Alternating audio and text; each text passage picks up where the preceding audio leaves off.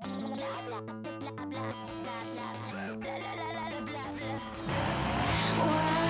join me? Come and play, but I might shoot you in your face. Bombs and bullets will do the trick. What we need here is a little bit of panic.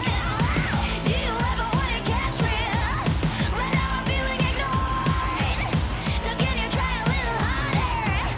I'm really getting bored. Come on, shoot faster. Just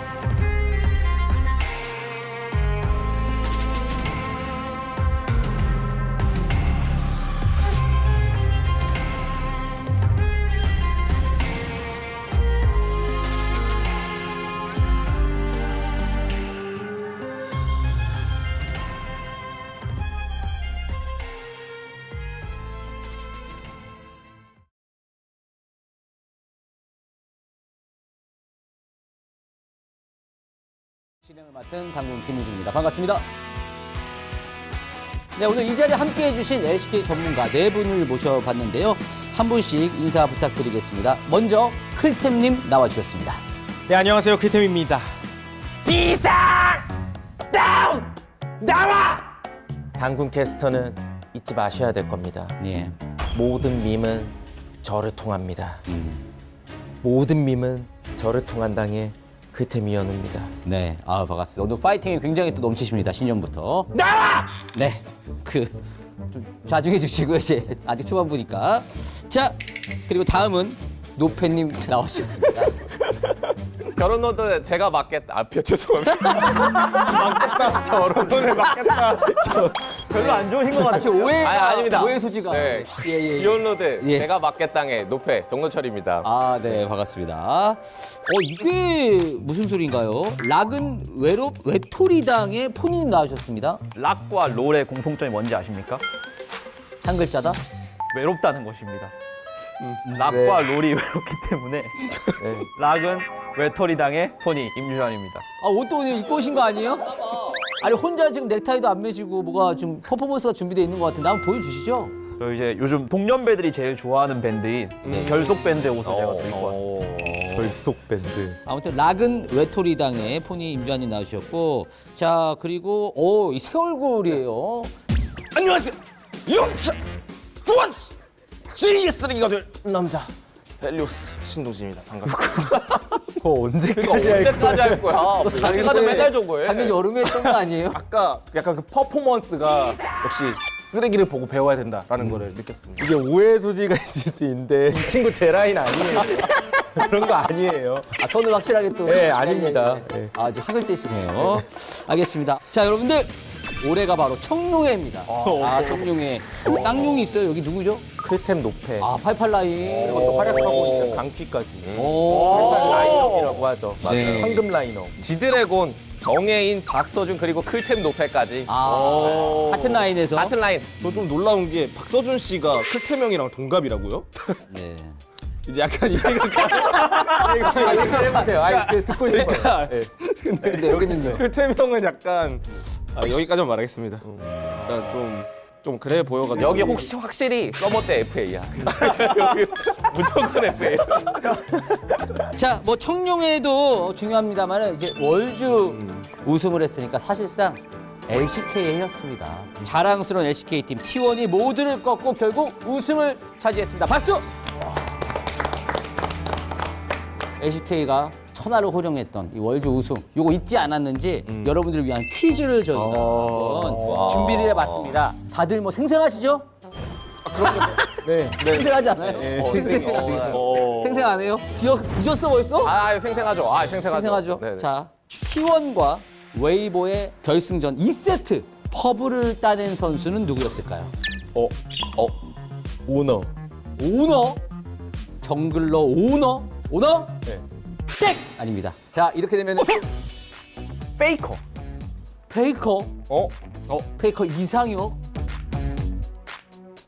아닙니다. 자, 이제 얼마 안 남았어요. 잠깐만. 저 좀 두려워지는 게 이런 다 틀릴까 봐. 헬리오스. 헬리오스님. 캐리어. 근데 왜 웃으세요? 아닙니다. 아니, 여러분들, 근데 잠깐만요. 동진 씨 생각을 해봐요. 아니, 확률적으로. 서포터가 그래도 확률이 근데 있잖아요. 이 친구가 못 맞추면 제일 문제 있는 거예요, 지금. 자, 탑 원딜? 노페님. 제우스. 제우스. 정답입니다. 그냥 가만히 있었으면 좋았겠다, 처음에. 녹턴의 계유에 살아남은 상대 아트로스. 포탑 앞에서 그 왔다 갔다 그렇죠, 하면서. 그렇죠. 예. 노페님은 통과. 이제 3분 남았습니다. 두 번째 문제 나갑니다. 발언의 외형이 많이 바뀌었습니다. 어느 발언이 나오느냐에 따라서 지형도 변경이 되죠. 자, 총 몇 개의 형태가 있을까요? 그대! 자, 소리는 클템이 빨랐고 폰은 포니가 먼저 들었습니다. 근데 보통 퀴즈쇼의 기본이 말과 동시에 말이 중요한 거 아닌가요? 원래 폰이 더 중요한 거 아니에요? 여러분들은 또 중계진이기 때문에 말이 중요하다고 생각합니다. 말부터 가겠습니다. 세 개! 3개 정답! 오케이! 기본이죠. 이게 기본 애티튜드. 그렇죠. 우리 해설자로서 기본 공부 예술. 그럼 우리는 사랑하는 걸로. 자, 그러면은 마지막 퀴즈입니다. 2024년 LCK 스토브 리그를 통해서 많은 변화가 이번에 있었죠. 감독이 바뀐 팀을 모두 말해주세요. 자, 아직 빠르게 대본을 보고 있어요. 그러니까 나 틀렸어. 헬리오스 말해주세요. 말 3개. 자, 5초 드리겠습니다. 5, 김정수, 4, 이재민. 3, 그러니까 2, 젠지랑 얘 그냥 보고 읽어. 자, 세 팀. 5, 4, 너희 말.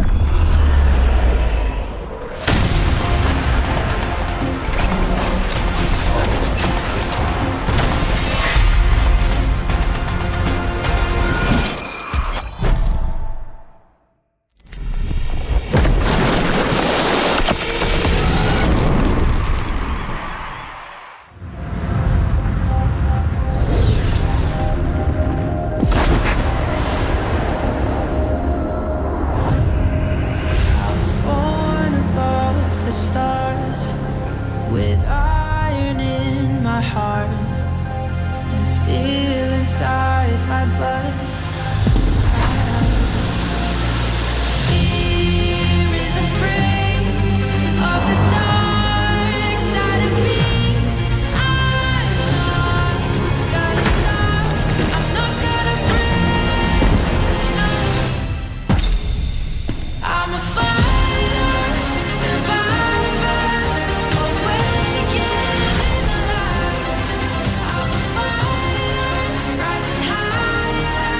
I'm burning through the night. I'm a fire that sets the world on fire. And I will rise again and again, 'cause I'm a fighter, survivor, awakened in the light. I'm a fighter, rising higher. I'm burning through the night. I'm a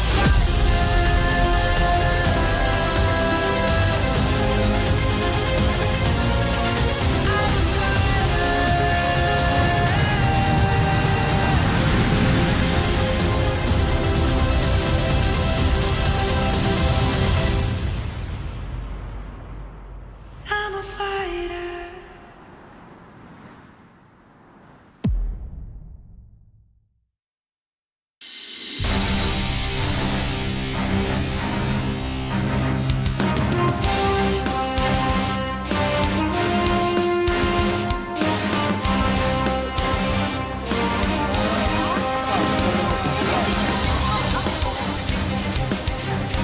플러스기야 화이팅! 플러스기야 화이팅! 오케이! 리온 화이팅!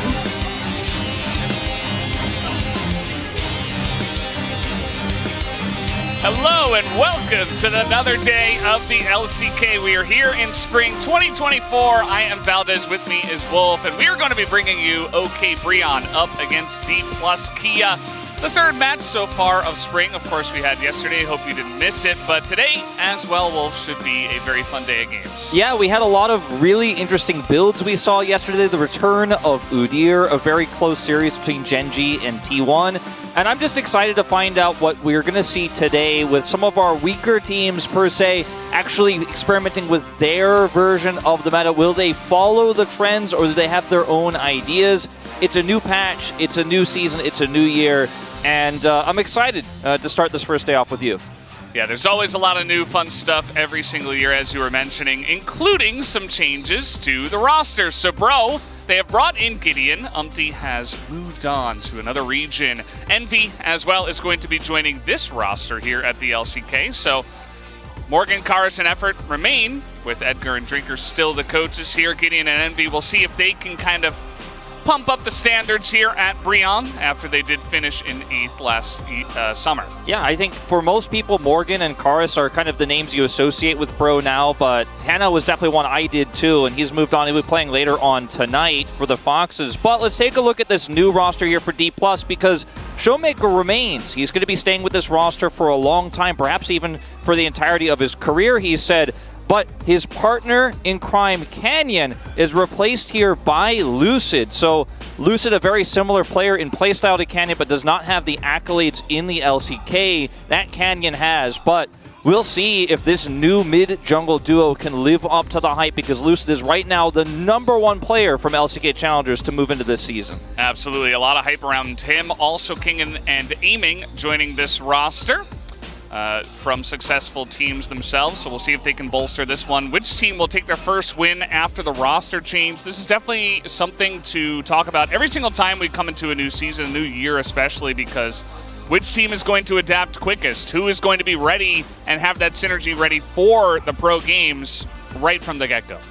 And Gideon coming back here with Envy as well, who did leave, almost a year ago. Gideon's been gone for almost 2. It's really exciting to see the return here of Envy, who definitely was on the up and up in that Lucian Nami meta. Gideon also a middling player when he did depart the LCK. We'll see if he can shore up some of those weaknesses. We've talked about Lucid so much. We talked about him yesterday, but he is the Zeus of this year, right? Everyone talked about Zeus when he was coming to the LCK, one of the most hyped players to move into our league. He lived up to it. He's now the star of our opening video. He's a world champion. Lucid, maybe he can follow a similar path here. He's replacing Canyon, some of the biggest shoes you can ever fill if you're going to be a new jungler in the LCK. Yeah, it's very clear that a lot of people are very excited for this player, and I'm one of them. I know that both of us are, so very excited to see how he can do. But guys, we do have a match teaser on the way here. Let's hear from both of the teams before this match.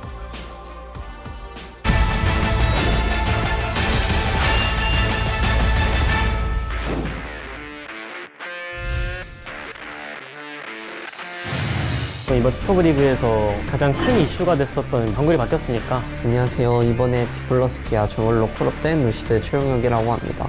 정글러는 다른 라인에 대한 이해도도 있어야 한다고 생각하는데 같이 해보니까 다른 라인에 대한 이해도도 높고 만능형 정글러라고 생각하고 있습니다. 2군 CL리그에서 잘했던 선수고 아무래도 1군에서 뛰면서 경험치를 더 많은 경기를 치르면서 하면은 잘할 것 같습니다.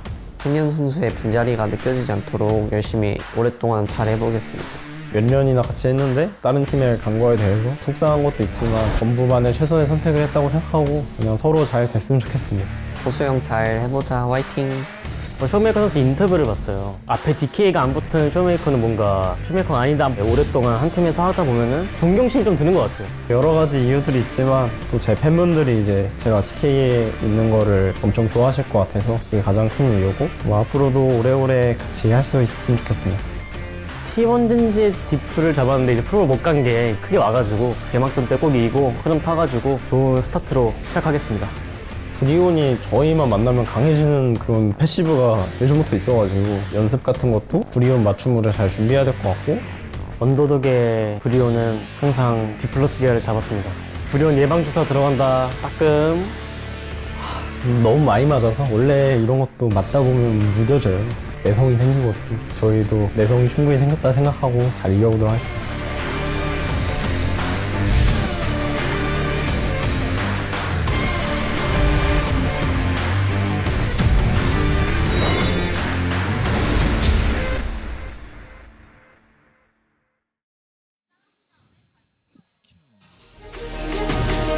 Well, there you have it. Heard from both teams, a lot of the different players. And now we will have our very special walkouts that we have added to the LCK. Very excited to see what these two teams have prepared for their walkouts. Yeah, Morgan's got a microphone, so you know something's about to go down. Oh, he's going to join the cast, I guess. Will it be the English cast or the Korean cast? I am excited to see. Who knows, man? This team has changed its identity quite a bit again. Henna gone, no more Umpty, the general, the leader of this team. Makes you wonder if the shot calling is going to take some time to develop, just simply because this team has been so reliant on Umpty's early aggression, his decisive calls. For better or worse, that was the identity of this team, and we'll see if that changes throughout this spring season. Yeah, it is important to see. Gideon actually did pretty well in the kickoff event we had here for the LCK. Wait a minute. We have balloons. Oh, D plus Kia's logo. Wait. Yeah, that's not right. That's not right.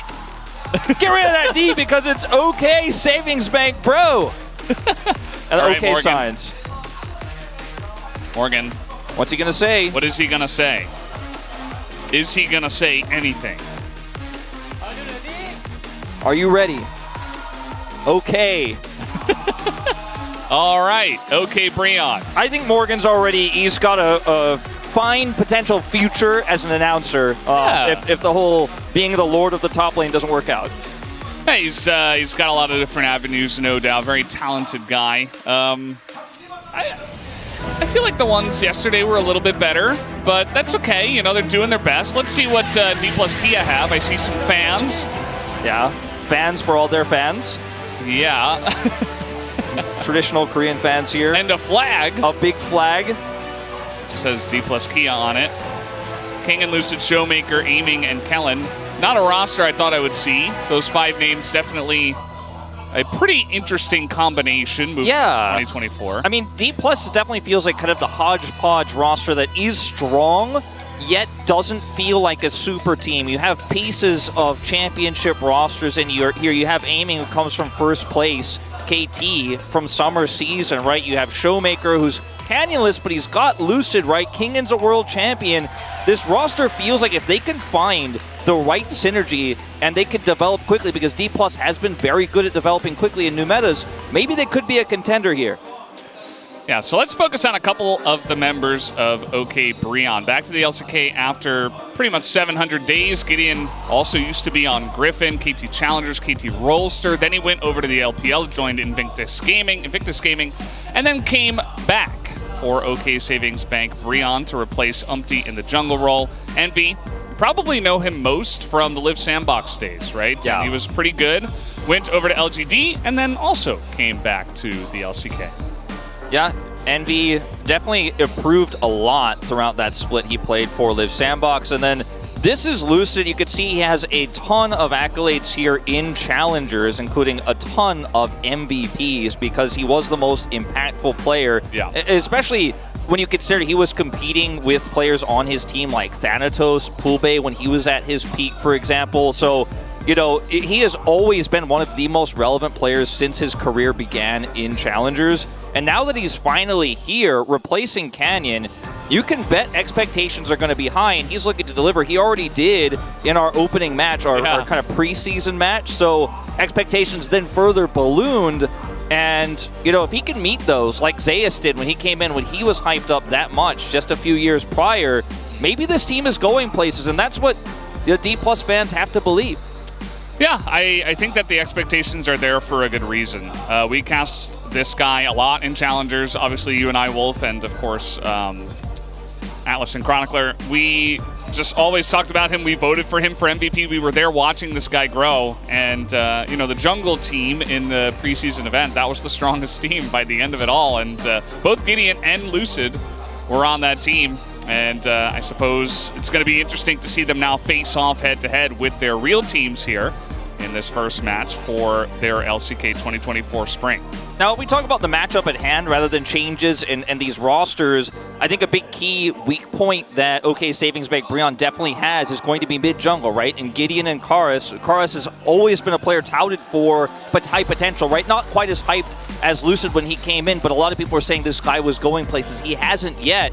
And he's going to face off against Showmaker here in this first matchup, a legend of his own right with a new jungler who is super hyped right now. So to make sure they can keep their nerves in check here, especially if they lose game one, for example. We saw DRX really struggle after a loss like that yesterday against Nongshim. But the mid and jungle, which is so important in this meta right now, is going to be so critical. Chair issue. Chair issue. Get that solved early on, you know, no pauses. Yeah, no pauses. Good. Not yet. But I have to say, you know, Gideon might surprise us. You know, it's been a little while. He played in the LPL where he didn't have great results, but, you know, it's tough to transition to the LPL. A lot of pros do come back. So he might have learned a lot. He might be a stronger player than we think. Absolutely. I'm excited to see what he has to show here in 2024 because he's taken some time, gone abroad, you know, maybe learned some new stuff, bring some interesting technology into the LCK. You never know. I am curious to see if this aggressive play style with Gideon and Envy, which was mentioned by the coaches, kind of changes the team. We know OK Breon was just like okay, we're going 50 minutes, power of friendship, let's not fight, let's wait until the exact right moment. And, you know, middling success, not the greatest. So hopefully this kind of change can help them. And on the opposite side, they're going up against a very hyped roster, especially both Lucid and Showmaker when they were put on camera. It feels like the fans are here for those two players. You know, Showmaker, extremely popular nowadays, especially with this big stream kind of popping off and obviously all the memes surrounding him and stuff. But also Lucid, everybody knows the story of him, so very excited to see him play his first game of LCK. Kellen, I think this is a good meta for him as well.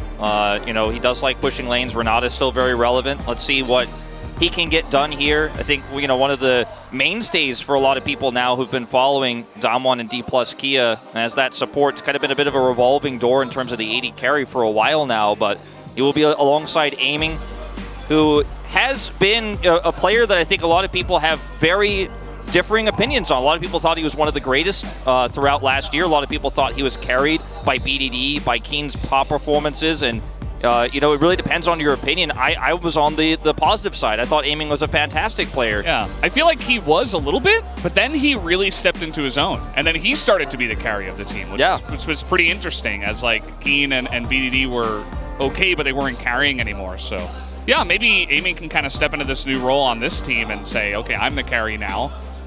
That would be a lot of carries because, you know, Lucid, part of the reason why he gets a lot of MVPs is because he's a very obvious kind of carry style jungler, right? He's not like, okay, I'm going to strategize out the map, I'm going to find the perfect timings and everything. He does do that as well, but oftentimes he gets kills and he carries the game. So we'll see where the carry potential comes from on the side of DK as we do move into the draft here for game 1. Yeah, it is Bro side selection. They chose blue. And we'll take away the Ashe right away. Karus will lose the Orianna. Envy loves pushing lanes. This meta is all about that in the bottom side, so I wonder how much he'll be targeted here in this draft. Karus also losing his ability to play Corki here. Yes. It's an old bro Get that favorite. champ out of here. Shoutouts to Lava, an old bro Corki main. As we'll see, Showmaker's LeBlanc taken away. No surprises there with how strong the AD variant of this champion is right now and how well-versed Showmaker is on the champion. But a lot of picks we've seen struggle but be high prio, like the Lucian, still available here. Won't be able to pair it with Emilio. We'll see if OK Savings Bank Brion will go for it. No, they'll take Karus's Azir instead, following the route of Faker's first pick Azir we saw yesterday.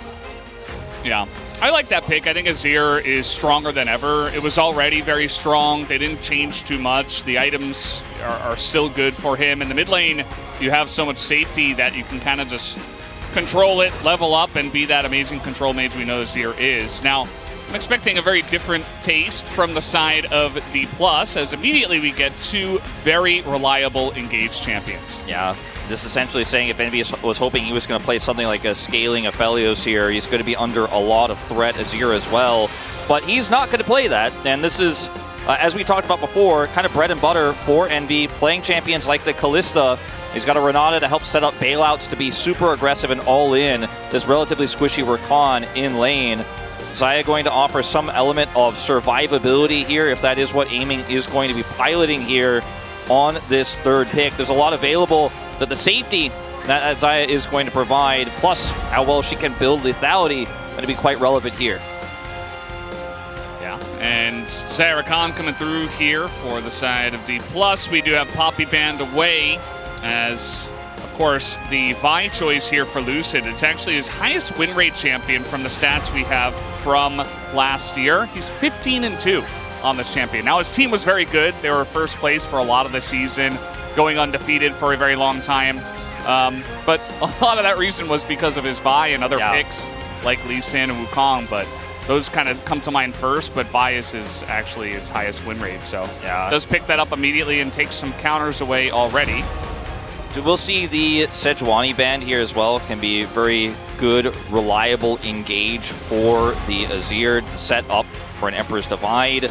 The Akali is taken away very strong with Storm Surge on this patch. They already have a lot of great engage, but Showmaker, he's been playing a lot of this Syndra in solo queue right now, and it is one of his old favorites. You think back to especially 2021 Damwon, when it was Syndra Orianna every game. He played a ton of it. It's one of his most played champions throughout his career, and it is going to allow for some extra pressure. He'll swap over to the Nico though, and it is all engage all the time. There's so many ways to get on top of these backline carries, especially the Azir, as we'll see a lock-in of the Lee Sin here for Gideon, and it will be Jax in the top lane. Blind, of course.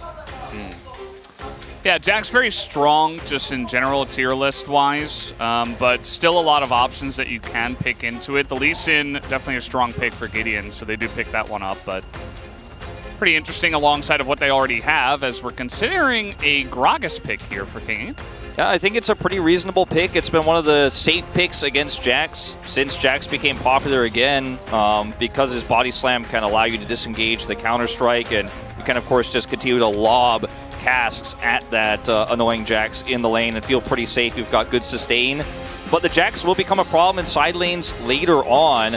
And in terms of damage output and scaling, the Azir is going to be a huge problem here for D+ Kia if Bro can actually pilot through this mid-game with the Kalista, hit those spikes correctly, and avoid some of these really strong engages, the dive that can come through, because you've got Cask, you've got Body Slam, you've got the Nico to set it all up with Pop Blossom, the Vi ultimate, you've got Feathers, so there's so many threats here.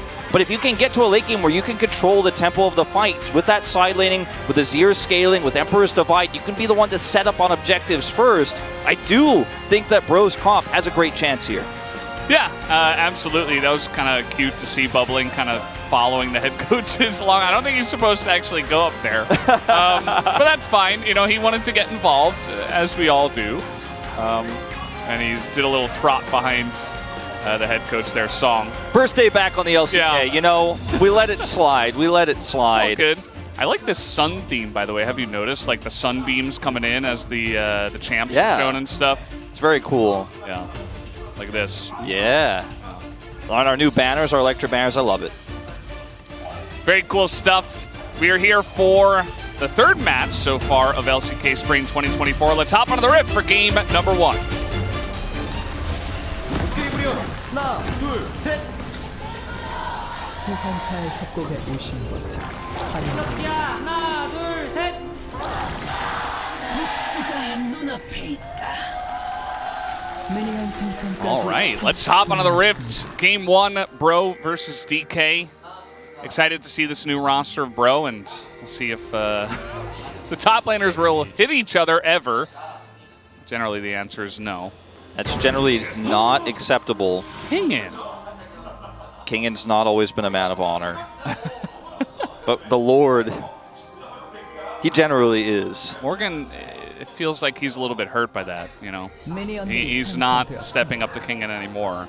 He's just decided to back away. It's like, I've got a Doran shield in my inventory. It's not going to matter what you've done. Very sad about that. Nico was a big pick for D+ when Canyon was in the roster, because that was flexible in the jungle. We saw Canyon play that a bunch. Showmaker can play it, and he picks that up here for game 1.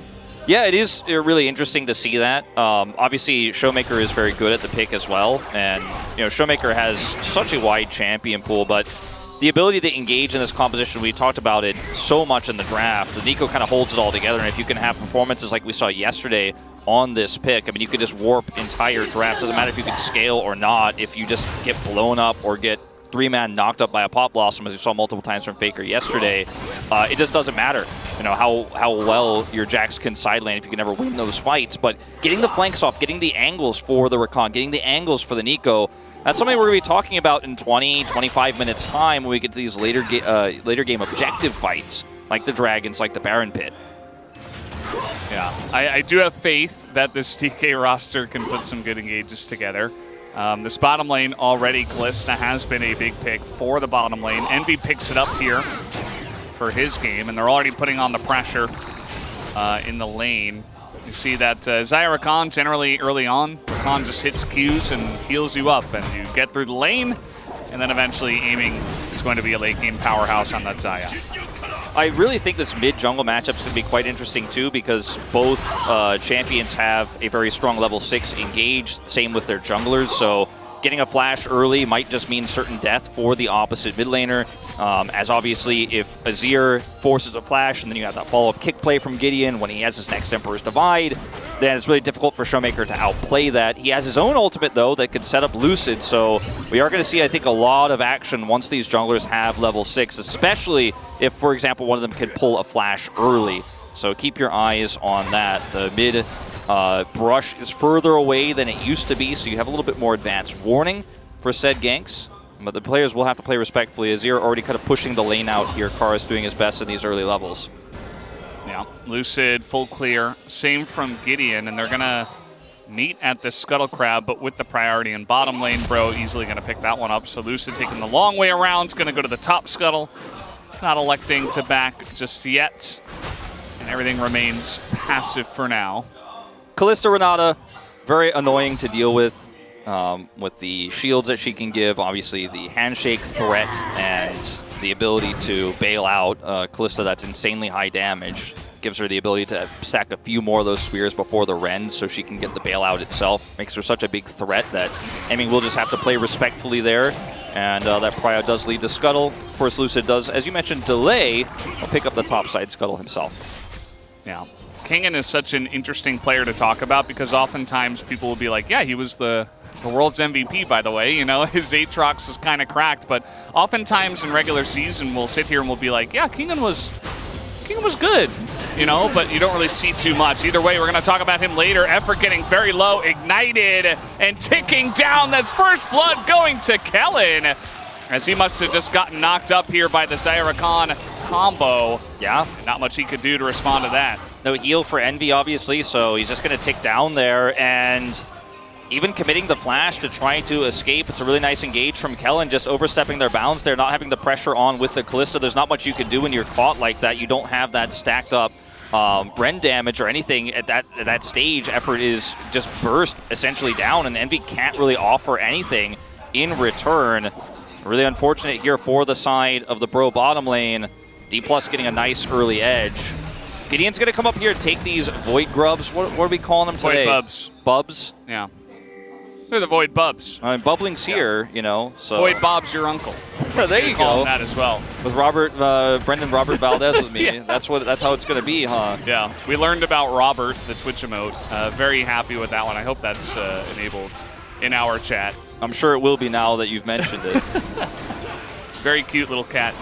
Lucid with Kellen, just going to say, okay, cool, Void Bubs, bro. And we are going to take the Infernal Drake. Although we do have Envy and Effort hanging around. Doesn't look like they're going to be able to actually challenge this, of course. Jungler with the Smite will take that one down. And it's just a trade of objectives. Yeah, objectives. Really important to... Okay, let's take a look at this, exactly how this went down, because Kellen and aiming here in position. Effort gets caught. Envy is able to dash away. Feathers come back through. Effort has the shield, but will still get ticked down by the Ignite. Envy can't really do anything, just tries to push out the wave. Yeah. I feel like Effort sometimes gets caught in these moments where it's like, we have an agenda as a bottom lane. We're trying to be aggressive. We're Kalista Renata. And he's like, okay, I'm doing it. I'm stepping up. I'm going to get it. But the timing is just off, right? This timing, though, could be very good. Is Kellen going to be handshook back? But he goes all the way back to aiming. Drags the Lee Sin with him as Envy will take down the kill. Lucid not here for this play. They don't have any idea that Gideon is coming around. There's a lot of vision control here for Bro, and they kind of baited D+, saying, okay, look, you got me with that play the last time. I'll step forward here, set you up for another one. But unfortunately for them, Gideon is there to follow up, hits the Sonic Wave. And that's a kill back here now for Bro. And critically, this one goes to the AD carry, picked up by Kalista. The kill oppositely, of course, went to Kellen on the Rakan. So Envy's able to flash this. Handshake pushes Kellen back. And then with the Q connecting, it's enough damage here to come through. Envy will finish him off to secure the kill. Yeah, very nicely done. Just a great bait from the Bro bot lane. Gets them a kill back in their favor. Continuously see the top lane is going in favor of Kingen. In this case, Jack's not able to do much early on. But could be critical, especially when these second set of Void Bubs do get spawned. And they might want to challenge for that. But yeah, it's nice to see that Bro will actually stick in this early game. Was a little bit worried that D+ were just kind of roll over this early game. But Gideon and Envy in their own rights, very aggressive players, and they make a nice little aggressive early game play. Showmaker has been laning very defensively in mid lane. We haven't seen any attempted Emperor's Divide here from Kars just yet. Gideon has hit level 6, likewise for Lucid. That power that I talked about in the 2v2, both junglers have. Still there, just hasn't been relevant just yet. You can see a small lead here for Karis with that push he's had in the mid lane and how respectfully Showmaker has been playing. Control Ward here will spot out Kellen. Don't think he'll go for this again. As you see, Gideon is rotating down. I mean, could look for it, especially because Kellen has been looking for these engaged plays. He's flashless too from that earlier play. Yeah, effort is moving up, but no handshake or anything like that. And on vision is Gideon, so they just back away. But take a look at Lucid, trying to wrap around here. Gideon has a level on him, but red buff in the hands of Lucid. Look at the timing of this.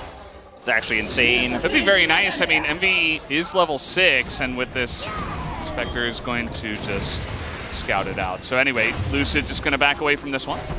Could have been a disaster, but averted here. And nothing happening here in this mid lane, just farming it out. Really expected we'd see more, especially when you consider Lucid is on the Rift. One of the more aggressive jungler players we had in Challengers. Great at carry jungles. We talked about how good he is at Vi. Mentioned his win rate earlier. Great at champions like Elise when we saw that blue side Elise priority as well. So to see a game where it's 9.5 minutes and he's 0-0-0, quite rare actually. Now this is not Challengers, so the level of play here is a bit higher, but still.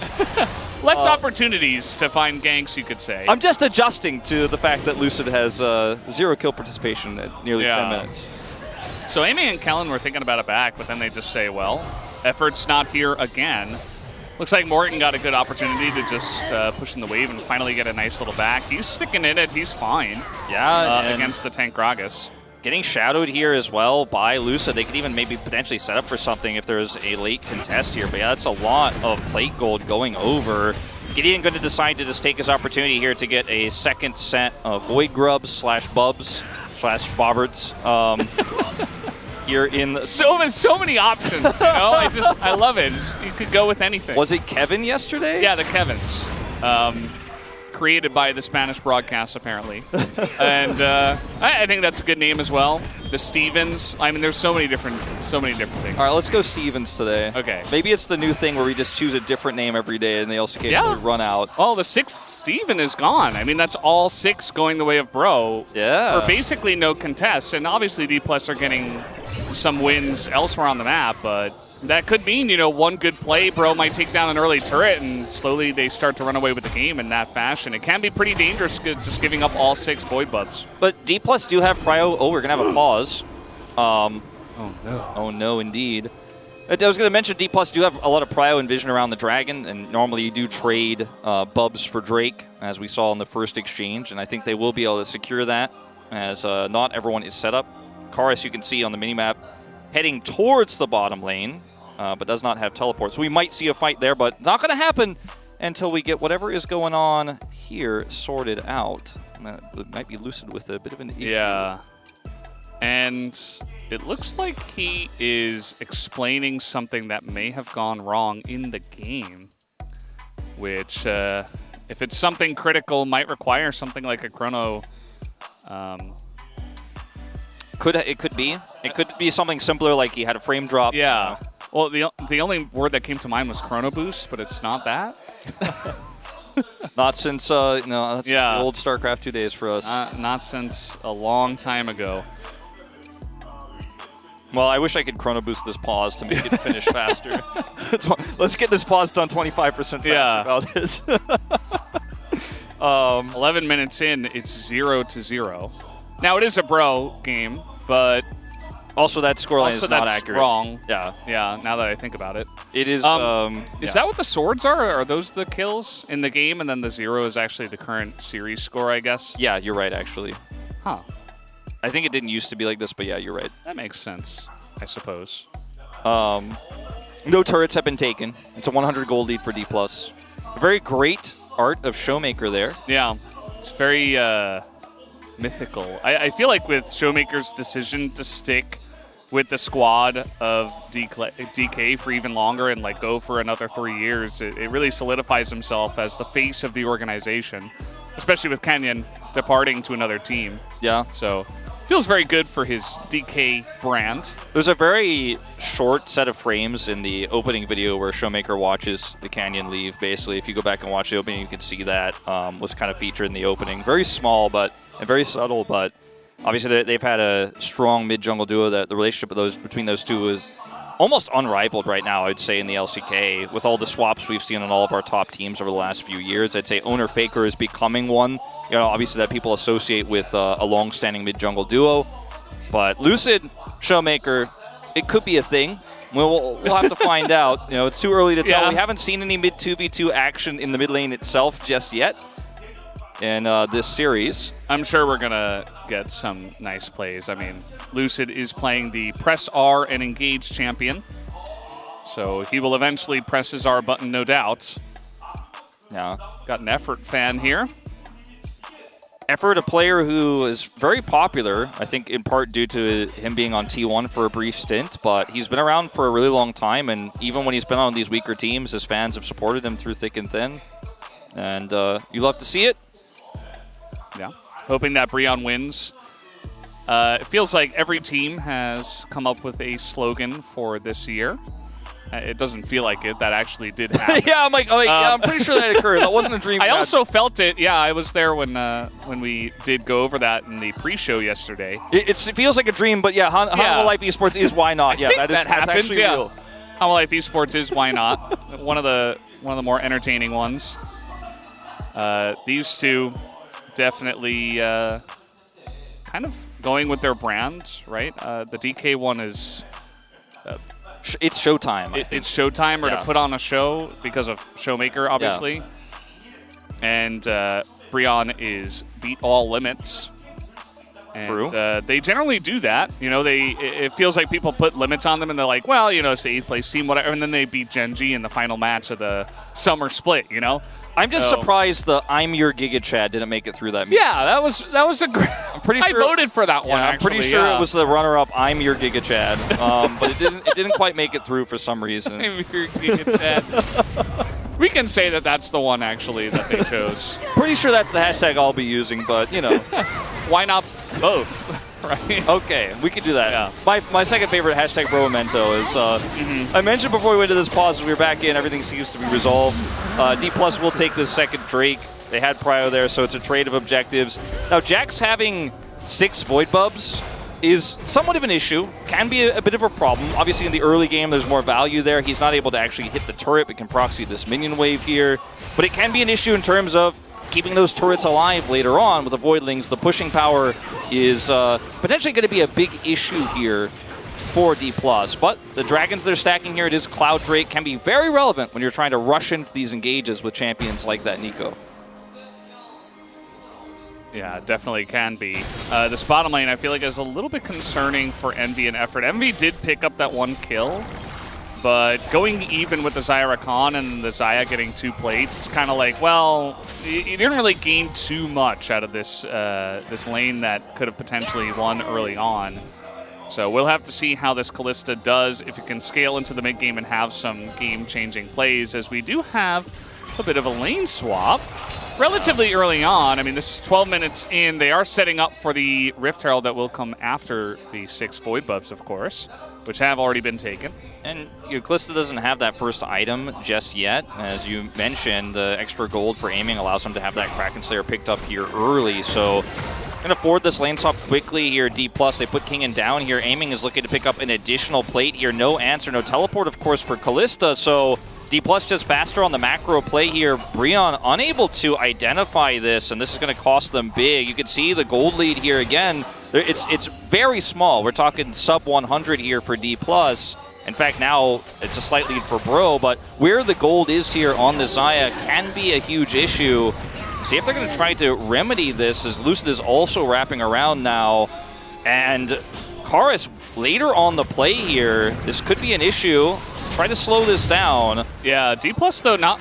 Okay, are they actually going to go for it? There's the root. In goes Lucid. Effort is going to be kicked away, but Envy alone in the top side, just going to be taken out for free. Lucid flashes away from Karis, and now Karis in a little bit of trouble. Does get rooted down, but D+ not going to overcommit. They get the Kalista basically for free, and now they should be able to take this objective in 20 seconds. A little bit disjointed here on the reaction from Bro. Karis not communicating. Showmaker's missing. It could be in the vicinity. Bit of a disjointed call on leaving the turret as well. Effort steps away. Envy not able to Fates call him to try to defend himself or anything like that. No ultimate used from Effort either.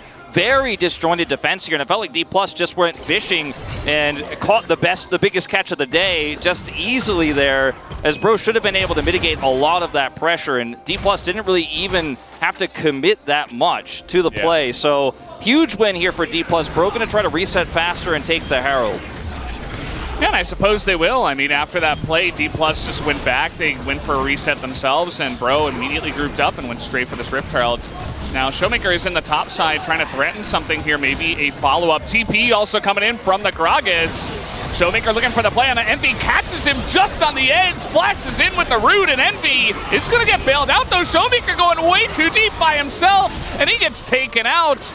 And that's going to be a kill going in the hands of Karis. They will not pick up this Eye of the Herald, though. But yeah, that was a bit too far there for Showmaker. Yeah, I mean, Envy's been gifted now 2 kills out of small over-aggressions here for D+. This does allow, well, he didn't secure this kill, we'll pick up an assist, but this does allow this Kalista to be a little bit more relevant. It's Nazir that picks up a kill, in fact, so also very frustrating here for D+, but they are able to at least deny that Eye. No follow-up, not close enough here to follow up on Showmaker's play. And Envy, that's the power of Kalista and Renata with the bailout. We talked about it earlier. It's often really just a lane-focused thing, but this moment here where effort is just so far away from Envy, Karis is super far behind on the rotation. Should have been called out earlier. And then this here from Showmaker, very aggressive. He finds Envy here, even though Karis is in the vicinity, and bailout is all it takes here to buy just enough time. Great play to secure the kill there. And, you know, Eye is denied. That's significant here, especially when you've got 6 bubs stacked up, as you can see here. But definitely a huge win for Bro. Yeah, now Lucid should be able to get over this wall. Has Karis overstayed is the question. He's got Emperor's Divide and his Flash, but that's a buy as he's going to keep him locked down. That Emperor's Divide is absolutely nothing. Karis will flash away, though. He's got some help on the way here. Can he delay for long enough is the question. He's level 12 and actually quite tanky. He does go down, but now Gideon and Effort are here. Do they have the damage? Lucid taking 2 turret shots, and down he will go in the trade. Gideon at least able to trade one back. It's a messy start to the season here, Valdez, but you know, he survives long enough. The sidestep there from Lucid means the Emperor's Divide whiffs. This could have been even worse potentially here for D+. Lucid will still go down. But it's a trade here, 1-for-1 in the top side of the map, and Aiming is going to be able to secure that turret top side there and back away. Showmaker will lose some health on his turret, but no secure here for Bro. And this game has just been back and forth. We are trading blows. And it makes you wonder if later on, this side laning, again, with 6 Void Bubs, you know, here from Morgan, we've talked about it so much, is going to be a deciding factor later on because D+, they have found some great skirmishes, but it has always come at a cost. So these champions, the Jax and the Azir, which can be a big side lane threat later, they did a significant amount of damage to that top turret. It's going to be a lot of gold very soon. Yeah, at the same time, D+ is going to pick up 3 Drakes in total right now. Bro deciding they're not going to fight for the 3rd one. I would imagine they're not going to give Cloud Soul for free, but who knows? We'll have to wait and see. There's no objective on the top side of the map outside of trying to play for this top turret you mentioned, so they'll probably be able to get that one, you would imagine, with both Gideon and Karis up there. Yeah, Gideon Shadows here. And Morgan is going to be able to come down here and defend the bottom side turret. Lucid is going to take these Krugs. Diving this Jax could prove a little bit challenging on the other hand. Let's see if they want to commit. Karis does have teleport, and he's free to use it. Yeah, they've got 4 guys down here on the bottom side of the map. Morgan is in a lot of trouble here. Just CC for days as down he goes, and Kellen, of all people, is going to pick up the kill. Didn't even use Ignite, obviously not trying to take that kill. Big committal from DK, though, and now with the Void Bubs, little Void Might dudes there, they're going to push in here, and this is a lot of mid-lane pressure already from Bro. Yeah, if the kill goes over to Xayah, you feel a lot better about this, but you're actually going to trade a kill for 3 turrets. You got 1 yourself. Can you punish this is the question. Kingen has no ultimate, used it on the previous play. See if Bro can get out. Well, Effort looks free. He is going to flash away, actually, and there's the hostile takeover, and now it's just going to be Envy who's left to the dogs, and down he goes. So he is the sacrifice. They do get the mid-tier 2, but that's another kill in the hands of DK. Yeah, very wild and messy game here. 3 of D+'s kills are Kellen's, as you can see and as you mentioned earlier. So Not a lot of gold on this Xayah in terms of kills. Just looking for that second item here very soon. But Bro have, I think, successfully really staved off some of the pressure. They avoided those Drake fights. It's 4 men to kill Morgan, right? It's difficult to dive at Jax. He has Counter-Strike, and there was a teleport. Maybe Azir could come down here in Emperor's Divide, so you want to commit 4, but you lose that top turret. You lose mid and mid-inner. Why are you taking all the kills? Yeah, he's mad he's taking all the kills because he needs some of that money. And then, of course, this here is Effort having to flash an ult away. Gideon does escape here. Close call there, actually gets caught by the root, but there's no follow-up damage. So it's only 1 to go down, Envy. Yeah. At the end of the day, Kellen's Rakan has been pretty strong so far in this game, so the extra gold, although not ideal on the Rakan, he does pick up an early redemption and even a Kindle Gem, has the Slay. Actually, both of the supports have the Slay. And so gonna press that ult, gonna be a bit faster. Feels a bit better on the side of Rakan, I would say, although definitely a lot of good options nowadays in the support items. I'm sure Ox will talk about it during the break. So we have this wide Baron pit here, which is actually quite interesting. It's very difficult to leave the pit through the southern side against the composition here of D+, because they do have such great engage. I don't think we're going to see a 20-minute Baron at this stage, even with Leandri's now complete here for Karis, but they're going to threaten the idea because Morgan has teleport and Kingen does not.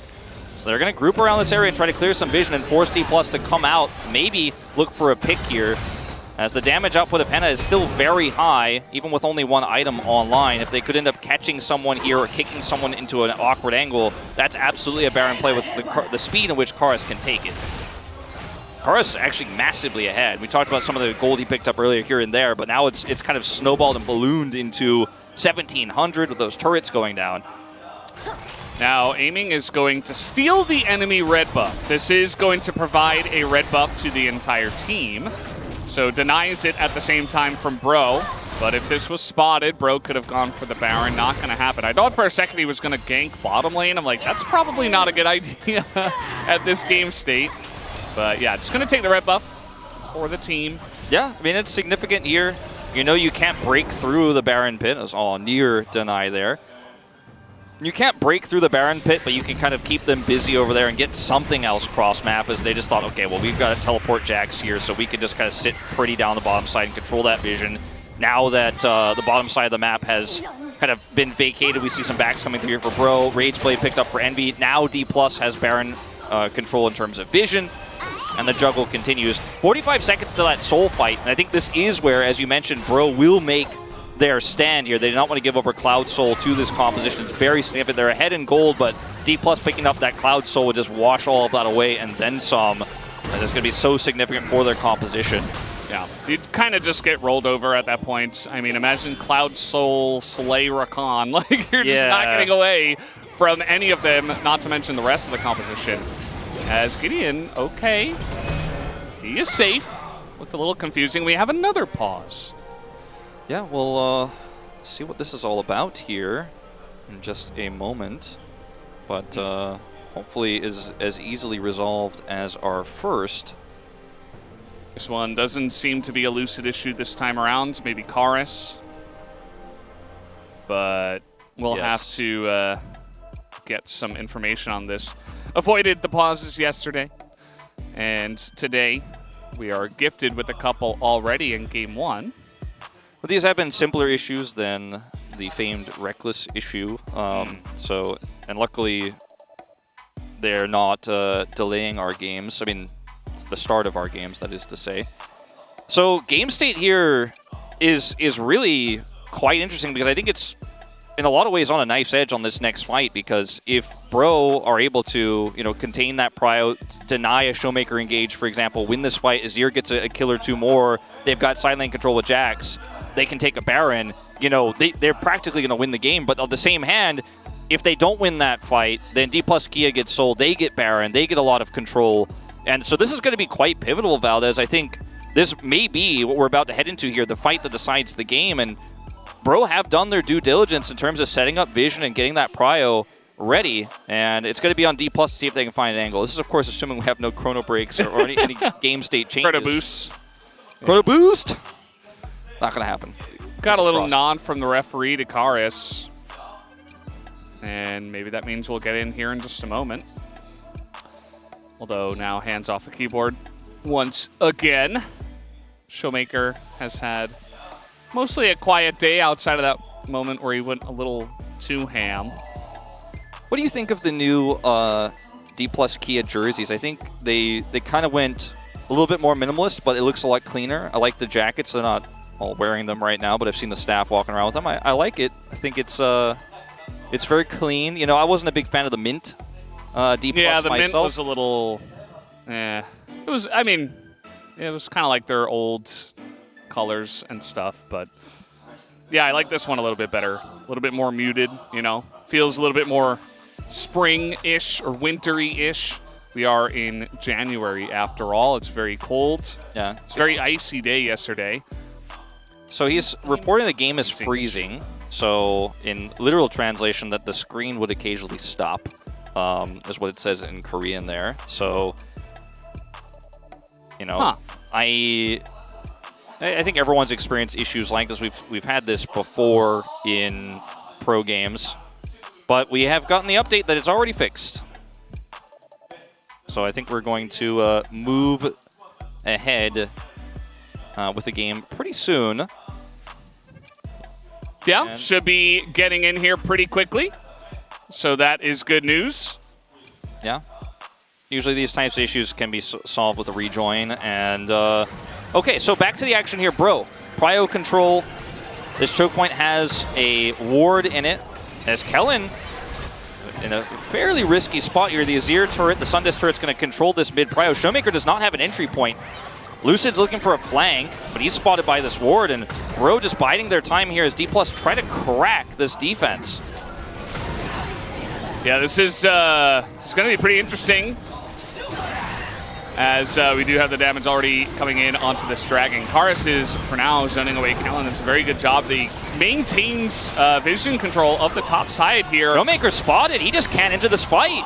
Yeah, I mean, Kellen's got to pull the trigger if they're going to engage at all. As it goes to Zaya, that is Cloud Soul over to DK, and immediately Gideon goes down. Great engage follow-up from Showmaker, as all of the plays here from the side of Bro just a bit lackluster, a little bit too little too late, as one by one the dominoes fall. Only Effort and Envy are left here to stand, but that is massive for D+, and Aiming is flanking. He's like, okay, I'll show you how to do it, and that is 5 kills and ace to the side of DK. I mean, that's it. That might be the game here. 23.5 minutes in, that's 4 Drakes and Soul and Baron, and that was the pivotal point. Bro, a swing and a miss. They had the setup. They denied Showmaker's entry, but Gideon can't hit the smite. It's stolen by Aiming, and then Showmaker, in the chaos, is able to get in and set up that plot blossom here.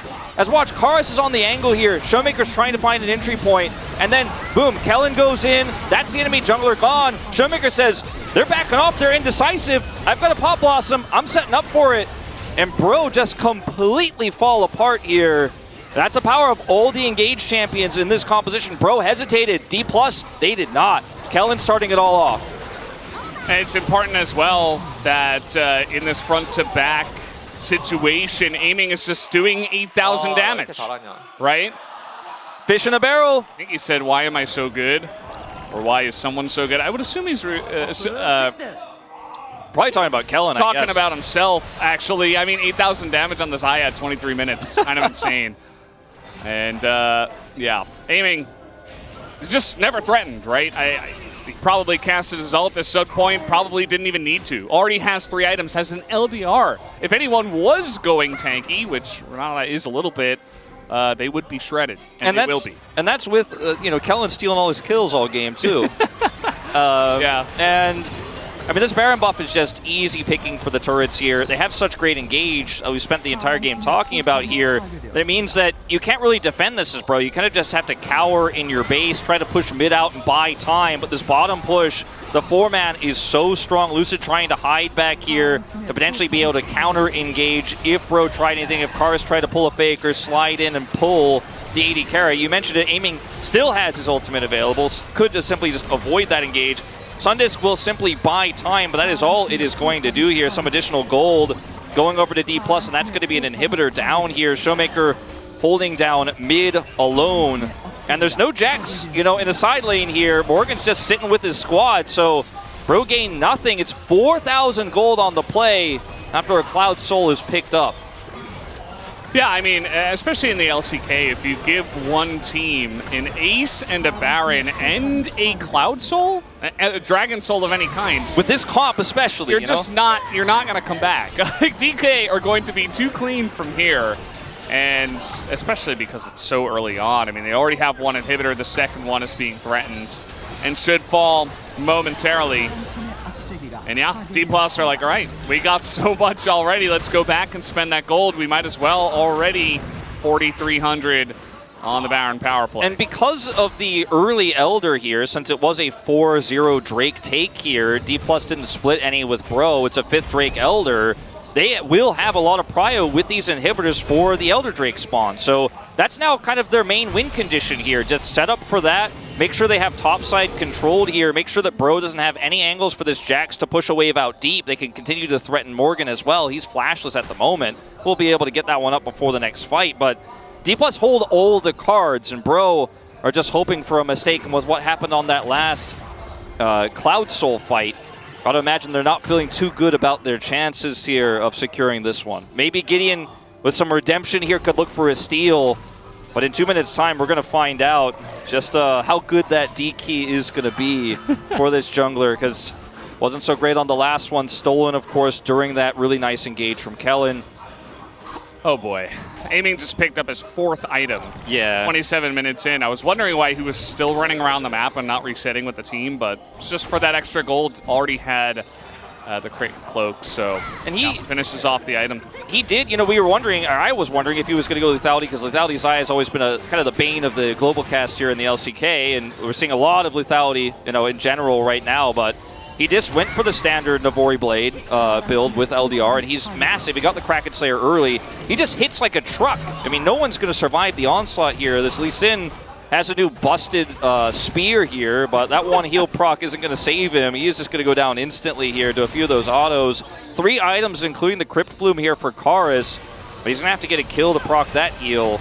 Maybe if he gets that heal off onto Envy while he's got a bailout, rolling, maybe this Callista could pop off, but it's a lot of maybes, it's a lot of ifs.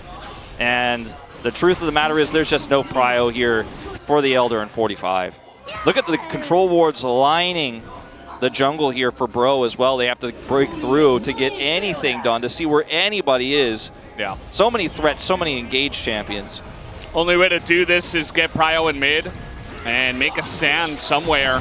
As the engage comes in, they find Gideon. He's rooted pretty much forever, and down he goes. The damage from aiming is just too massive as Lucid gets into that backline with Kellen. He's taking a lot of damage and will get away, but the follow-up from Kingin and the rest of the team will be good. That's a Quadra already, as aiming is trying to pick up a Penta here in day 2 and should just be able to unless Kellen steals another. It's not going to happen, and aiming will get a Penta in the first game of the series. First Penta of the season very early on, and D+ will push down to win it. Showmaker already set up, and it was close until it wasn't, Valdez. That one Cloud Soul fight really opened things up, and with no vision, they had to try to push out mid, but they get caught by another Pop Blossom there from Showmaker. The follow-up is good, and we never got to see if Gideon could have the Miracle Smite steal, because he was the first to die in aiming's Penta to end the game. Yeah, pretty straightforward stuff. Some skirmishing early on, but at the end of the day, it just comes down to one big team fight, and they crush them from there. Aiming saying, yeah, I'm here to carry. You're talking about Showmaker, you're talking about Lucid. No, you got to talk about me. And we did, but yeah, he does put on a nice little show here. The lane was just too easy for him. We'll take a look at the replay of this final fight. Remember, Lucid was flanking this entire time. They planned this from so long ago. He was wrapped around waiting to see if he was going to try to clear any topside vision. He follows up, then escapes here, and then aiming just says, it's my time. And once again, it's fish in a barrel for this AD carry. The former KT player who swapped with Deft here into this D+ roster, starting the season off with a bang. And great engages all along. We talked about how this draft needs to have those engages work. Doesn't matter if Showmaker only does half of aiming's damage. He set up so many of those fights. Kellen set up so many of these fights. And D+, there were some shaky skirmishes, to be sure. in the early game, but when it came down to critical objective fights and ending the game, that's when they worked as a 5-man unit. Yeah, never really punished in a big way by Bro. Bro really never got much momentum in this first game. Even with a couple of the pressures onto those turrets with the 6 Void Bubs wasn't enough. And that's going to do it for game number 1. OK, Breon will have to come back with a new plan. We're going to take a break and come back for game number 2.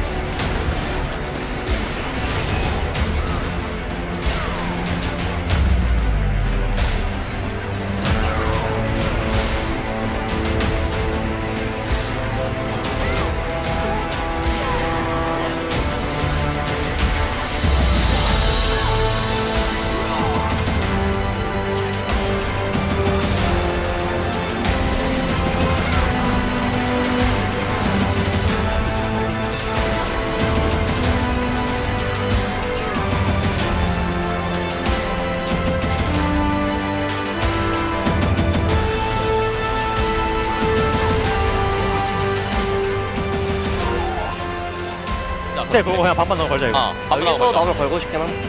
나온다. 개너무 그냥. 나 하고 싶긴 한데. 나 이거 뒷대 밖에. 천천히 나 미인 잡았어. 가자. 빨리 앞라인 봐봐. 야, 아질 봐봐. 조심해봐. 야, 나 펜타 뺄게. 야, 펜타도 안돼. 해해. 야, 펜타도. 야, 무조건 잡아. 잊어봐. 나 2, 3초.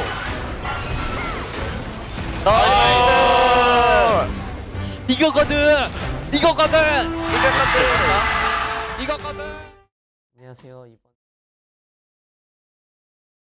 안녕하세요. 이번에 디플러스 기아 정글로 콜업된 루시드 최용혁이라고 합니다. 항상 꿈꿔왔던 순간이었어서 현실감이 크게 안 느껴졌던 것 같아요. 그냥 잘해서인 것 같습니다. 피지컬 좋고 교전 잘하고 이기는 교전을 많이 하는 것 같아요. 리신으로 약간 슈퍼플레이 한 게 몇 개 있던 것 같아서 누구도 범접할 수 없는 정글러였던 것 같아요. 잘한다고 생각해 주셔서 정말 감사하게 생각하고 있습니다. 강팀 중에 신인 데뷔하는 선수인 것 같아요.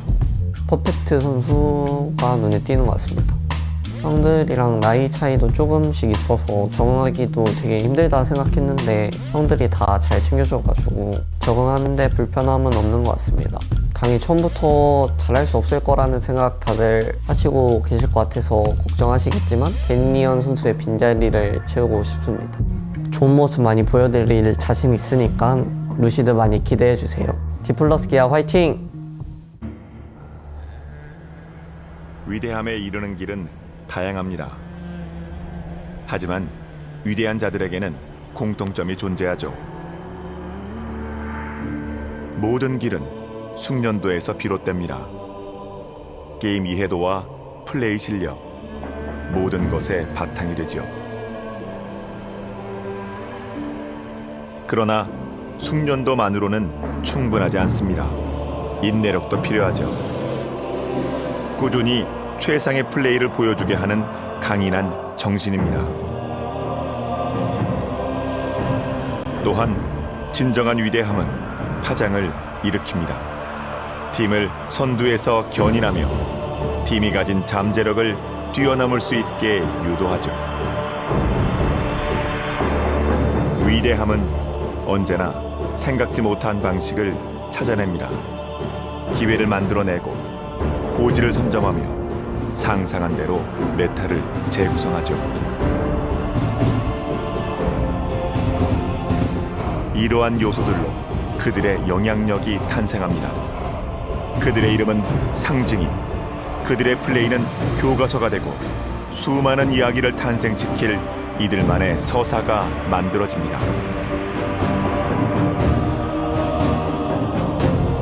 바로 그렇게 위대함은 우리의 마음속에 영원히 새겨집니다. 바로 지금 위대한 자들이 우리의 영원한 역사가 됩니다. 소개합니다. 리그 오브 레전드 e스포츠 전설의 전당을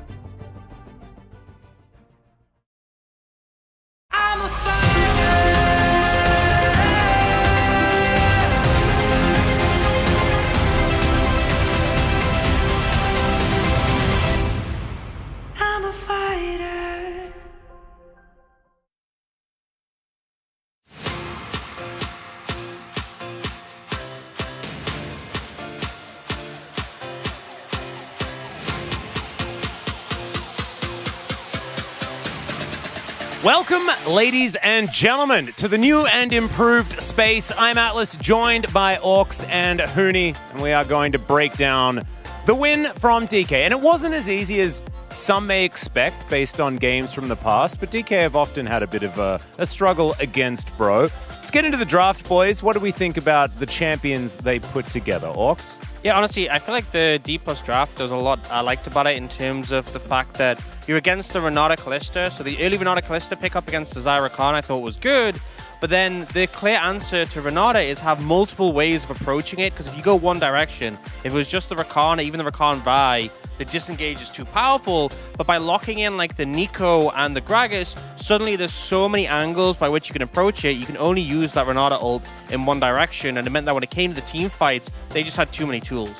Yeah, I mean, it's just like in the other hand for Bro, like Bro side, they pick up the 4-5 with the Lee Sin Jax. I definitely do agree. Like, I think that I really like the pick with the first pick Azir into 2-3 Renata Kalista. That's been forever, honestly. And like they got the range, they got the lane phase. They just had to execute it well in the lane phase, but it wasn't in the game. Didn't quite work out, and you know, this is a time to welcome Hooney back to the LCK as well on the global side. So psyched to see you here. And aren't you happy that we got Jax versus Gragas as your first top lane matchup? Well, I mean, what did we change anything? I don't think so. I don't think we changed anything. We've seen this top lane impact, yeah. Yeah, they definitely said it. They're gonna, increase the top lane impact, but we're still getting Jax and Gragas. All right, and on the theme of top lane impact, let's have a look at our very first highlight, which occurs obviously in the bottom lane.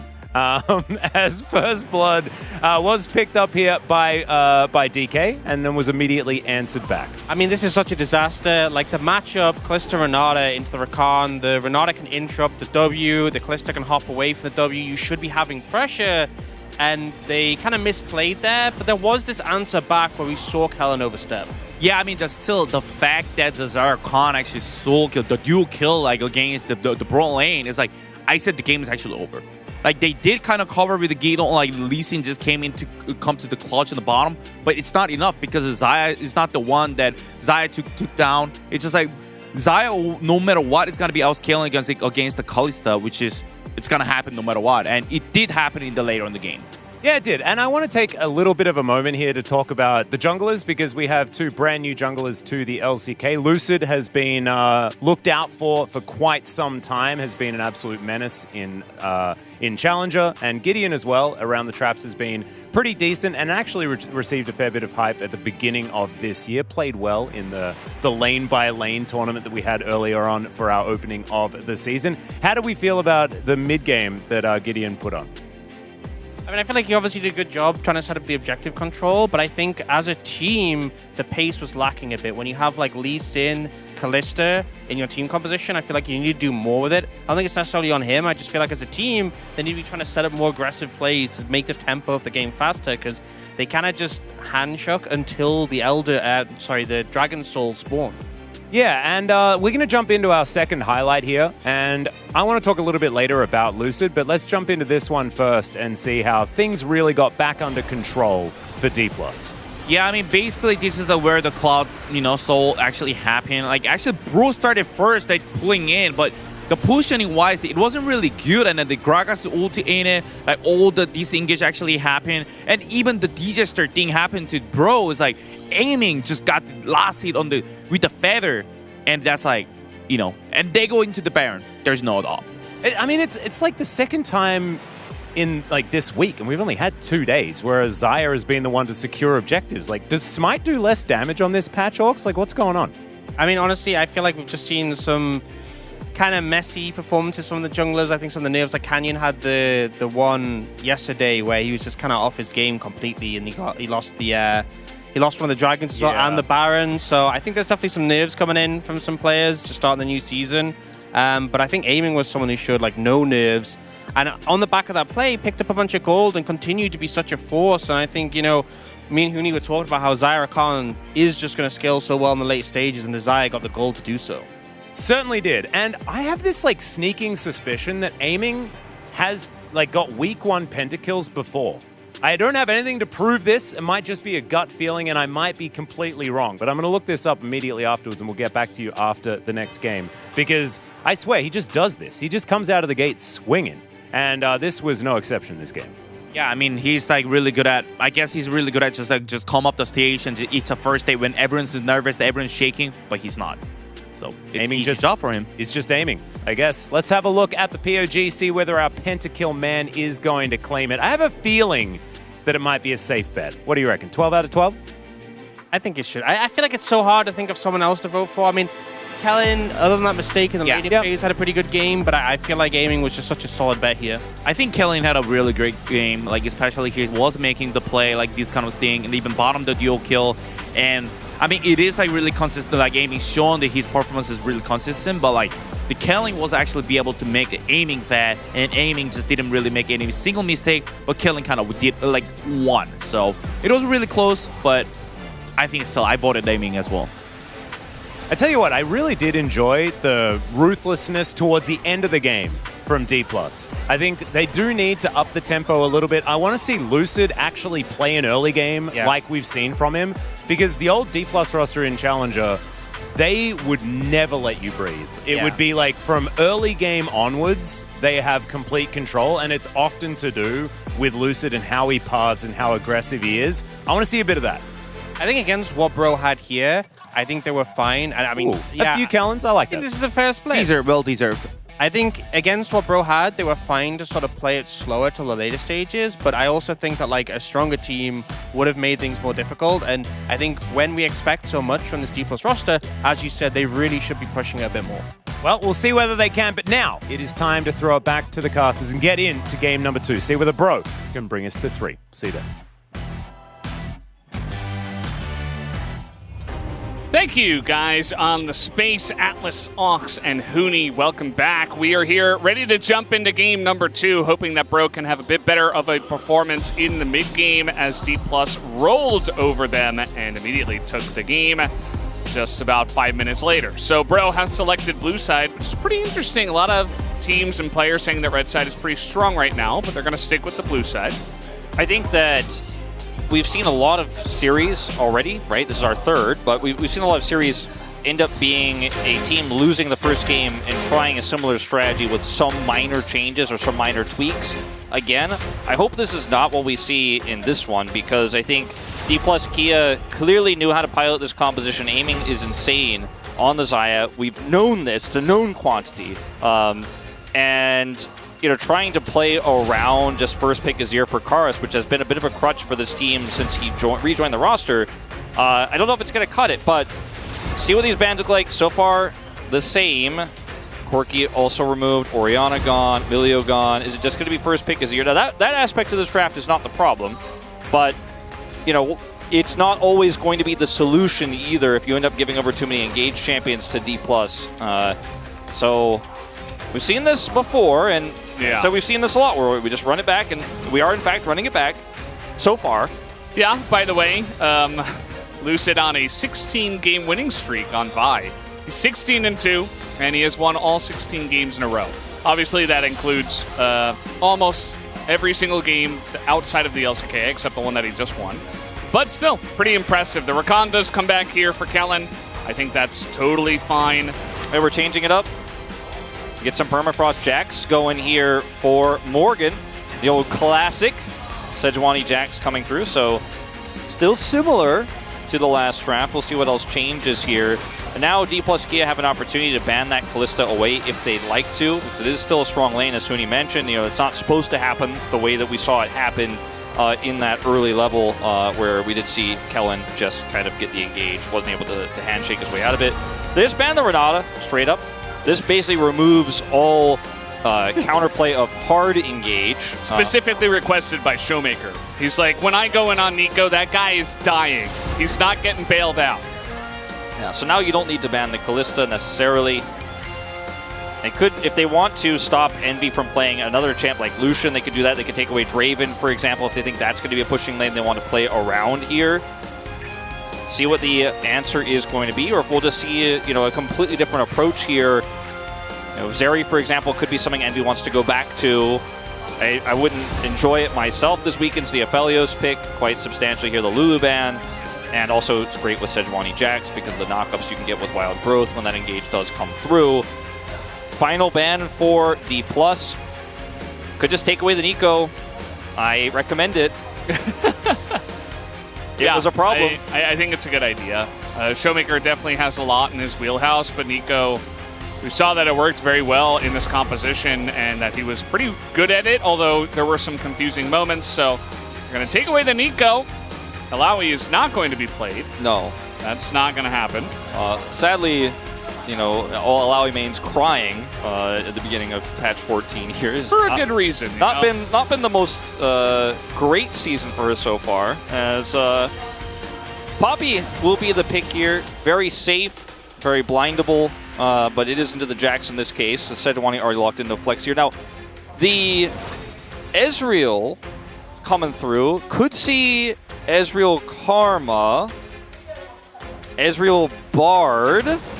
Okay. This does open up the Rift quite a bit for the Jax, for the Sejuani, for cutting off retreat paths here.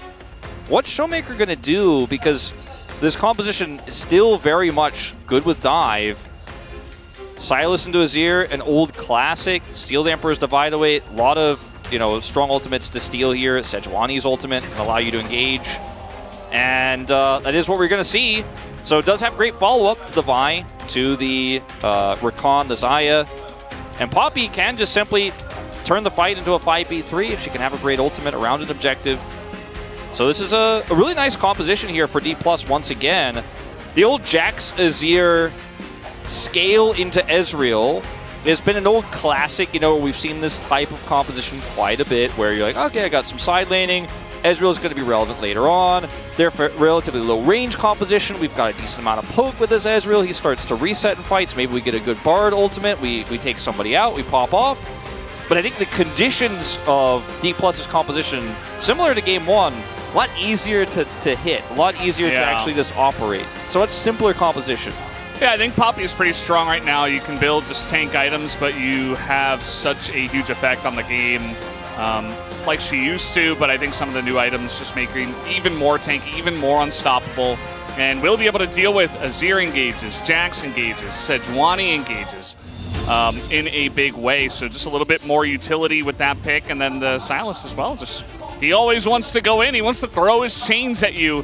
The Ezreal, definitely the biggest question mark for me. I'm not sure that really ranks in my mind at this moment on this patch, but maybe MD is going to show us a new side of Ezreal in this game number 2. As it does appear we are ready to hop onto the Rift. Let's do it for game 2. 오케이 브리온 하나 둘 셋. 승탄사의 협곡에 오신 것을 환영합니다. And here we go. Back into this one. I want to mention that yesterday Red Side won 5 out of 5 games, and today is 1 for 1, as D+ did take that. Always have to keep in mind that it might depend on the matchups and the teams, but we also had Genji versus T1 yesterday, so that was a very even match that went 3 games, and Red Side won all 3 games. Yeah. Doesn't mean that Red Side's super OP, it just means that maybe a little bit more balance to the force has been brought by Riot with some of the changes to the Rift. Sometimes in the early parts of a season, especially if you have a lot of 2-0s, which, as you mentioned, we had a 3-gamer yesterday, one side will continually win because the losing team will pick the same side and lose again because there's a skill mismatch, right? But I don't know if I'm ready to say it's Red being better yet, but I'm not also ready to rule it out. So let's keep our eyes on it still. The way I was thinking about it yesterday is that with the sides relatively even, now having counter pick feels even stronger because in this meta there are a lot of strong picks, so both sides can kind of get a lot of strong picks for themselves. There's not one champion that absolutely breaks the game, and if there is, they just get banned away. So, yeah, feels like Red Side in a pretty good spot for now. This Ezreal Bard lane definitely has a nice amount of poke, but it feels pretty well negated by the Rakan. As you can see, Kellen just lands a Q, trades it with Envy, and now they're ahead on health. So you're not going to have that early lane pressure like you did from the Kalista Renata anymore. Yeah, nor will you have the same type of pressure you could with the Ezreal Karma, where you could just AoE the lane and just continually push the minions back and start to get large advantages in that way. Obviously, Bard can negate some of that trading as well with his heals here he's placed on the ground, but as you mentioned, still health advantage here to D+. Will just catch this under turret. This is the 19th game that Envy has played of Ezreal. I definitely associate him with a champion, but he's sitting a pretty low win rate, I think about 7 and 11, so just under 50 here. And it is a champion that you mentioned earlier, hasn't been the most impactful for quite some time. Just doesn't have the big oomph that a lot of the other AD carries can have, where they have a front line to protect them and they just wail on you. He's much more reliant on getting that attack speed up and obviously hitting a bunch of Mystic shots in a fight. And if he can't actually pull that off, or if he is just simply chunked out before he can really do anything, then the impact is much smaller. But if you're winning the fight, you've got that scaling Azir to kind of chip away at health bars. Ezreal can be a fantastic finisher, does scale really well, does have a lot of mobility into a composition like this. So while I don't hate it, I'm also not that enthusiastic about it here either. And we'll see what Envy can pull off on it. Obviously has a lot of experience. It's the second most played champion. Yeah, it does feel like Bro are kind of taking a step back after game 1 and they say, okay, we're going to try to scale up a bit, as you've mentioned, Wolf. But it kind of goes against their new identity, right? Or at least what they're trying to do, right? With Gideon, a very aggressive jungler, and Envy kind of denoted as this aggressive AD carry player, if there is such a thing.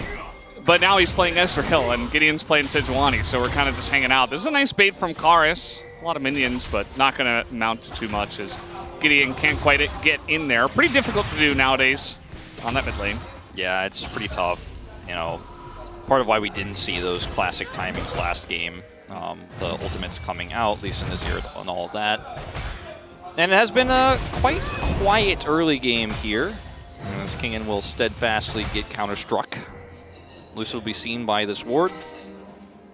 And see if he decides to come. No, he's just waiting for the respawn. He's like, I was like, wow, does he have an insane game sense? He's like, hold on, let me path a little bit up. No, he's just gonna farm his jungle again. I mean, he got the bottom side Scuttle Crab. He immediately just went to the top side after buying. Ready for the respawns and ready to continue scaling. Once they hit level 6, and there's going to be a lot of kill pressure with Silas Vi specifically. Like, those two could absolutely get in there and pretty much kill anyone, maybe even look for a bottom side dive as well. Yeah. We'll have to wait and see what D+ have in store, because I think the onus is on them, surely, to try to make some maneuvers earlier on in the game, at least in the mid game. What you can do also with Silas is steal Bard's ultimate, disable the turret, and then set up the dive that way, and it can be very impactful once Lucid has level 6. So there's a lot of tools to make guys. You can also, of course, just steal Emperor's Divide and do a dive setup with that. Is this time, we'll see the avoid on the attempt here from Kellen. Arcane Shift going to be great at that one. Gideon taking his opportunity here to take these Void Grubs, the Stevens, today here at the LCK. Steven, and Stefan. Yes. Yeah. All variants. Yeah. And I think this is fine, especially as we saw in game number 1. You can get all 6 and they just don't do anything if you're not able to utilize them. So instead, just get the dragons. We know they're strong. And you're going to be feeling pretty good anyway. Yeah, I'm pretty sure coaching staff D+ just said new meta, new schmeta. And so Yeah. they still go for dragon stacking. That's what we like. I don't care if Jax has Stevens, he's got Bubs, he's got Bobberts. We just want these dragons. Worked out last game. Level 6, here we go. Emperor's Divide, not going to hit anything. Karis just doesn't even have to flash. Just shuffles away. So much for that early game potential. Yeah, unfortunately. Vi's not level 6 yet. Nope. A wave is going to crash into Envy's turret here with his back timing to grab a tier and that Sheen. A little bit awkward. We'll lose some money for this as Aiming gets the better back timing, grabs a Noon Quiver. Boots online for the bot duo now. They're synced on their back timer. Aiming tries to use that back. Oh, nice dodge here now by Showmaker. Yeah. I feel like that was a decent spot to try to go for the full commit with the flash for Karis. Just because he had 3 members there with him, right? Like, if you're going to go for the play on the Silas, you got to do it then and really commit. But obviously, Showmaker has his flash himself, so just wanted to throw it out, see if it could get the pick, and if not, just that's fine. Hold on to your flash, play it safe, continue scaling. They don't have to make a huge play early on. No, certainly not. Lucid a little bit behind Gideon in experience, just now hitting 6. Has an opportunity here if they can bait this. Gideon a little bit further away. No real vision here outside of the brush. Kellen going to check that out right now. The blue side tri-brush also lacking vision. Aiming will toss one in there. Doesn't see Sejuani, but it's a back from Lucid. They're not going to commit. So many opportunities for near ganks, it feels like, in this game. Near picks. Just not hard committing just yet. Yeah. Just kind of hanging out. Lucid not able to do anything at level 6, and you know what that means. He's going back to his Krugs. Yeah. He's going to farm that jungle. Can't wait. Okay, nice little play from Showmaker. Just going to be a trade, you would imagine, as Morgan just going to be bopped away here. Kingen does take 2 turret shots, maybe more. Gideon level 6 himself. That's some getting real down and dirty to try to grab a plate. Crash that wave, not going to be able to secure the plate. Doesn't have to use any summoners, but ultimate is on cooldown. Karis is getting his back up. If he can put some serious damage on to Showmaker here, maybe he has an opportunity. As Hijack obviously going to not allow Showmaker to trade that one back for quite some time. And feels like, you know, this early game has been very quiet compared to our last, you know, in a lot of ways. But very similar in that one objective traded, top side for Bro, bottom side for D+. Next, Stevens up in 60 seconds here as Gideon is seen on this ward. Yeah, not a lot of movement from the mid laners, though, so Lucid says, oh, looks like we might have had action, but we're not going to, in fact. So I'm just going to go back to farming my jungle. A little Bro and Brew early on in the season. Yeah. Grab a hot tea, you know, it's cold outside. Bro and Brew. You know, you have some extra time in the early game and the mid game, and sometimes the late game. So here's Kellen just zooming in. He's got the zoom. He's Envy in a little bit of trouble, but there's the Bard ult. Gonna buy some time. Aiming full health. That ult is just gonna sail wide somehow, and Aiming is going to look for this kill as Lucid sets him up. That's first blood. Aiming, though, is gonna see a Sejuani, and DK have taken too long with this play as Gideon gets in position and will block the vault over the wall. It's a double kill for Gideon. Yeah, double kill for Gideon. That's going to make this Sejuani a little bit tankier. Would have liked to have it on the Ezreal, obviously, but Envy was picked first. Bit of a strange commitment here is, oh, Morgan. He doesn't want to get flashed on, so Kingen will commit to his flash first. Nicely done for Morgan to try to set that one up. Yeah, very clean. But the commitment there to try to kill an Ezreal, you know, is pretty tough to pull that one off since he does have the Arcane Shift. Teleport going to come through here for Showmaker, but it's still going to be plate gold split here for Karis. And Effort will pick up a little bit more himself. What a giant portal. What is that? What is that thing? It's Jesus, Bard. Just Bard things. Yeah. So Kellen, maybe he's feeling great about how that first one went for him, his first knockup in game 1, but it's still Ezreal. This True Shot Barrage missing is a little bit painful for Bro fans out there, but you know, everyone is human, everyone makes mistakes. Lucid gonna eat that extra turret shot, and Gideon is here, nothing else they can do. Lucid gonna get slowed and then taken out here. The flash follow, and with Magical Journey, there was no way he was ever going to escape. Lucky for D+, it's Sejuani picking up 2 kills, not an Ezreal, not an Azir. Yeah, still going to give them a bit of a momentum swing down here on the bottom side of the map. Could eventually lead to them taking this dragon down. I do kind of doubt that Bro would commit to it, though, for some reason. I don't know. They haven't really had a lot of luck around the Drake so far in the series. Yeah. So it's kind of leading me to believe that even so, DK might be able to take this one. But take a look. I mean, Bro are actually committing to this, as there's the ult from Effort, but Aiming just walks it off, and Magical Journey actually just gets Kellen to safety. So Kellen did have to use his ultimate himself, and now Showmaker makes his way over, not going to hit the knockup onto Karis. And now we just have messiness and action around the Dragon Pit. Yeah, very awkward. Karis has to stay in the pit, and the rest of the team has to come up. He has to flash. Karis has to flash, but it's perfect because Kellen's going to go down. Nice snipe this time around from Envy. That's the Rakan just gone. Kellen going a little bit too ham, but now the TP comes in and Lucid gets in underneath that one, but he's in a bit of trouble as well. They need some damage. Kingin making his way in with the teleport. Morgan as well, a little bit late, but perfect timing perhaps as he is looking for more. Flashes in, nearly able to take down Lucid, but maybe he went too far himself, as now they're chasing down Showmaker. It's a double kill for Karis, and it will be the Dragon to Bro. Looks like the Dragon Link luck is changing. Aiming. Oh boy.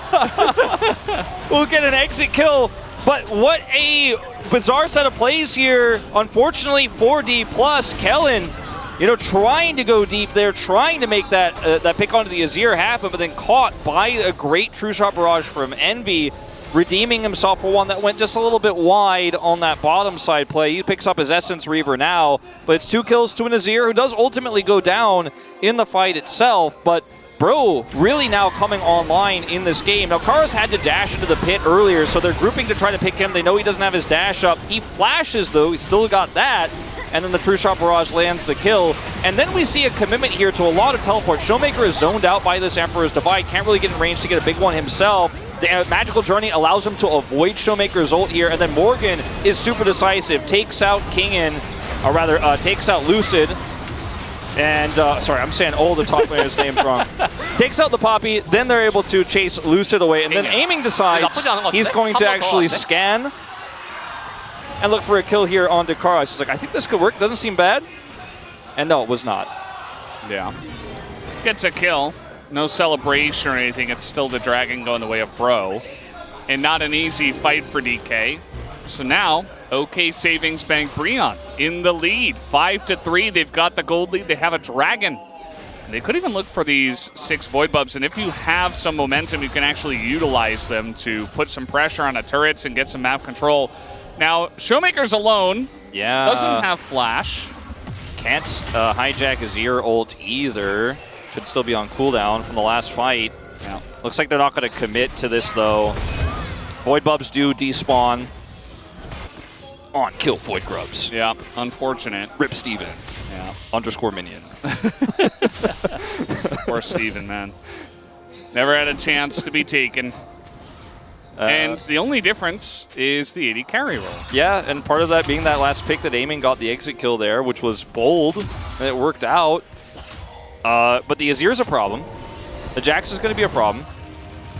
Kingin can't solve with that auto, unfortunately. Trinity Force finished here for Jax. Yeah, I mean, he's big. Sejuani is huge, difficult to kill. Front to back on this next fight here. Could just be the name of the game. Try to grab another Herald. As Lucid trying to be tricky. They do have a controller. Nothing going to come of this. And Bro, they have Karis teleport. They could just kind of see if they can group up and start this one up. We'll see. Kingin's backing. He does not have teleport. There's a bit of a window of opportunity here. I'll see if they take it. It looks like they finally will. It's the Bro way to do it. A little slow, but slow and steady wins the race, you know. They had to take a sip of their brew, you know. It's Bro and brew. So the hand was off the mouse for just a little bit. And then they go up and they're ready to finally take this down. Lucid is nearby. He has Kingin as well. See the Black Cleaver here taken. Will the smite come in? And the Poppy ultimate just gives it for free. And King gives us a little thumbs up. There you go. Didn't even have to fight. Nope. Just show up with Poppy, press R, spin that helicopter, and Rift Herald acquired. That's all it takes. Not much else. Thanks for the leash. Yeah. All right then. Well, if they had only done it a little faster. Yeah. The difference, 2 seconds would have made. Actually, pretty huge. Pretty significant in this case. All right. True shot. A little bit of shield damage there. Nice, nice. Hey, he thinned out this wave. Should be able to push it in and get a free back off, you know? Every Ezreal knows that moment where you're like, just ult this. It's going to come back soon anyways. Yep. And next streak, 55 seconds, Valdez. I mean, teleport counter is still the same as it was before. We'll go back to this moment here. Yeah. And then to the relevant. I remember that. That was a great moment of silence on the Rift. As, Kingen is able to get in there. Kingen. No translation for this one required. You can see there's clearly some camaraderie in this D+ roster already. You love to see it. Mm-hmm. Back to this moment down here. Yeah, we need to see what's happening down with the champions moving around the Dragon Pit. So, you know, Jax can TP in. Kingen's got his teleport back. And it's really just about controlling these choke points now. TP committed from Karis to get to mid lane. This is a big spike as well. He picked up his Seeker's Arm Guard, so he can go deep, looking for a scoop. Yeah, bro, looking for this. Gideon just going to throw his ultimate in there, trying to open up this turret, really.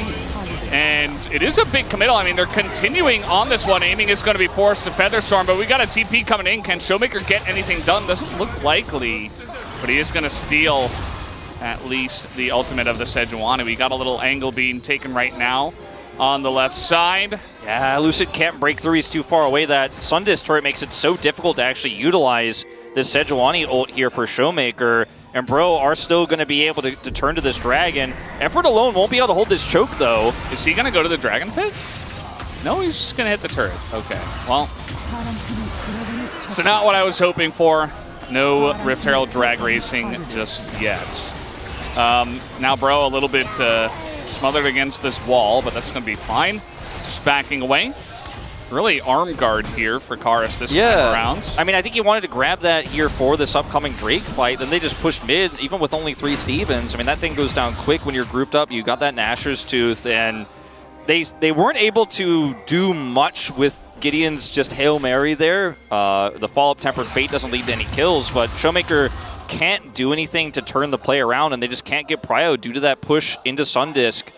And D+ end up losing another Drake here. It's Ocean Soul this time around, so not the high impact that it was last game in terms of Cloud Soul. That would have been amazing, obviously. Yeah. As Effort and Kellen are going to duel. Showmaker nearby. Oh boy. Effort decides, okay, I really need my chimes, and he is going to flash away. He does get away with his chimes, and now Kellen in a little bit of trouble. As Showmaker and Kellen nearly able to 2v3 that one. But yeah, Effort has to flash away, and DK don't really use much in the trade. I mean, Jax gets a lot of agency out of this. I think D+ need to try to make something happen down here because this might end up being a lot of turret damage. TP. Yeah, TP's coming in, and the ult does go in onto Karis. They want to commit to this, but the arm guard it's completed, guys. He's able to stasis, and now this dive might actually work out. They're going in on the Karis. He goes down, and now Aiming has to go into stasis himself. Showmaker looking for the divide. Envy with no E remaining, and he flashes just to die as the rest of the team had already jumped ship. And DK's dive actually does work out. Yeah, I mean, Kingen has teleport too, so you know if you try to play that game of chicken, you know D+ will pull the trigger first and go in on you. Jax decides to come down and try to save the play. He fails. He loses side lane pressure top side. You lose your AD carry. You lose the Azir, and this is a huge win for D+. Now equalizing the gold here. Massive, massive win. Aiming on his 3rd kill, has a huge bounty on his head. We saw what he was able to do with this champion in game 1. And things are looking a little bit worse for wear here now for Bro. As you watch this play here, they think that with the teleport coming through, maybe they can pull this off, but Lucid just buffers this with his ultimate on the re-engage. Arm guard is done. but there's just not enough damage output here for the side of Bro. Once the Azir is dead, Envy comes over here, he's like, maybe I could do this. And even with the E, the Arcane Shift, it's buffered the stun, so he ends up getting caught anyways and taken out. So everybody comes down in what felt half-hearted attempt here from Bro to try to hold the turret. Ends up being a huge win for D+. Yeah, I mean, just like that, aiming is back in the driver's seat. 3 kills, 2.5 items. Not quite as fed as the last game, I guess, because he had 4 kills and maybe a bit more farm. He's doing quite well for himself this game anyway. He's got 230. It's now Gideon trying to get a Scuttle Crab. He does, but he loses his flash. So not going to be a very good trade after all. Yeah, it doesn't feel great. Envy, you know, close to getting that Muramana completed, just a few stacks away. But competing with this Aya right now just feels so awful when you have such a big front line to deal with on top of it all. And, you know, you can E away from a lot of engages, but if Lucifer presses R, you're going to get hit. You have to stay away from him. You have to play keep away, which means the main damage dealer for the majority of these fights is going to be Karis, at least for the outset of the fight. He looks to engage and dies. Then that's it, just like we saw in the last fight. His arm guard is now broken. He won't be able to stasis again if he looks for an engage. So now you're caught between, you know, trying to maximize damage as Azir, but also being the engage champion here for Bro. Jax has got to set something up. We're going to see Gideon maybe lock down somebody with an ultimate. Otherwise, it's just going to be aiming once again, ruling the day. Yeah, I mean, to be honest, if you look at the numbers, it still feels like an even game. And with Bro's comp, they could just try to scale out of this one. But for some reason, it just feels like the wind has been taken out of their sails. Like every lane now going to the side of DK. Yes, they have a lot of power here in this mid game with this composition, and they are utilizing it. But if I'm Bro, just try to hold on and don't get too demoralized at this point. It has been a couple of unfortunate fights, but no need to send it on the next Ocean Drake, I'd say. I mean, I think this goes back to the Ezreal conversations. We're going to hold our thought on this. Maybe aiming Force to ult? Yeah, trade of ults. It's actually very useful if you are effort to get that one done. And now we're teleporting in for the Ocean Drake. Yeah, he just picked up Zhonya's. So he got arm guard for the last. This time Zhonya for what is going to be a really critical fight here for Bro. This TP, okay, he's just going top lane. You can see that Bro don't really, or rather DK don't really care about this Ocean Drake.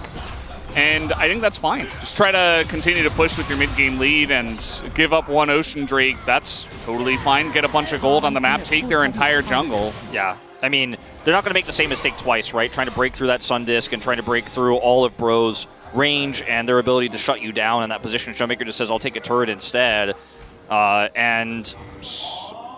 are Bro going to take the Drake, or are we just hanging out?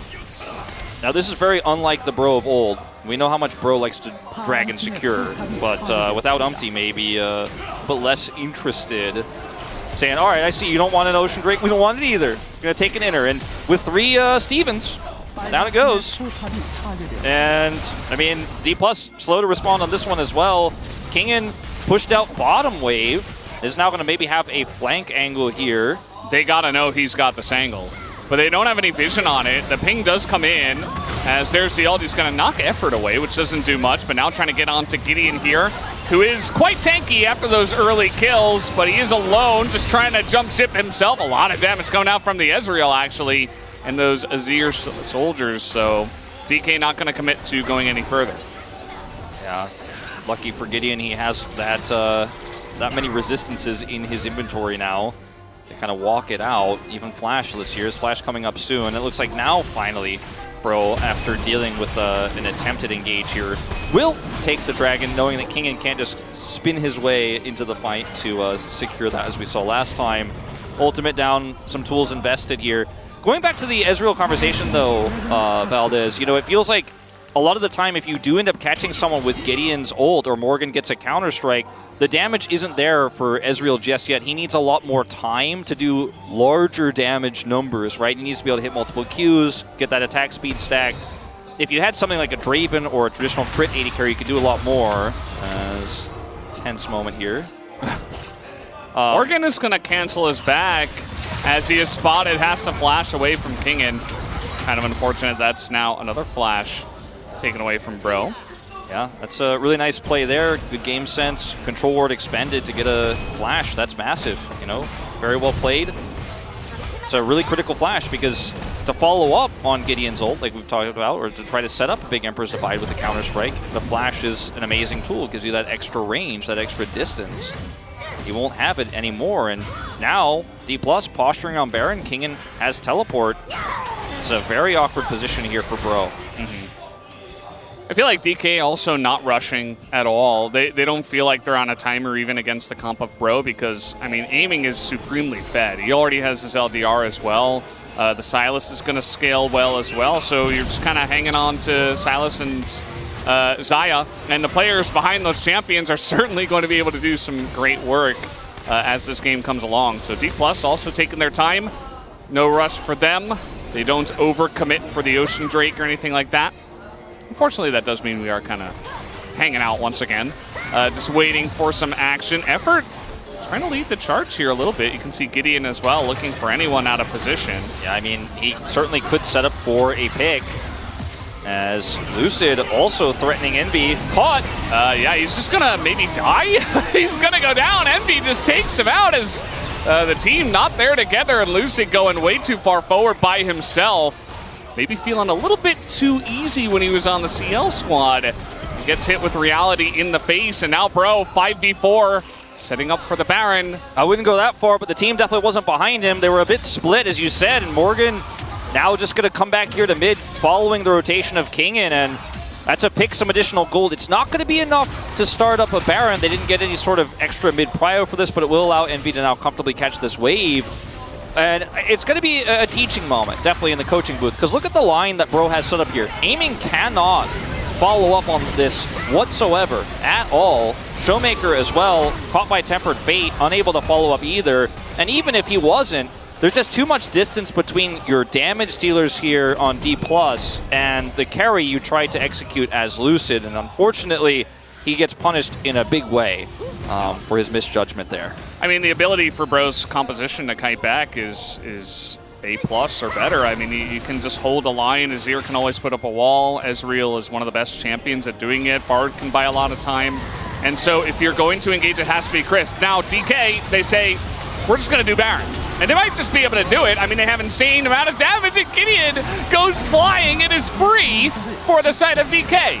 And now Bro trying to punish them for that one, but D+, they say, okay, we'll just run away from this one. No punish comes in. They don't have their Sejuani, and no engage allows them to do anything. It's a really clean disengage out of the Baron pit as well, splitting into multiple different directions here, making it difficult for Bro to actually find a single target. They wanted to catch Showmaker. He's not caught. He gets out. The rest of the disengaging players to the left, supported by that control ward there in the jungle, allows him to get out, and just a Baron and escape here, all, again, based on Kingen's Poppy ultimate, taking Gideon out of the equation.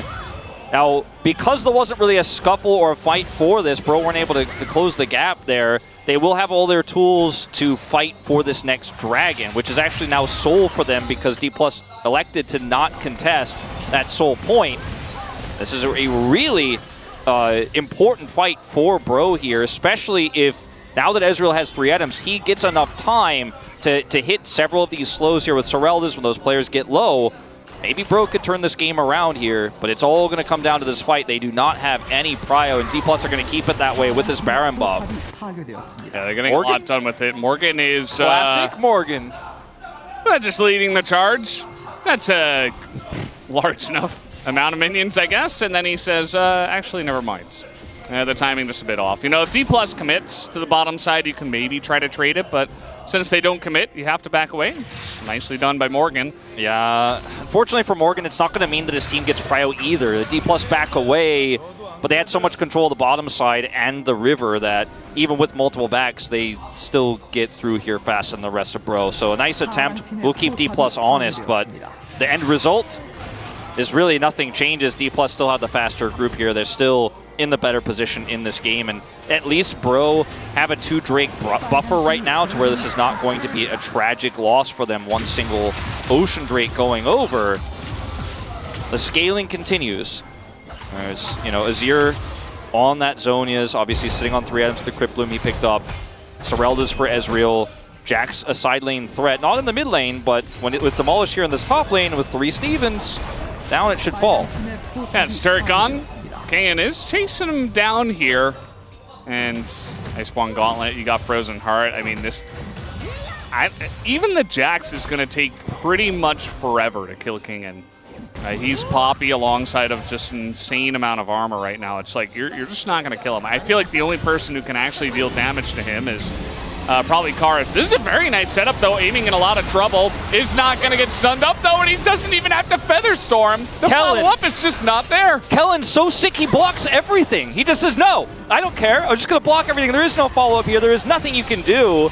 He has to commit his ultimate in order to do so, but that was really heroic from him. Loses half of his health, but what could have been an opportunity is just completely denied. And D+ now look at the siege. Yeah, and they easily can. I mean, there's just not enough champions here to stand up to the push of DK.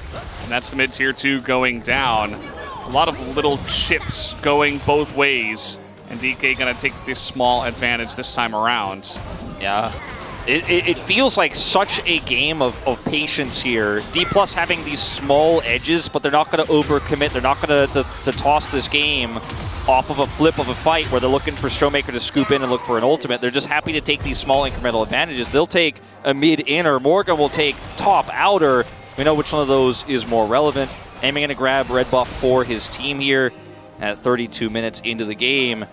And we're just going to kind of reset here and look for the next objective fight. This Jax needs to be able to get something done here, but like you said, the Poppy is just such a brick wall to break through that by the time he tries to put pressure on these outers, the rest of the team can rotate over to assist. They have too much map control, so even though we're at a 32-minute point where we always talk about Jax side laning is so great, tougher to pull that off in this game state. Yeah, it's not going to be easy. Maybe can match Showmaker on the bottom side.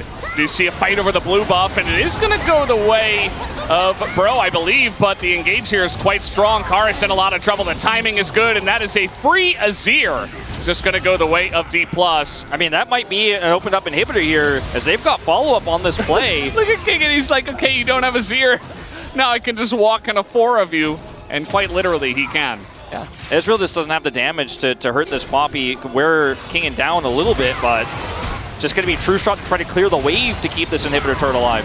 Kellen gonna try to set this one up once again. The Bard ultimate does delay and buy some time, but redemption as well, and the follow-up engage is good. Morgan has to back away. Showmaker very low, but he is going to survive here as the siege on the inhibitor. This is without Baron, mind you, and it's the mid-inhibitor gonna go the way of DK. With that cannon minion surviving, you know, they have enough pushing power to just knock it down, and once the turret's down, they have the damage to take the inhibitor. Baron spawns in 35 seconds. They've got full control over the map, and now they can sweep out some of this vision. And this all starts off with Lucid finding an Azir here on a blue buff. And Karis is over here to try to help assist Gideon in taking that global blue for his team. But they just needed a little bit more than that. They had little information, and Karis finds himself vulnerable, punished. And it may be the moment that really broke the back here for Bro. That the inhibitor being down basically guarantees that D+ should be able to gain prio for this Baron. Yeah, and keep in mind, as you guys just saw in the numbers, aiming is insanely ahead. He's large. He's over 12 CS a minute, and he has 4 kills, not to mention all the turrets and map gold.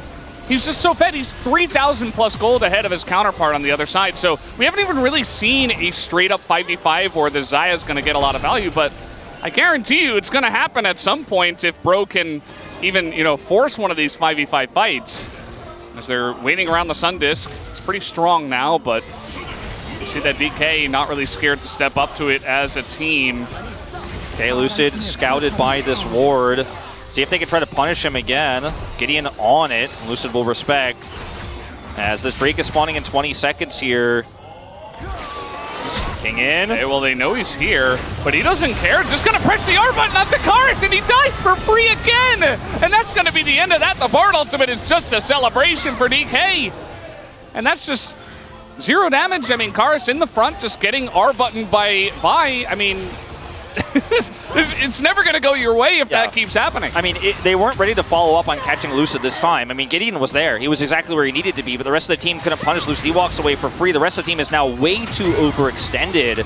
And Karis dies a second critical time here, and that is going to be the third dragon now going over to D+. And you can see it in this moment here, how far up he is. They knew where Vi was. She can engage over that wall. And it's just either a miscommunication or the game sense isn't there. Karis tunnels a little bit, and you can see Envy is just completely denied by a tanky Poppy. He can't do anything. He can't follow up, and just zoned. He's zoned. Yeah, and that could have been even worse. I mean, Showmaker missed his chains onto a very low health Morgan. We saw Lucid trying to follow up on that. They elected to just go take the Drake instead after the follow-up engage didn't come through. Like, that could have been a complete wipe nearly. As Gideon now, somebody's got to check it. He goes in, he's going to flash. That's just another objective, essentially, a small one taken by DK. He's just doing his job. He can't let them take this Baron with the open inhib for 2 more minutes. Would just spell disaster. But, you know, what do? Effort on the flank here, trying to scout this out. It's feeling a little bit like game 1 once again, where it's like you don't have a lot going on, so you just try to group up in mid, as now it's just a dead Bard. He's just 100-0. The burst showing through, feels like solo queue. It's going to be the end of effort. Doesn't even have time to flash, of course. And the vision control and the posturing from D+ is just better. I mean, Bard has a lot of ways he can escape death, right? And he has this magical journey, which he's gotten out of a lot of sticky situations in this game. It's his first death of the game, but when you're this far behind and you're a squishy enchanter support, you don't want to be the one who has to check. You don't want to be the one who's trying to come out there and clear vision, but you've got no choice. And Showmaker finally gets the punish. That's Baron. And him still down for 80 seconds. And D+ are just in the full control of this game in all regards right now. Oh boy. Oh boy. Well, that's Morgan in a lot of trouble. He's got Gideon nearby. The counter-strike is going to help. Bard ultimate as well. He's going to try to seal the fate, but Morgan is standing his ground. He lives as well, as the Jax can be pretty incredible sometimes. Does get away, and it's not going to amount to too much. Spear of Shojin here for Envy. And there may be one miracle fight here for Bro. They can try to defend for 45 seconds till this inhibitor comes back up. They will lose a lot more map control. And try to avoid mistakes here, D+. You should be able to wear down some more of this base. Yeah. Lucid, pretty tanky in his own right. Has the Recurn, has a Frozen Heart from his second item. And, Karis not getting engaged upon this time, but aiming nearly takes him down anyway. It's got to be so cautious here. Oh boy, this is really tough. Yeah, Gideon throws one to the winds. Yeah. Just a bit desperate. It feels like at this point, D+ a very clean second half of the game, you could say, as the Poppy ultimate trying to buy some time, trying to create some space. Just going to hold on to it, take down the second inhibitor, maybe back away from there if they want to be supremely safe. Which, at this point, doesn't look like they want to be. They have a bunch of minions, and they'll try to use it, as True Shot Barrage will sail wide as well. Through the goal post, looking for Karis, this time not going to land it. Lucid does take a lot of damage, but the Poppy ultimate, a little bit of anti-synergy there, actually. They don't take anyone down. The Bard stun comes through as well. And now Aiming going to have to use some buttons here. Presses his R1, and he's just running away. Kingin and Showmaker now with a bunch of enemies on their heels. Stun comes through on the King, and he is so incredibly tanky. You can't kill this Poppy. It's not going to happen. The Emperor's Divide comes through, but the damage follow-up is not there. And slowly but surely, DK will chip away at the front line of Bro. That's going to be the end of that. Envy as well will go down, and D+ will take the series 2-0. Very dominant performance here from D+, post mid-game, back-to-back, finding the picks they needed in order to scoop up objectives and close out the game. Patient when they needed to be around those dragons. Loved the decision-making to avoid some of those mid-game spikes where we saw the Sun Disc turret up in mid. Sure, they made the mistake the first time, but the second time they didn't. And then once they had vision control, that Baron secure was really what sealed the deal, because that basically meant they always had map control. There was no way that Bro could flank. They couldn't side lane with the Jax. And they pull it off. A 2-0-1 was the expected result. But I think a lot of people will be surprised to see how well Bro fought back with this new roster, especially the early mid-game. Yeah, for sure. I think that the early to mid-game of Game 2 was made pretty interesting. There were some moments where D+ were overextending. You can see that they're also feeling the kind of early season woes where it's like, well, we're very good, but we don't really have all the pieces together yet. And some of those team fights were quite messy, if I'm being very honest. But that's fine. You got Kingan's parents here.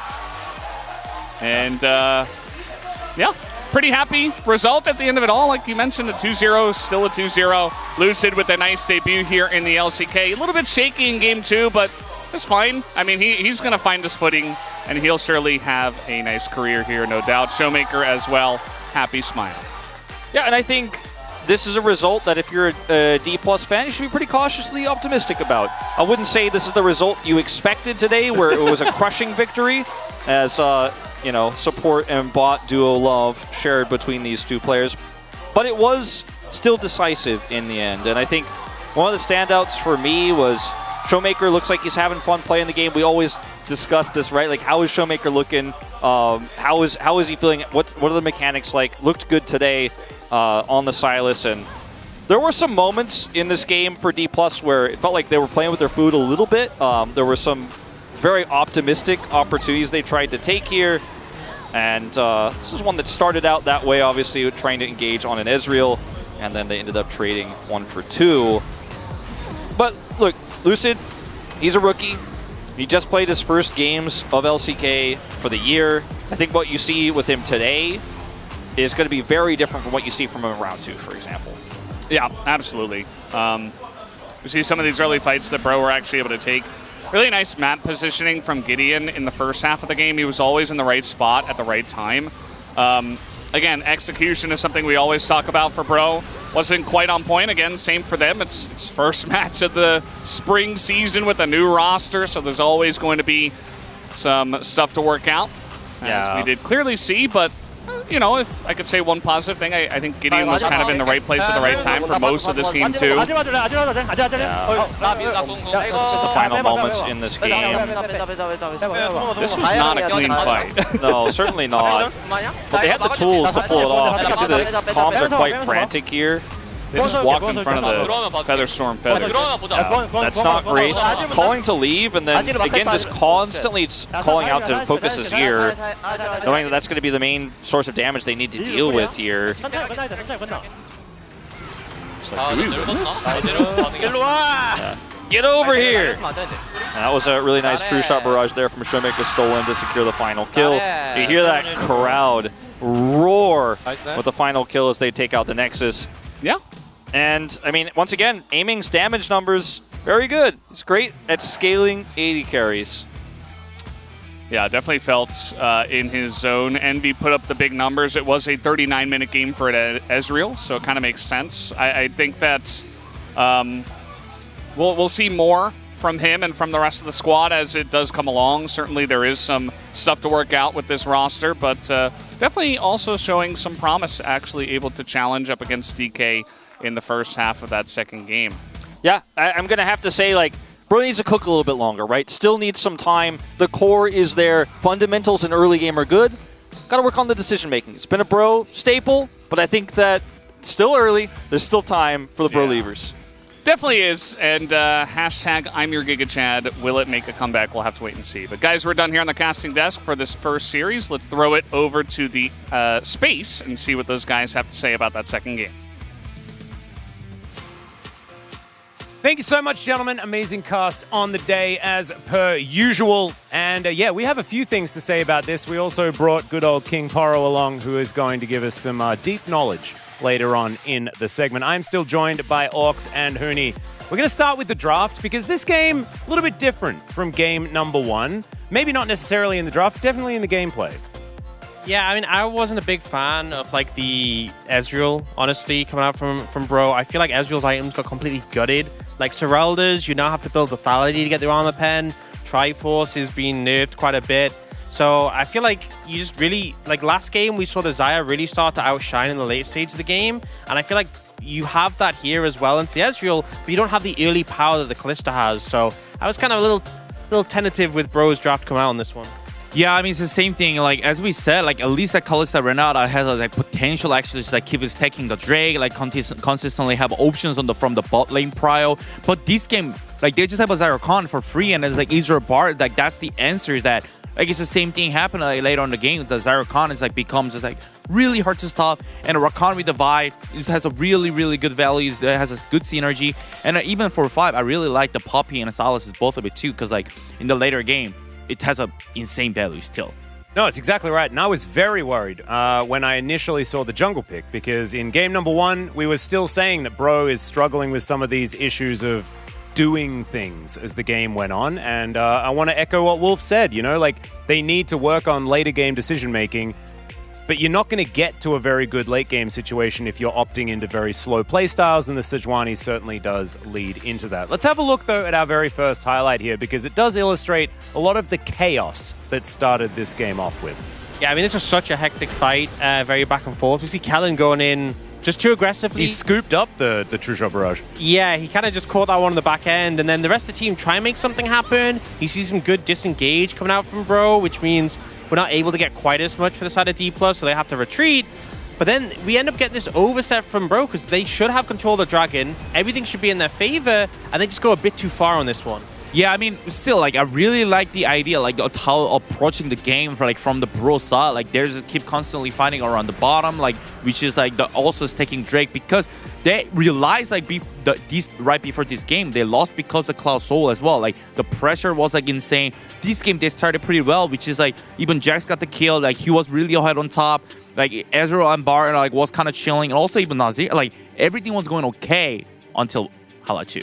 Yeah, it did take a little bit of a turn for the worse. We do once again need to shout out Gideon, though, because Gideon 2-0-5, I think, in the mid game on the Sejuani. And yeah, I threw a bit of flack Bro's way for picking up the champion, but he still made it work to the very best of his ability. It was absolutely fantastic. Just wasn't quite enough to get over the line. I think the Envy aiming gap really shone through towards the later stages. And we have something very interesting to go over. Thankfully, this is the part where King Poro can give a little bit of information, because in our second highlight, we saw something happen and we can't really explain. I gave up, basically. I can't analyze. I haven't figured out this, like, which is like just eyes on loose. It's right there, yeah. And so he flashes over the wall as he presses R to dodge something, to do something. But this is also probably one of the game-winning plays. So he made it work, right? Yeah. Maybe the plan was to confuse Bro, right? Because it really stunned us. It did. And maybe it stunned them, you know, global stun, just what just happened? If you guys want to peek behind the curtain, these two were actually just watching the replay since it happened. They didn't actually see any of this part of the game where the Baron was secured. And a really good sneak, utilizing the Poppy. We've seen it many, many times, but the execution, absolutely fantastic. And thankfully, I have got King Poro here. So we're going to have to wait on the POG for 1 second. King Poro, can you just let us know exactly why Lucid did the flash R play?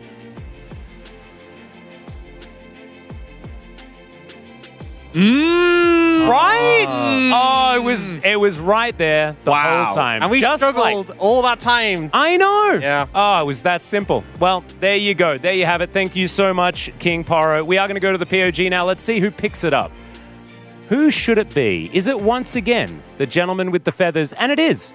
200 points already, the maximum for just one game played, or one match played, should I say. 1 death so far this season. Amazing stuff from Amy. Yeah, and I think, as you said, the gap between Envy and aiming this series was really apparent. He got the Xayah both games, but it just felt like when it came to team fights, he was so consistent, able to comfortably deliver, and just putting out a ton of damage as well. Yeah, I mean, personally, I vote Showmaker. Like, I was like really still like at the end, like at the last time, like I was really concerned between, you know, aiming either or Showmaker, like because the Showmaker also had a really consistent game. It was like tough game for him because he was putting Salas into like a tough matchup as well. But I think both player like actually play really, really well as a like really rock solid, not really making like major mistake. It's really good to see it. And I think, honestly, you have to have a lot of trust in your AD carry if you are going to approach the game in this way, because it wasn't the fast-paced, accelerating the game super fast. This was very much so more leading into the late game, and if you have faith in your carry, then yeah, that works. Yep, the other one as well, honorable mention to Kingen, did utilize that ultimate very, very well. But now it is time to throw it over to Jisun, because she is going to take us through the interview. 첫 경기를 승리로 장식 Thank you very much, guys. This is Jisun for the POG interview translation, and we are here joined by the solo POG on the side of D plus Kia, aiming for the interview. Congratulations. D plus Kia starts up the season with a win up against OK Savings Bank Brion. How do you feel, aiming? Feels amazing. And also, it was our first match, so I think it means a lot. It's a great start to the year, so I'm really happy. Plus, you are walking away with the first pentakill of the 2024 LCK, and this is your fourth pentakill in your LCK career. How did it feel to get a penta on your first day of the year? Actually, like when I picked up the second kill in that team fight, I was kind of confident. I got the feeling that I'm gonna get the penta, so I was like yelling for the penta. Speaking of yelling, let's take a look at the replay, exactly where it happened. So that was the first kill, and then we had the second kill. So Showmaker found a really nice engagement over there, so I was able to get Lee and then Azir, and then I was the only damage carry in that situation, so I was like crying for the penta. And we were able to actually have a listen into the team voice, and Lucid was the only player that was yelling, no, no. Does that mean no for the penta or no for the steal? What does that mean? I don't know. I was also flustered to see him actually like saying no in that situation, but I was actually really trying my best to help him out on his debut day at the LCK, so I don't know. I don't exactly know what was going through your mind, because I can do everything for you, Lucid. I could sacrifice for you, but you are saying no to my penta, so I'm a little bit bummed. Today, D plus Kia played red side 2 games in a row, and your priority was Vi, Rakan, and Zarya. Could you break it down for us? So it is better for the red side to actually go for more of a defensive pick. So we thought those 3 picks are the one that suits the plan very well. And red side is actually on a 7-game winning streak starting yesterday. Did you see that coming? Kind of, because after... Well, actually not really, because after the patch and big updates, we were thinking that blue side will definitely be having the edge, but I was a little bit amazed to find out that red side is actually winning more. Is that maybe because of the bot lane picks? Well, I think right now, blue side bottom laners can actually just push the wave and add pressure without feeling any threat of ganks. But also because of that, red side cannot really opt into aggressive picks on the bottom lane, and somehow this kind of helped red side to actually win more. Amy, I think you came back with even better performance than last year, where you were also doing a great job. How were you able to step up so much, and what is your goal for this year? Yeah, I had a blast last year too, and I had so much fun at Worlds when I was performing on stage. Well, after it was over, you know, I really wanted to feel that one more time, you know, so I worked really hard, and also my teammates are working super hard. So I'm so glad that I was able to, you know, put up a great performance and win back-to-back POG.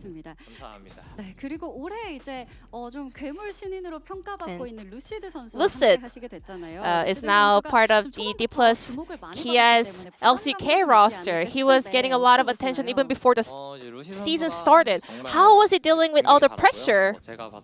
I mean, he's a great player, you know, he's so talented, his mechanics are great, so I was also thinking that he was gonna do great from the get-go, but he doesn't really get too pressured. Actually, he was dealing with it very well, so he was able to, you know, put up a great performance today. Next up will be your former team KT Roaster. How are you going to prepare for that match? It's gonna be a fun one for sure. I mean, either one can win in that match, so I hope I can beat BDD and, you know, tease him a lot. 최신의 D+ 기아는 어떤 목표를 갖고 Then 있을지 before we go, lastly, 말씀 부탁드리겠습니다. anything you want to say regarding 2024 resolution for all the fans out here? This year, me, King, and joined D+ Kia, and we will do our best in order to make D+ Kia glorious again. I will make sure that we can achieve as much as possible this year. And this will be the end of the interview from Aiming, and back to the space. Thank you. Thank you so much, Ji-sun, for the outstanding translation. As per usual, great to hear from Aiming solo POG for the man as well. Poro King was letting us know all of the accolades and everything as well. He was very, very impressed with how Aiming played and just D+ in general, coming off to a great start, shooting up to first place, only equaled by the titans that are Nongshim Red Force. Still, in my opinion, the team that had kind of the cleanest series thus far. Yeah, I mean, obviously it depends on the opponent, but Nongshim really set a standard, set the bar on that day one. Yeah, I mean, Nongshim was the best team, basically. And then there's a DK, so they're gonna be rivaling. Yeah, and now we have two more teams. Fox are going to be taking on KT after the break. We'll see if either of these teams is going to be as clean, but I think that might be a tall order. We will be back after a break for our next best of 3. We'll see you there.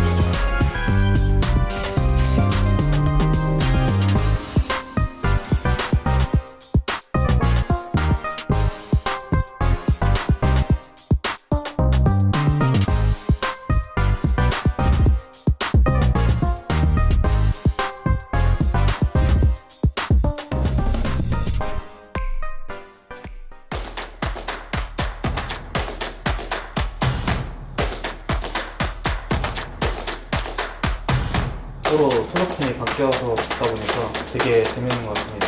때리는 거는 제가 할머 선수보다 나은 것 같아요. 오케이 그런 애들랑 적팀을 어떻게 캐리하는지 지켜봤으면 좋겠다.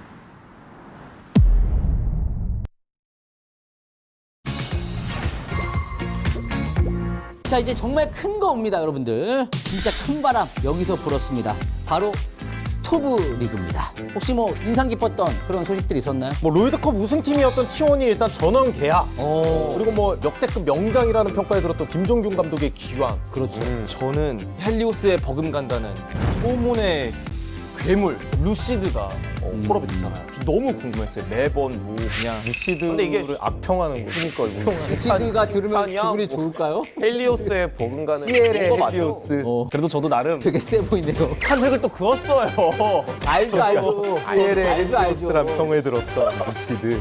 그것뿐만 아니라 뭐 유럽의 레전드 또 레클레스 선수가 서포터로 T1의 2군으로 또 합류를 하게 돼가지고 굉장히 많은 분들이 이거 뭐 거짓말 아니냐. 또 에리 씨 전문가시잖아요. 저는 레클러스의 한국에 온 이 선택이요. 10년 대계라고 봅니다. 10년을 바라본 선택이다. 레클레스 나이가 지금 몇 살이죠? 앞으로 10년 더 한다. 아니 들어보세요. 일단 들어볼게요. 레클레스가 그냥 온 게 아니라 한국 이 프로게임단의 시스템을 배우기 위해 온 것 같아요. 2군에서 뛰면서 이걸 배우고 나중에 또 유럽으로 돌아갈 거잖아요. 가서 힘을 만들어. 여기서 경험. 그렇지. 이것까지 내다본 10년짜리 계획이다. 산업 스파인가요? 아니 배우러 왔다고 해주세요. 헬리오스 피셜, 레클레스는 산업 스파이. 괜찮은 게 어쨌든 우리 그 LCK가 강국에 원래 그렇고 배우러 오는 거니까. 실제로 부트캠프로 많이 오고 하니까. 근데 이렇게 깊게 들어온 경우는 뭐 신고하시게요? 그래서 한번 그래 신고할까요? 자, 그러면 우선 한 팀씩 어떤 변화가 있었는지 저희가 들어볼 텐데 팀별로 스토브리그 평가를 해달라 이렇게 숙제를 좀 내드렸습니다. 그래서 등급을 나눠봤는데요. SS 등급부터 S, A, B, C 이렇게 5등급으로 한번 나눠달라는 요청을 드렸습니다. 먼저 LCK 서머 우승팀이었던 젠지부터 살펴보도록 하겠습니다. 김정수 감독님 그리고 마타와 헬퍼 코치를 새롭게 선임을 했고요. 그리고 기인, 캐니언을 영입했고 그리고 리엔지 선수도 다시 젠지로 복귀를 하면서 대대적인 로스터 변화가 있었습니다. 저는 딱 이프류 끝판왕 고점 괴물들을 모아뒀다. 젠지가 이번에 노린 건 이 고점 터트려서 다 월즈까지 가서 죽이겠다. 뭐 이런 의도가 좀 보이지 않나 싶었어요. 사실상 젠지 같은 팀들은 보통 월즈는 거의 간다라고 이미 찍고 들어가는 느낌은 있거든요. 가는 게 목표보다는 더 높은 곳을 좀 바라보곤 하죠. 클템이 지금 유일하게 여기서 SS 가장 높은 등급을 부여했습니다. 바텀 쪽이 조금 물음표가 될 수 있긴 한데 그냥 상체 쪽 라인업이 좀 보기에 큰 것 같아요. 딱 봤을 때 긴, 캐니언, 초비. 소위 관계자도르 쪽도 엄청난 선수들이긴 하거든요. 이게 어떻게 보면. 그렇죠. 그리고 리엔즈 선수를 영입을 해서 좀 페이지 선수가 부족한 경험을 채워줄 수 있는 굉장히 좀 선수 기용을 잘했다는 생각이 들었습니다. 그래서 대부분의 지금 전문가분들인 좋은 평가, 실제로 팬분들 입장에서도 굉장히 좀 긍정적인 지금 소브 리그였다라는 평가가 있는 걸로 알고 있습니다. 자, 다음 T1입니다. T1은 전원 재계약에 성공을 했고요. 추가적으로 또 T1의 어떻게 보면 상징성이 있었던 김정균 감독이 선임이 되면서 소위 말해서 이제 팬분들 입장에서 행복사할 수 있는 네 분이 모두 SS 가장 높은 등급으로 이 T1의 소브리그를 평가해 주셨습니다. 너무 잘 계약이 돼서 오히려 좀 할 말이 적은 느낌도 있어요. 그렇죠. 원래 월즈 우승을 그렇게 하면 개개인에 대한 시장 가치가 진짜 엄청나게 올라가는데 다 잡은 거니까요. 그렇죠. 이거는 뭐 SS 등급을 안 줄 이유가 없는 것 같은데요. 네. 이제 시작인가 싶은 생각도 들어요. 사실 그 앞 단계에서 이제 준우승이 좀 많이 나오면서 이대로 흔들리는 건가? 무너지는 건가? 이런 얘기도 나왔었는데 이렇게 시동을 한번 걸고 나면 지금부터일 수도 있지 않을까? 언제가 됐든 근데 스프링이든 서머든 좀 흔들리는 때가 올 수도 있거든요. 있죠. 근데 T1에 대한 믿음은 아마 전 세계 모든 팀 중에선 제일 그냥 믿으셔도 될 팀이라고 봐요. 그렇죠. 자, 다음 KT입니다. KT는 정말 많은 변화가 있었습니다. 표식, 데프트, 베릴 선수가 들어왔고요. 탑에 퍼펙트 선수가 콜업이 됐습니다. 클템이 S, 나머지 분들이 A를 주셨습니다. 기존에 고점을 찍었던 DRX 멤버들이 다시 뭉친 거잖아요. 그렇죠. 그리고 퍼펙트 선수가 얘기가 엄청 많아요. 어느 라인을 가도 되게 잘한다. 막 미드를 가도 잘하고 탑을 가도 잘하고 그리고 잠재력도 엄청나다라는 얘기가 계속 들리고 있고요. 좋은 평가들이 있군요. 네, 엄청 좋죠. 똑같은 말인데 뭐 어게인 20이 뭐 그런 기대치를 안고 있는 것도 맞고 이게 또 전통의 4베테랑 1신인 그리고 그 1신인 포지션이 탑. 탑은 솔직히 팀에 녹아들기가 좀 쉬운 편이거든요. 맞아요. 맞죠. 그러다 보니까 기대가 안 될 수는 없는 것 같아요. 이제 이상적인 어떤 지금 상황이다. 그렇죠. 굉장히 좋은 로스터라는 생각은 드는데 이게 약간 이제 그 스프링 단계 때는 조금 이전처럼 롤러코스터일 수도 있지 않을까. 팀 색깔. 선수들이 고점이 있던 거랑 별개로 이전에 있었던 기억들이나 그 감각이 돌아오는데 시간이 좀 필요할 것 같거든요. 롤드컵 선발전 때 왠지 사고 칠 것 같아요. 오. 끝에서 꽉 잡아! 이거 하나 미리 하나 이렇게 뿌려놓죠. 벌써? 반년이나 훨씬 더 아픈 상황. 빌드업이 좀 긴데. 아, 긴데? 근데 이거 그렇게 된다면 진짜로 이거는 뭐. 그러니까 오히려 스프링, 서머, 그러니까 정규 시즌에는 생각보다 부진할 확률도 높다고 보고. 네. 근데 실제로 20이 DRX도 그랬잖아요. 네. 장투 한번 해보죠. 맞아요. 자, 다음 디플러스 기아입니다. 정글에 루시드 선수를 폴업을 했고요. 그리고 킹겐과 에이밍 선수를 탑과 원딜로 새로 영입을 했습니다. 어떻게 보시나요, 헬리오스? 또 루시드 선수에 대해서 아까 또 칭찬을 해주셨는데요. 정말 너무 궁금해요. 과연 이 선수가 어떻게 잘할 수 있을지. 일단 미드가 쇼메이커 선수잖아요. 경험치를 먹기에는 DK라는 팀 자체가 나쁘진 않기 때문에 잘하기에는 조건은 좋습니다. 클템이 형도 A 플러스를 원래 플러스라는 건 되게 그러니까 아니 이거 좀 약간 짜쳐. 또 한우예요. 아니 그러니까 이게 작가진 분들이 이제 미리 주신 그 등급표 기준으로 매기려다 보니까 저는 좀 애매하더라고요. 그래서 저는 그냥 플러스를 제 좋아한다. 기준을 따로 매겼습니다. 역시 거장. 민보 룰도 그러니까 S를 주긴 아깝고 A보단 좀 세고. 제가 클템님한테 왜 이런 말씀을 드리냐면 실제로 유일하게 클템님만 C를 사용하지 않고요. B거든요. 좀 C를 이용해서 좀 더 폭넓게 사용하셨으면 어땠을까라는. 뭔가 또 C를 주면 안 될 것 같다는 압박감이 좀 있었어. 겁이 많으시네. 그래서 최대한 B 이상으로 좀 최저 학점을 좀 올렸습니다. 알겠습니다. 뿌려요? 제가 좀 그런 쪽에 후한 편이라서. 아, 좋아요. 그럼 어쨌든 A 플러스라는 것은 DK에 대해서 굉장히 긍정적으로 평가하신다라고 봐도 될까요? 아니요, 별로 그렇게 긍정적.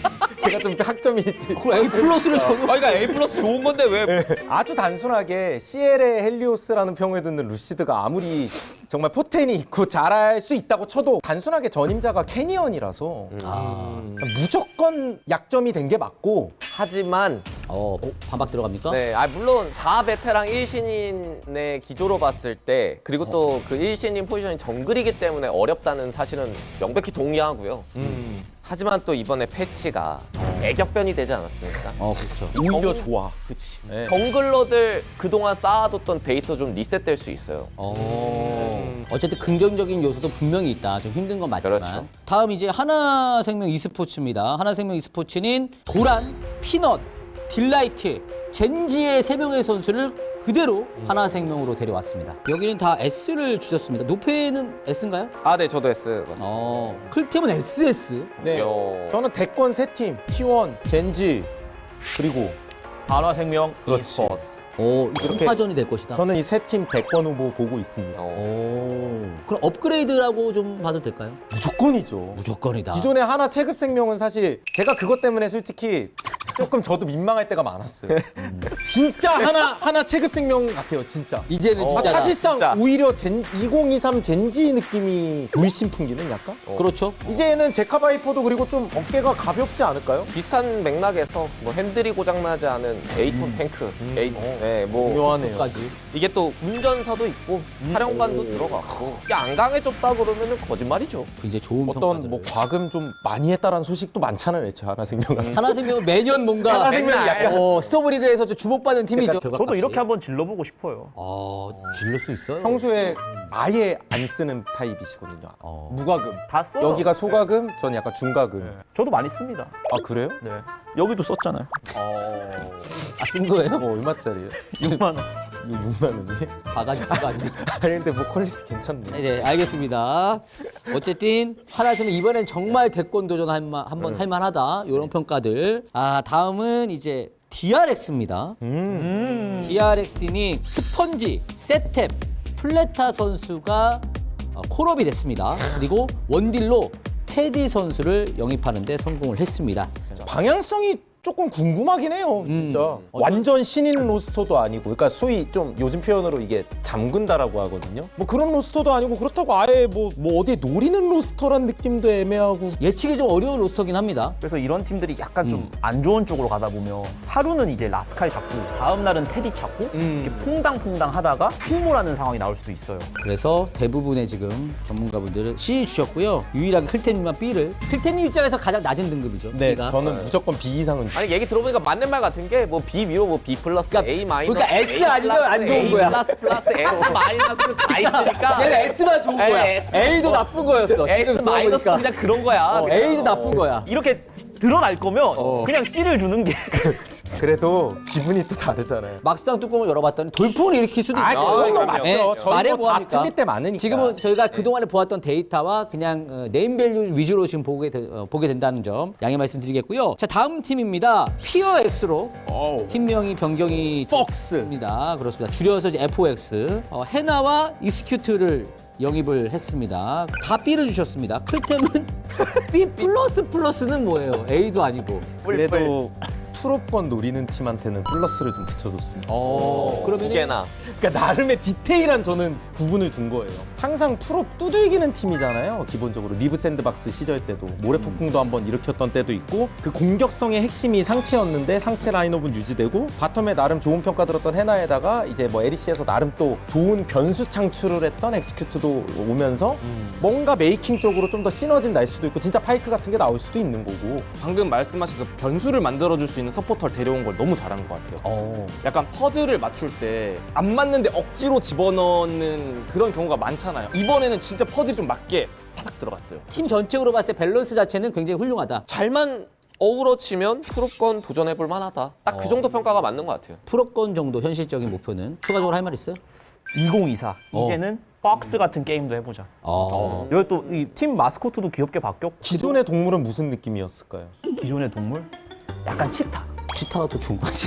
아니 한 번 빡 뛰고 나면 지쳐가지고 쓰러져. 사냥에 실패하면 거기서 스태미나가 없잖아요. 실제로 그리고 사냥 실패율도 높은 편이에요. 왜냐면 여우는 원래 또 꾀돌이잖아요. 그러니까 조금 더 스마트한 게임을 하자.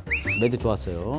헬리오스가 되게 배웠다는 표정이었어 방금. 그럼 한마디 해볼까? 아니 제가 이거 되게 감탄한 표정이었어. 그럼 헬리오스 본인이 했던 멘트 한번 읽어주겠습니다. 상체의 공격성을 따라갈 수 있는 안정감 있는 하체. 약간 설명충 느낌 난다. 그쵸? 그러니까 그래서 제가 진심으로 방금 리스펙했어요. 저는 거짓말을 표정에서 다 드러나기 때문에. 자, 다음은 OK저축은행 브리온입니다.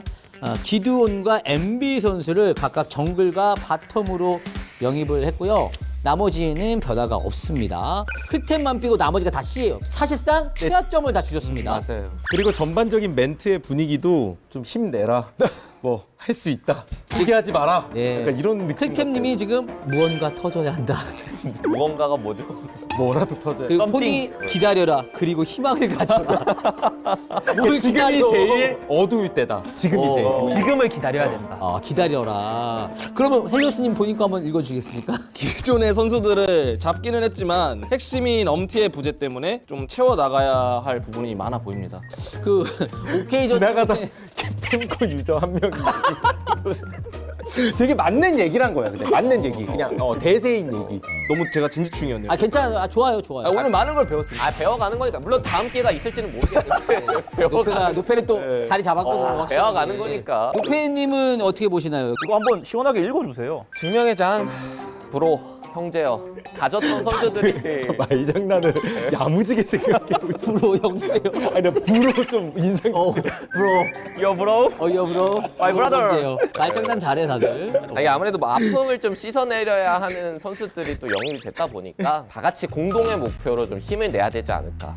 그런 생각이 드네요. 네. 그러니까 솔직히 무조건 다운그레이드예요 일단은. 누가 봐도 총사령관 소리 들었고 막 총대 메고 다녔던 엄티 없고 해나도 뭐 정말 잘 키우고 있다 소리 듣다가 가버렸고. 사실 뭐 기돈 선수, MB 선수 우리가 다 아는 선수들이긴 합니다만인 이 기존의 선수들과 잘 어우러진다면 한번 뭐 깜짝 또 성적을 한번 보여주지 않을까 그런 생각도 듭니다. 자, 다음 팀입니다. 다음 팀은 농심 레드포스입니다. 여기는 뭐 변화 없고요.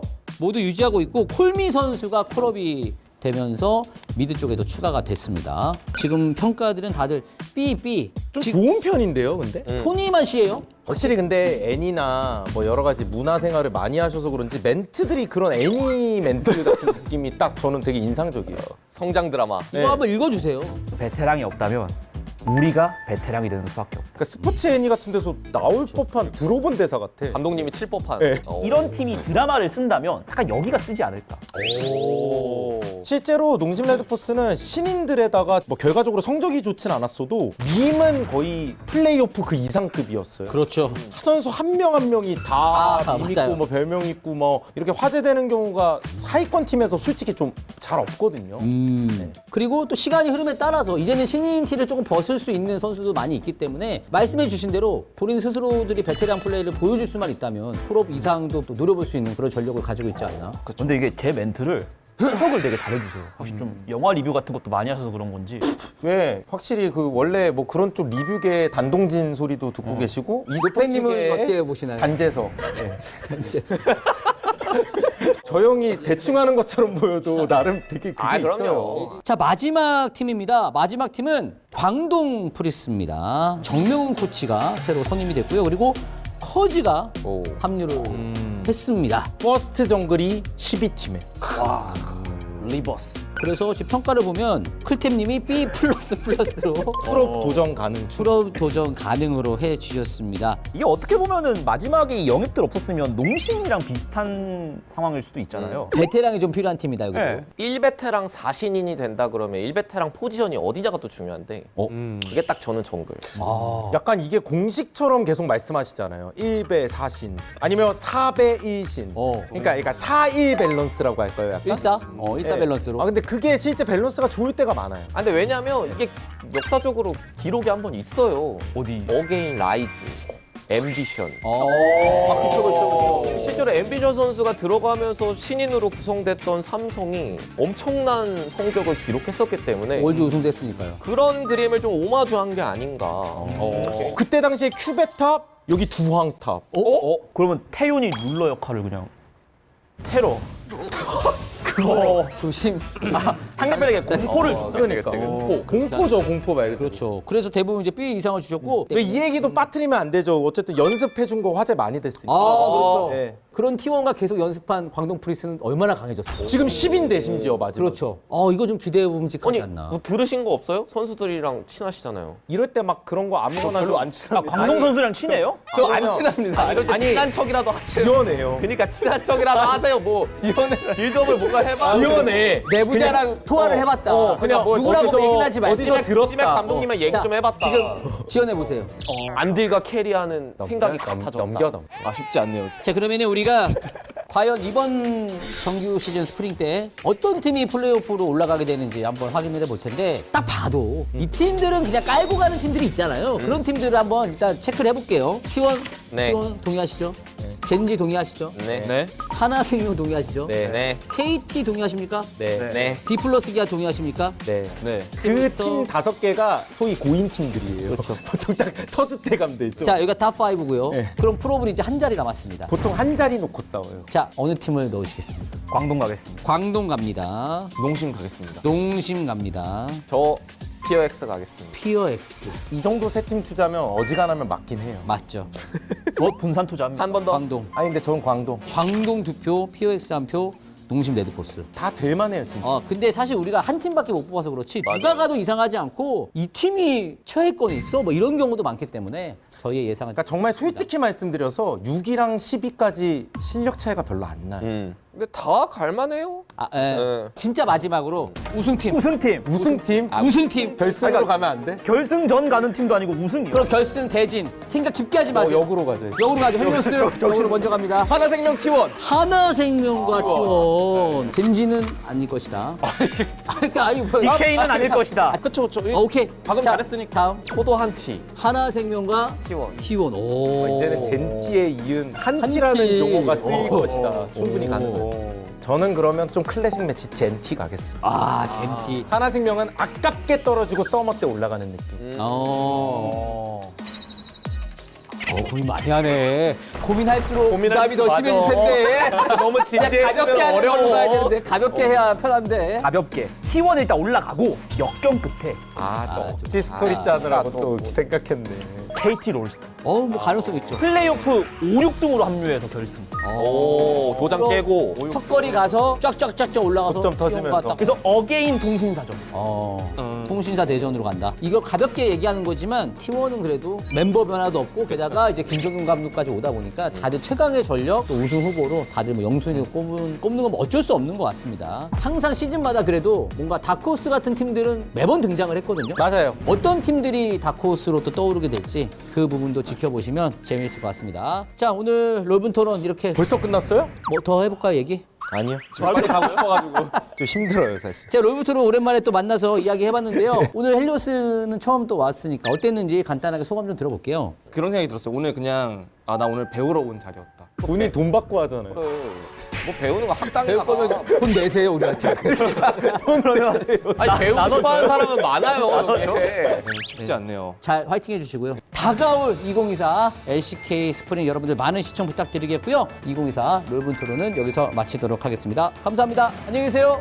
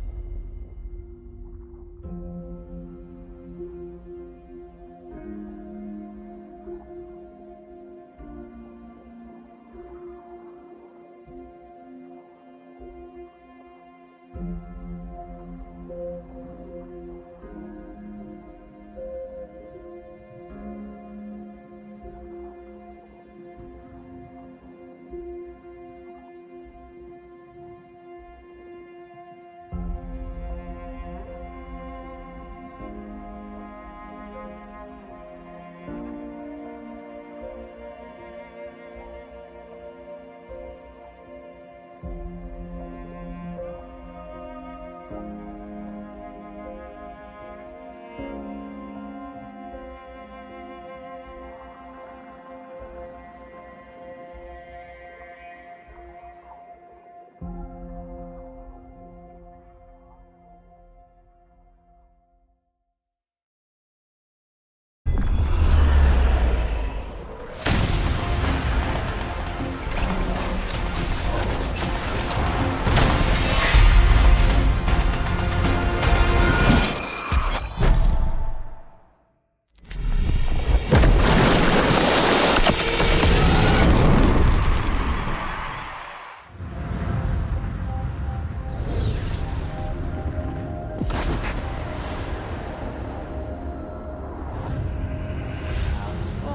above the stars, with iron in my heart and steel inside my blood.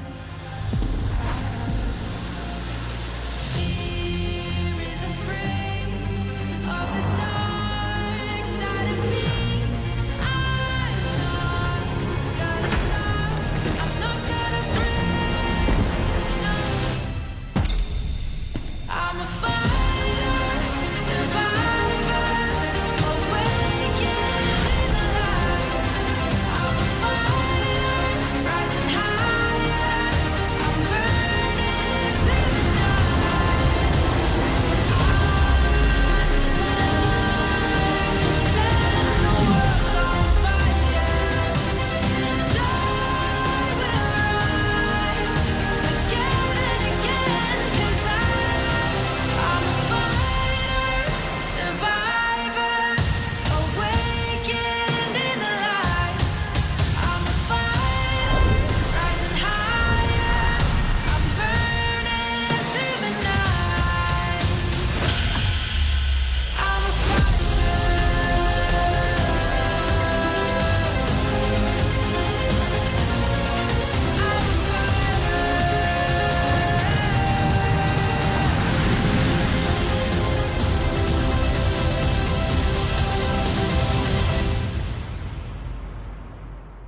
I'm a fighter.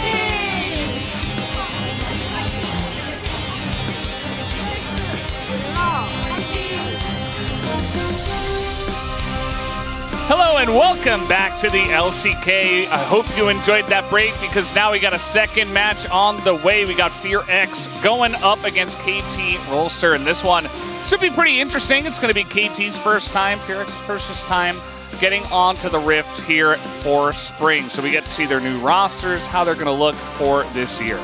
Deft and Barrel together. BDD on KT Rolster with Deft returning. Pioshik is back. And no more cool kids who never panic. No more Live Sandbox. Fear? No! X! Fear! No X! No Fear. X to that. Fear X is having their debut game. They are the Fearless Foxes. A big X on the Fear. But let's talk about KT first, because we talked about the famous players on the roster. We haven't talked too much about Perfect, who was a player who shared time with Castle in KT's Challengers team, and ended up being the one as Castle moved to another region, ends up getting called up here. So Keen moved on to Gen G. I think in order to get this roster, KT had to kind of cut a corner here and say, well, we're going to put Perfect in. Now, Perfect is by no means a hyped-up player. He's serviceable, but he's got big shoes to fill replacing Keen. Oh, absolutely. It's going to be interesting to see how he does with a lot of big names on his roster as well. Reminder that Beryl as well joining KT, so that's going to be an interesting addition. Here on the side of Fox, we do have Clear, Willer, Closer, but additions of Henna and Execute, who was Junghoon, I believe. Yeah, we'll call him Junghoon a little bit today. We'll remind everyone, but that's your last chance, chat. Like, so we're only reminding you one time, but yes, this is Junghoon. Yes. And yeah, Pioshik, Deft, and Beryl reunited. So bringing back the dream team from Worlds 2022, and we'll see if this lineup can get it done again. KT Rolster was our first place team of LCK Summer in regular season. They were the #1 team in regular season. There were high expectations, there were high hopes. They couldn't make it to the finals, they couldn't cross the finish line at Worlds. But we'll see if this ends up being a downgrade, a side grade. It's too early to tell. It's definitely too early to tell for sure. Henna and Execute. Henna had to say that Execute was a very aggressive support, one of the most aggressive supports he's played with.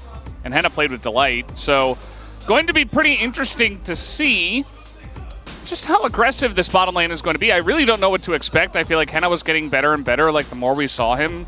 Actually, originally when he first debuted, we thought he was, towards the bottom, unfortunately, but he has improved a lot over the years. So pretty excited about that bottom lane. Really kind of a question mark, but in a positive light to see where they can go.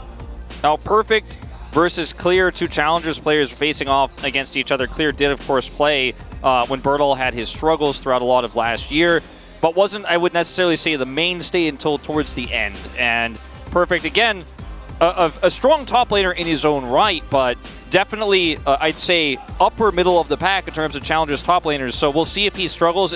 For him, at least he has, in his second real LCK game, the opportunity to play against a Challengers player himself in Clear. Yeah, absolutely. Well, let's get a little bit of an introduction to both of these teams right now.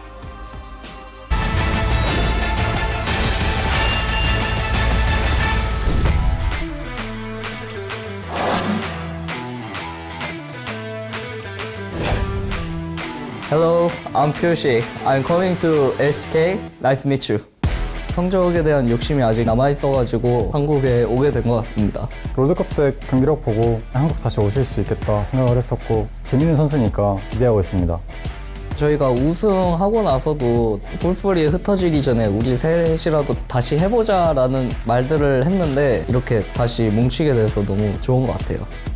후식 선수가 창의적인 플레이를 많이 했던 걸로 아는데 팀게임 한타에서 진짜 교전이 좀 더 좋지 않을까. 윌러 선수도 제가 미국에서 볼 때 굉장히 공격적으로 잘 하더라고요. 저희랑 할 때 그렇게 공격적으로 하면은 제가 다 이길 것 같으니까 그때는 좀 조커픽을 준비하셔야 될 것 같아요. 키보드 들고 트럼들 세레머니 했던 게 보면서 대단하다. 후식 선수 이기고 한번 따라해보겠습니다. 선수들 이름 보니까 그냥 저희가 이미 1승 먹고 들어간 것 같아요. 윌러 선수 아쉽게도 세레머니는 못 볼 것 같습니다. 그냥 저희 퇴장하는 거 잘 보세요. KT전 이제 첫 경기인데 TX라는 팀을 또 새롭게 만나실 수 있는 자리이니까 새로운 마음가짐으로 잘 준비해서 이겨보도록 하겠습니다. 그 KT라는 좋은 팀에 오게 됐는데 올해 꼭 잘해서 좋은 모습 보여드리도록 하겠습니다.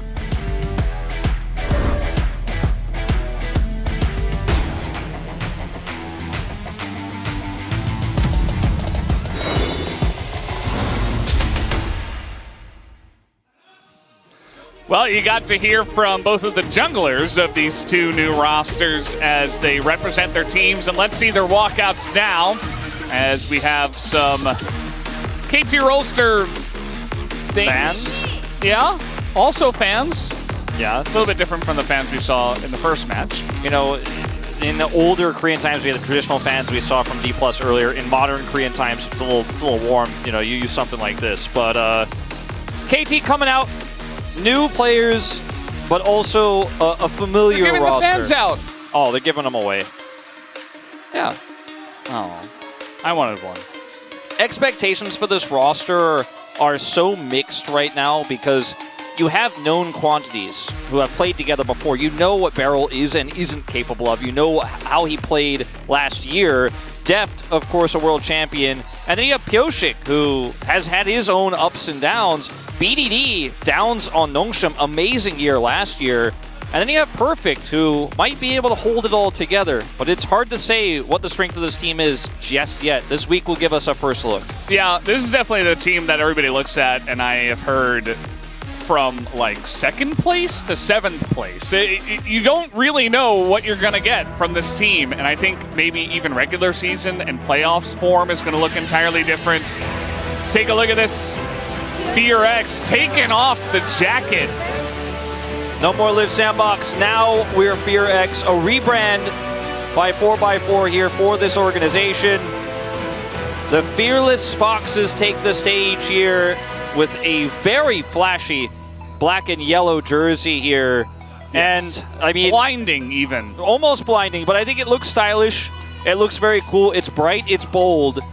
Junghoon, someone a lot of people hyped up during his early Challengers days, of course, went around the world, has now returned to Korea to participate here. One selfie to commemorate the moment here with the fans. That's a nice touch.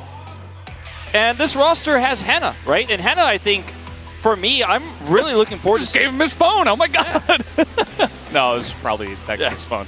I'm looking forward to seeing how Henna's going to perform on this roster, though, Valdez, because, you know, he was on Bro for so long. We never got to see what it would look like somewhere else. And now we finally get that chance. Yeah, we do. And I think it could be a recipe for success. This is a very interesting roster. This is also another one of these rosters where you don't really know what place they're going to end up in. We have seen the high highs of many of these players, even Clear, Willer, Closer. They are incredibly talented, but like as a team, as a whole, you're adding in Henna and Execute. What does that look like? Just a lot of questions for both of these as we take a look at Pyoshik, Deft, and Barrel's achievements. Yeah, you see Pyoshik, even though he is a world champion and is world renowned, has played in the LCS very recently, so a lot more fans know him outside of the LCK. He hasn't been around as long as Deft has, not even close. And then, of course, Barrel has been around for even longer as well, starting off in 2017. So lots of results for these players. Pyoshik, of course, gets to hold on to that World's Champion title, but he doesn't actually have any LCK titles to his name. Had that finals in 2020, but wasn't able to cross the finish line. Yeah. As we take a look at a couple of guys who are joining the LCK, Perfect on the side of KT and Execute joining here for the side of Fear X. Perfect day by day for Perfect. Brace yourselves, LCK supports. I am excited to see his aggressive playstyle from the support role. And of course, you know, Execute starting things off when Element Mystic was in the League of Legends scene, and then went over to EU to play for Astralis, and now has decided to return to Korea. Before he went to Astralis, a lot of people were really excited about this player. There was a little bit of hype around him. I think that's part of why he did end up getting exported to the LEC, but he has now returned, and we'll see if on a Korean roster he can make a larger impact here. But I think that a lot of this match today is not really going to be about support. I think a lot of it is going to be about mid-jungle. I think a lot of it is going to be about how well Pyoshik performs versus Willer, because Willer was really good through especially the early parts of 2023. In 2023 spring, he had a lot of fantastic performances. The team fell off a little bit in summer, but Pyoshik, you know, has he maintained form while he was in the LCS? It's very rare to see a player go to LCS and return to LCK and have the form they had before. Notably Bang, for example, another world champion who went to, for a brief period of time, LCS, then came back to Africa, didn't find that same level of success in his final year. Yeah, I mean, it's cool. I think you get some nice experience. You get to learn a little bit about different play styles and stuff like that, but eventually, you know, there is a reason why the Korean region has been dominant for a very long time, and the players do want to come back. They want to play in their home region. They want to find success there, and Pyoshik has already done that, but he wants to do it again with his friends, right? They talked about getting the band back together, essentially. That's kind of the name of the game for Pyoshik, Deft, and Barrel, so I know. Pretty nice, and then they get BDD as well. That's pretty good. I know I've talked about this before, but there is something special between the friendship that Deft and Pyoshik have. It's always been the case, even when they're on different teams. Whenever they happen to see each other at the studio, they eat together, they spend a lot of time talking to each other. They are so insanely close. I think probably that is a huge reason why Pyoshik has joined this roster. Yeah. As, by the way, KT Rolster's new shirt jersey, bringing it back to white and red, classic KT Rolster colors here. Yeah. I like it much more than the black. It almost looks like it looks like a racing jacket, but in the form of a shirt, you know, where you have like all the patches and stuff with the sponsors. It looks pretty cool. Yeah. Very clean. I would expect that kind of style more for summer, but they brought it in early with spring, and yeah, look pretty cool. I thought for a second the C was for captain, but everybody has the C, so seemed like that means captain. I don't think so, but here I also notably returning as the coach, had a lot of health issues towards the end of LCK, but seems to have recovered a lot. Obviously was there for Worlds. Ryu, a former KT player himself, returning here for formerly Live Sandbox, now Fear X. So Ryu looks across the stage here at a team that has such a legacy that he was once a part of, and does feel historic to see this matchup unfold. First time for both these teams. Well, here we go. KT starting on blue, and they're going to ban Akali. Pretty good idea. Akali's very strong. Closer's a very strong... he's kind of like Zeka, right? He can play the Akali, the Sylas, those kind of melee AP assassins very, very well. So they're just going to deny that. LeBlanc, another one, going to be taken off the board. Just strong picks in general as well, you know, outside of the closer champion pool. Yeah, it's no surprise to see those two taken away. Strong in the meta, strong for closer. Now, third ban here for KT Rolster has me pretty interested because closer's been spamming Corki in solo queue a lot. He has played a ton of games of Corki recently. It's very popular right now.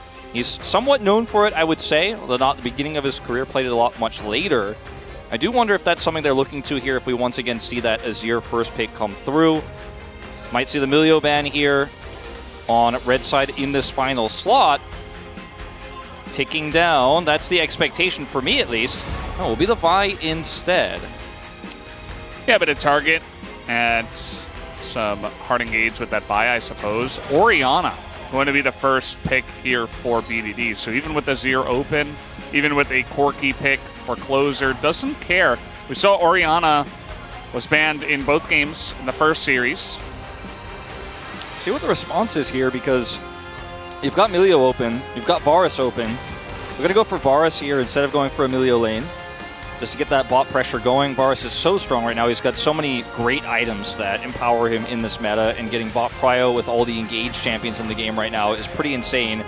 We'll go for Renata here, which is decent for lane, but also will offer him some additional protection with her ultimate against any follow-up dive to any Orianna ults that KT Rolster might be looking towards here as Deft.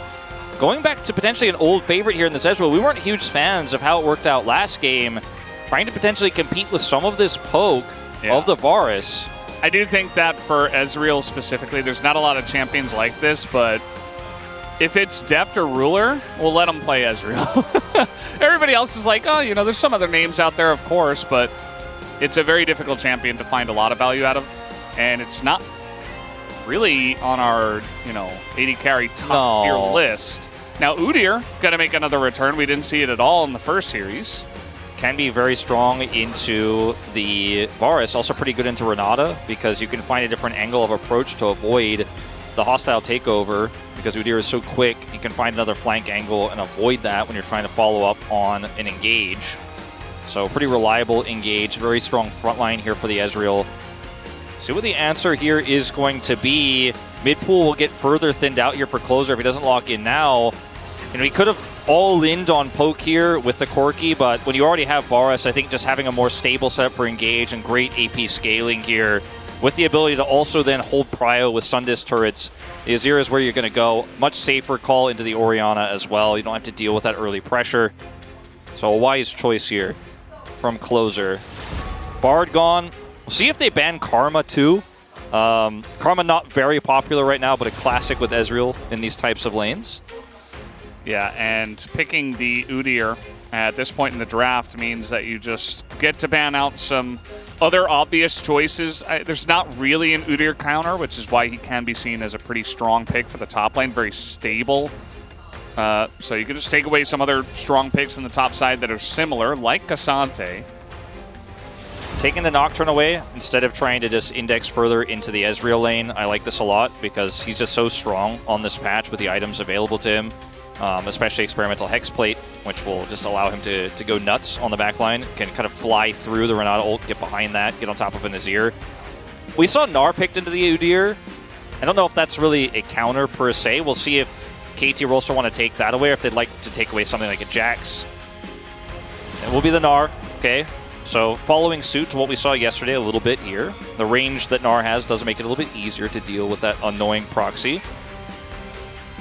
What's the answer going to be here for the side of Fear X? Could just lock in a jungle here and wait and see, but looks like that's going to be the way. Yeah. Try to get that jungle pick. ahead of Pioshik, and they will take a very strong one when it does come to the Xinjiao. Kindred, obviously Pioshik's pick. He's been spamming it in solo queue, but that's no surprise. It's Pioshik. His namesake is the Kindred, but doesn't have great synergy against Azir nor Xinjiao, with both of their ultimates really messing up what you're trying to do with that. Also, Renata can be quite disruptive there. Hui Hover locked in, first time in the LCK. And it looks like it's going to be Hui's support. Barrel is cooking. Now, Barrel has been playing this a ton in solo queue. I looked this up today because I knew Barrel might have a plan. He might be cooking. He has been playing it in solo queue. It can be quite a strong pushing pick. It's going to build the support item very quickly and then can offer a ton of utility. So, I don't hate this pick at all. And now, this is lovely. Lee Sin for this is exactly for what we Pioshik. needed. Yeah, I thought, you know, the Rammus would be kind of strange, especially against Renata and Azir, but could have been decent against the Varus if you can actually just hop on over. But yeah, just going to go for stable standard Lee Sin. An aggressive pick for Pioshik, not too surprising. But now what do? Rumble has been totally ignored, very strong.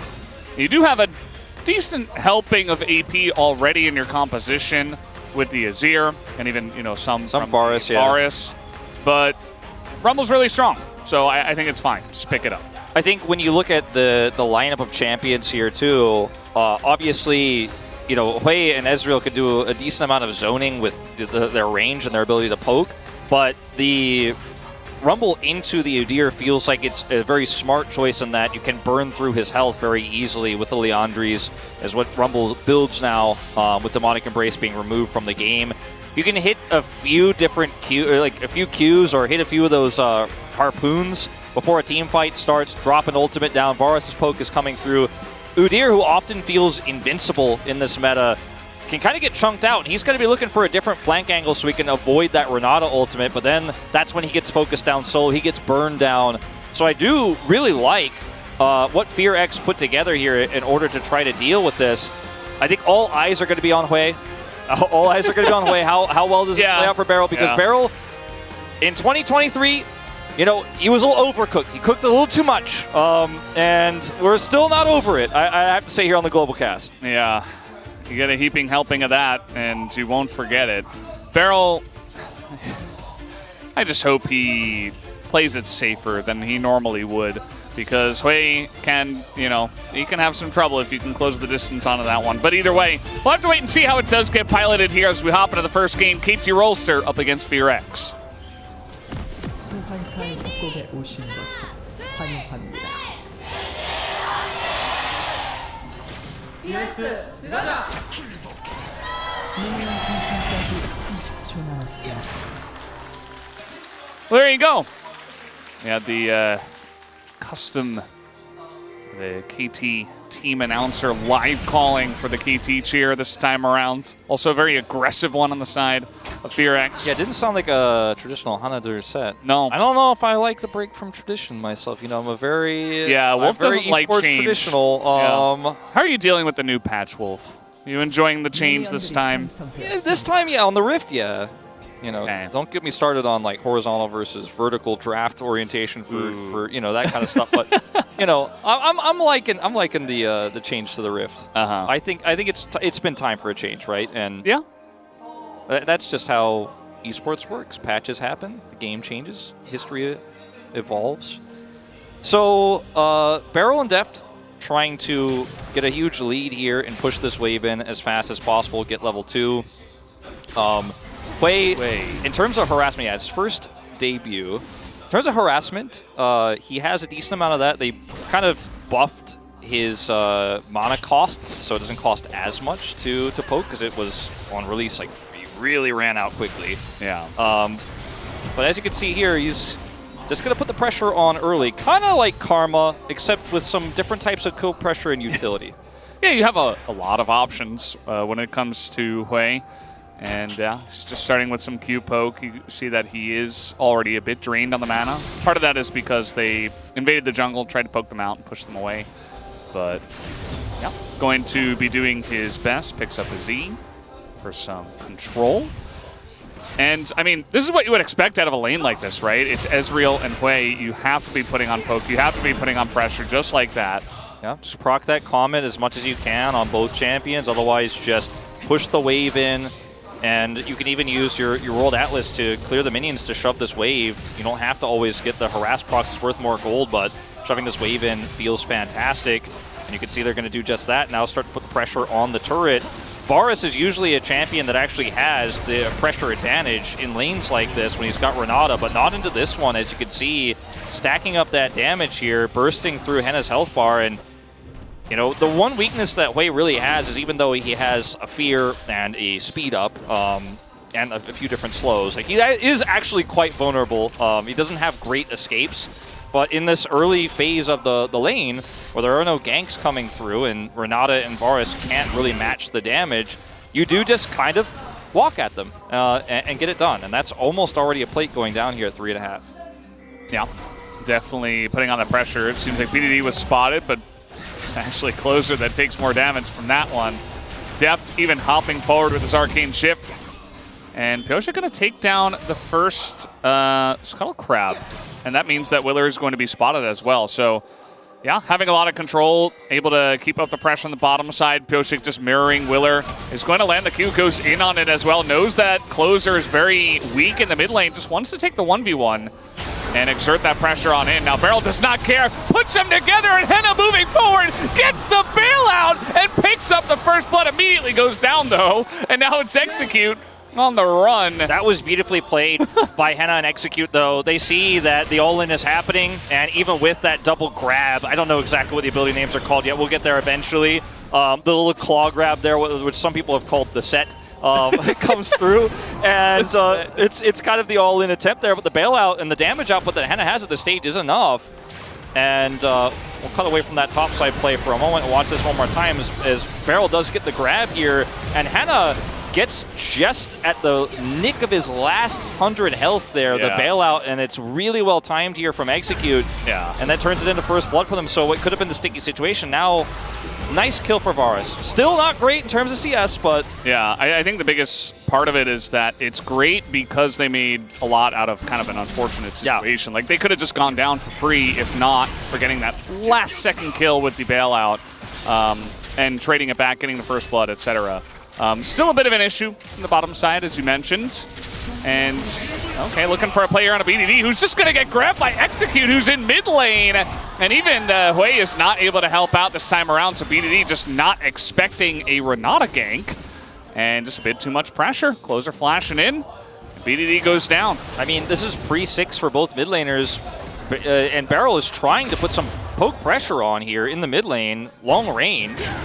And unfortunately, even though that does connect, he leaves BDD a little bit high and dry as Execute comes over with the handshake. And sometimes CC is more valuable than a little bit of poke there. And that is going to be really bad news here for KT. Now, at least Pyosik is going to be able to pick up today's Stevens here in our second series on the top side. I'm really running with the gag. That's what we do here now. Yeah. If you missed the first series, we're doing a different name every day until we all decide as a team that we're tired of this joke. Just going to call them Void Bugs. I mean, that's what they are. Yeah. So, but of course, officially Steven in this case. Yeah, officially Steven.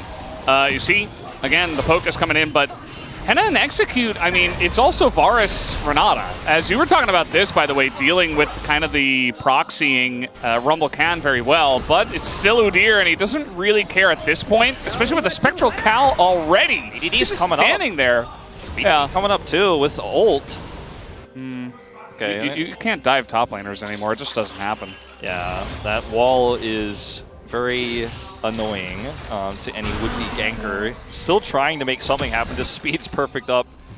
But that's it. Uh-oh, hand shook, but Execute goes for the bailout, and Beryl is just surviving. Varus not enough damage at this point. Hits level 6 and does pick up at least the kill. And a miss here on the ult from Death. So that's just going to be a 1-for-1. Yeah, True Shot Barrage does have a decent channel time, so it was pretty easy for Henna to just sidestep that one away. Fairly optimistic play here by Execute, but at least they are able to trade one back. As, again, clear. All right. Overheats.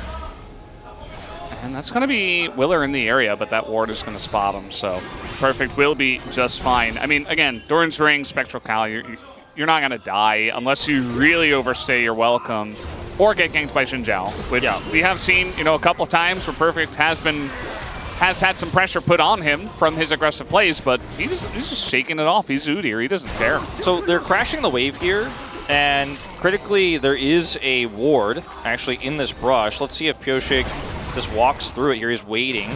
May have been pinged, and nope, just going to walk right through this one. So Clear is going to be totally fine here as Perfect was trying to put that additional pressure on. Just ult the wave and go look for a back here. Yeah. The game state's a little bit wild at the moment, Valdez. Ezreal's got to kill. Varus has 2. Varus has a bounty despite being 20 CS down.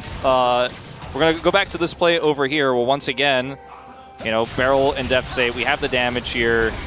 Execute is crazy. He is, as Hannah said, the most aggressive support he's played with.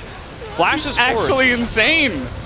With Bela, and if Hannah doesn't have 6 here, this actually ends up being just a kill straight up and a misplay from Execute, but the barrage misses. It's a 1-for-1.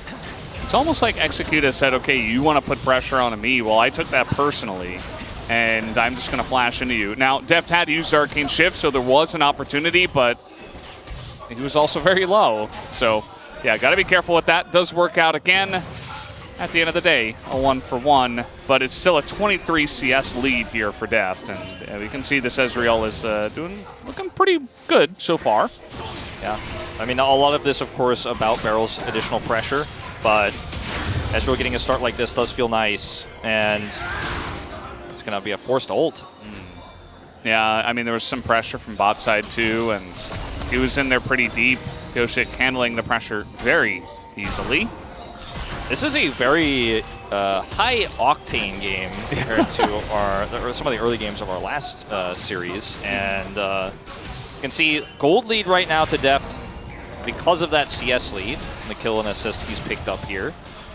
And I'm holding my breath nonstop to make analytical points because I'm like, there's always somebody lurking, right? There's always somebody about Not to allowed flash. to analyze, Wolf. Yeah. We're both play-by-plays now. Yeah, I guess so. Here's Execute. He's going to flash on him again. Doesn't have his flash, but he probably would anyway. Let's analyze this. Udyr proxying minions. Yeah. Udyr just feels like not fair. It just feels like you can't kill him. Yeah. There's nothing you can do. It's like a better version of Sin. Yeah, I was going to say the same thing. I think that Atlas actually made this reference yesterday as well. It's just that annoying Singe that you try to chase down and then you actually just end up worse for wear every time you try it. And it'd be very frustrating. Rumble pretty good at dealing with it initially, but as you can see is struggling now a little bit. And the Rookern is completed. The Kaenic Rookern. Yeah. We don't really know what a Rookern is. I've tried to look it up. It's not a real word. It's not really sure. Is it a utility belt? We don't know. Yeah, we zoomed in on the icon as well. We're like, Yeah. Still unclear. Not entirely. We're just never gonna know. So I guess the concept art was made, and somebody just said, "I think that looks like a Rookern," and someone was like, "I don't think that's real." I was like, "Yeah, it doesn't look like anything really. It's hard to know." Let's just call it a Rookern. That sounds good. It's Kaenic at least, Yeah. As looks like we're going to see the Foxes take this second Drake, and yeah, it's funny that with all of the pressure in the bottom side from Beryl and Deft, they still didn't get any Drakes. And of course, the first one was kind of a specific situation with a kill going away, but Pyosik just going for the bubs, and they're gonna get 6. Yeah, so that's kind of the trade we've been seeing today. But what Hwei offers in this game as a support is, like a lot of other strange supports we've seen from Beryl, Caitlyn, Twitch, etc., that he loves to play, is getting his AD carry ahead, getting plate gold, and he's managed to get, another handshake, and you know what that means. We're running at the enemy. And that they do. They're going to get the flash at a Beryl, who does respect it this time around. Yeah. He gets his AD carry ahead, as he is going to continue to do here. In this case is okay. He's just going to flash. Little ults, little trade back. Willer's going over the wall. Doesn't expect Pyosik to be here. Q is going to miss from Pyosik, and now he's low, and that's a bunch of soldiers right on top of him. As BDD is not able to trade it back. Willer's so low. but he can't quite get on in there. A nice 2v2 win to the side of Furex. BDD so close to bringing one kill back there with the Comet, but isn't going to be able to take Willer out. Oh, wait! Oh. Thought he was trying to snipe the Xin Zhao. Yeah, baited by the observers. I also thought the same. But yeah, no, it was... He did hit execute. That is true. So he hit something. And that is going to allow a little bit more pressure onto Henna, actually, who's currently cleanseless and really low. Ooh, yeah, he just has to back away. And looks, Void Bubs. Steven's getting to work down here. Those little guys. And that is what Hui will do for you. He will pressure, he will poke, he will burn. This ability here, which is, I believe, the QE. Yes, it is Volcanic Eruption. Yeah, no, Molten Fissure. Sorry, it's like a mini, it's a mini Rumble ult, which really helps you push waves quite quickly. As BD oversteps here with the ultimate, expecting that Pyosik can make something happen off of it, but it's a little bit disjointed, and the Xin Zhao ultimate is just denying so much of that damage that Willer will sneak away with less than 100 health. Yeah, it's really difficult to kill Xin Zhao. I think even if the Q lands, as we're trying to kill Udyr, yeah, I probably shouldn't do that. He does have Riftmaker though, so it is getting a little bit easier, bit by bit. Yeah, not actually going for the Leandries that we normally see, but, you know, we do see Not this. yet. Yeah, not yet, of course, but still, usually first. Does feel smart into the Udyr pick, of course. Let's try to out-sustain. As I'm like, I need to look at the mini-map, I need to assess for a moment, are we safe to speak? I think the answer is yes. As Execute is on the prowl, he has level 6. He's got red buff. Yeah, he's got red buff. He is going towards Herald. And they have total control here with Renata ultimate. It's going to be very difficult for KT to break through. No flash for Pyosik. BDD flashless as well. Yeah, I'm not really sure how they're going to get into this river. Execute's taking some damage early on. Some nice poke comes in. Another Molten Fissure. Trying to open up in a lane into this one. Now Udyr's just going to sprint at them. In goes Closer. Finds Barrel. That's a free way. And down he goes. Closer's taking a lot of damage, though. Ult is going to hit nothing. And Perfect is just a menace there in the pit. Execute getting low as well, but BDD is being hounded by 3 members as they go back in. Pyosik looking for a kill on Navarez.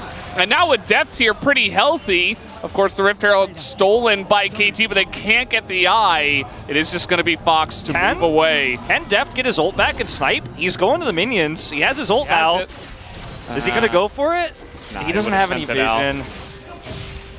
Could have been an just opportunity. use the Void Bubs. Yeah, might as well just do that. Proc that on the turret here. Just going to ult forward and try to continue to put that pressure on. This turret may very well go down if Willer doesn't do something about it here. The wave is still thick, and 6 Void Bubs. This is the power of this composition. Yeah, you didn't have the cleanest fight on the Herald itself, but you know, you can just chip away and then do more damage to the turrets. And KT's game plan has just been push, push, and push harder across mid lane, across bottom lane, and top lane with this Udyr pick. And it looked a little bit shaky as in live. You know, I'm not sure we can... No replays allowed, okay? Yeah, we need more action. But look, they focus down clear here, which gives an opportunity for Closer as Barrel is isolated as Pyosik goes through. But then Clear doesn't hit anybody with his ult and is very squishy. He goes down, Pyosik gets over the wall. Execute, being the crazy man that he is, trying to make plays happen here on the back line, gets enough shielding then to survive. Everybody's low, and then Deft's like, well, I can't chase him, so I guess I'll push. As win here for Furex, but then also a huge win in terms of turret gold for KT. Yeah, I mean, Deft was pretty safe the whole time. I feel like he could have gotten even more aggressive. I don't know what Execute is doing. Dying. Yeah. And Barrel's going to get the kill. I don't even know how that happened. I thought Deft actually sniped him. So we're talking about Deft. He's obviously very strong, but Closer is even stronger. He was kind of just standing his ground, doing a ton of damage, did very well in the 2v2 in mid. And he's 2-0-3. Pretty much tied for top farm in terms of CS, so it might just end up being kind of the Deft versus Closer show here in the mid game. I think it definitely will be. Now, I mean, look at the money here that you're describing. I mean, Closer's at 1,600, the advantage, Deft's 900 ahead, but it's really just been a game of how much space can KT get on the map by pushing down these turrets. They have 2 turrets down now, and they can use that to try to get some additional vision and then make Udyr a big threat, a flanking threat that's difficult to react to with Execute. And Execute is not really a flank watcher so far in this game. He kind of is an engaged support. He says, no, Renat is engaged support. That's how I play this. Not advised, but if the vision game continues to kind of wear away here for the Foxes and KT Rolster can push through, can be a big problem for how they're going to set up for these upcoming Drake fights. As you can see, Beryl speeding Deft up there. That's part of the utility play offers. Willer can get away with this. I'm so scared that somebody is just going to flash engage this game the whole time. Like, I don't think Beryl could do anything here, but you never know. Absolutely could. It does feel like, wow, that was some nice value. Didn't do a whole lot of damage, but chipping through the shields, I suppose, through the Guardian.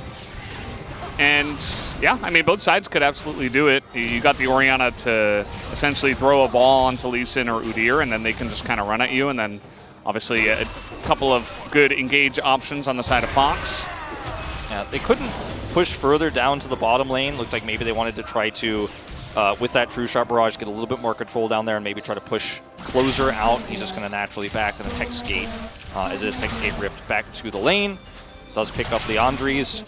And, you know, you have to kind of keep the Rumble on the top side of the map right now because he needs that turret for safety, whereas Azir has a lot more escape opportunities, has his ultimate, has flash, etc. Clear running Ghost in this game, and he's Rumble, so he kind of needs to sit on this turret. Now, if KT push this turret down, it's going to be very difficult for Clear to just sit and farm, and in fact, to even be near this turret is just not allowed. He can at least use his ultimate to clear this up, save the turret, but he just can't be around this, and this is one of the big problems that the Foxes are going to deal with for the rest of this game. They keep trying to kill this Azir, or this Udyr, rather, with the Azir. Now, Closer is very strong, and he has Leandries, so, you know, if they kept him around for a good 15 seconds, they probably could have eventually done it. As for now, Willer's just going to zone him off the turret, and we're going to trade sides of the map here. True Shot Barrage is trying to clear the wave, doesn't do that anymore.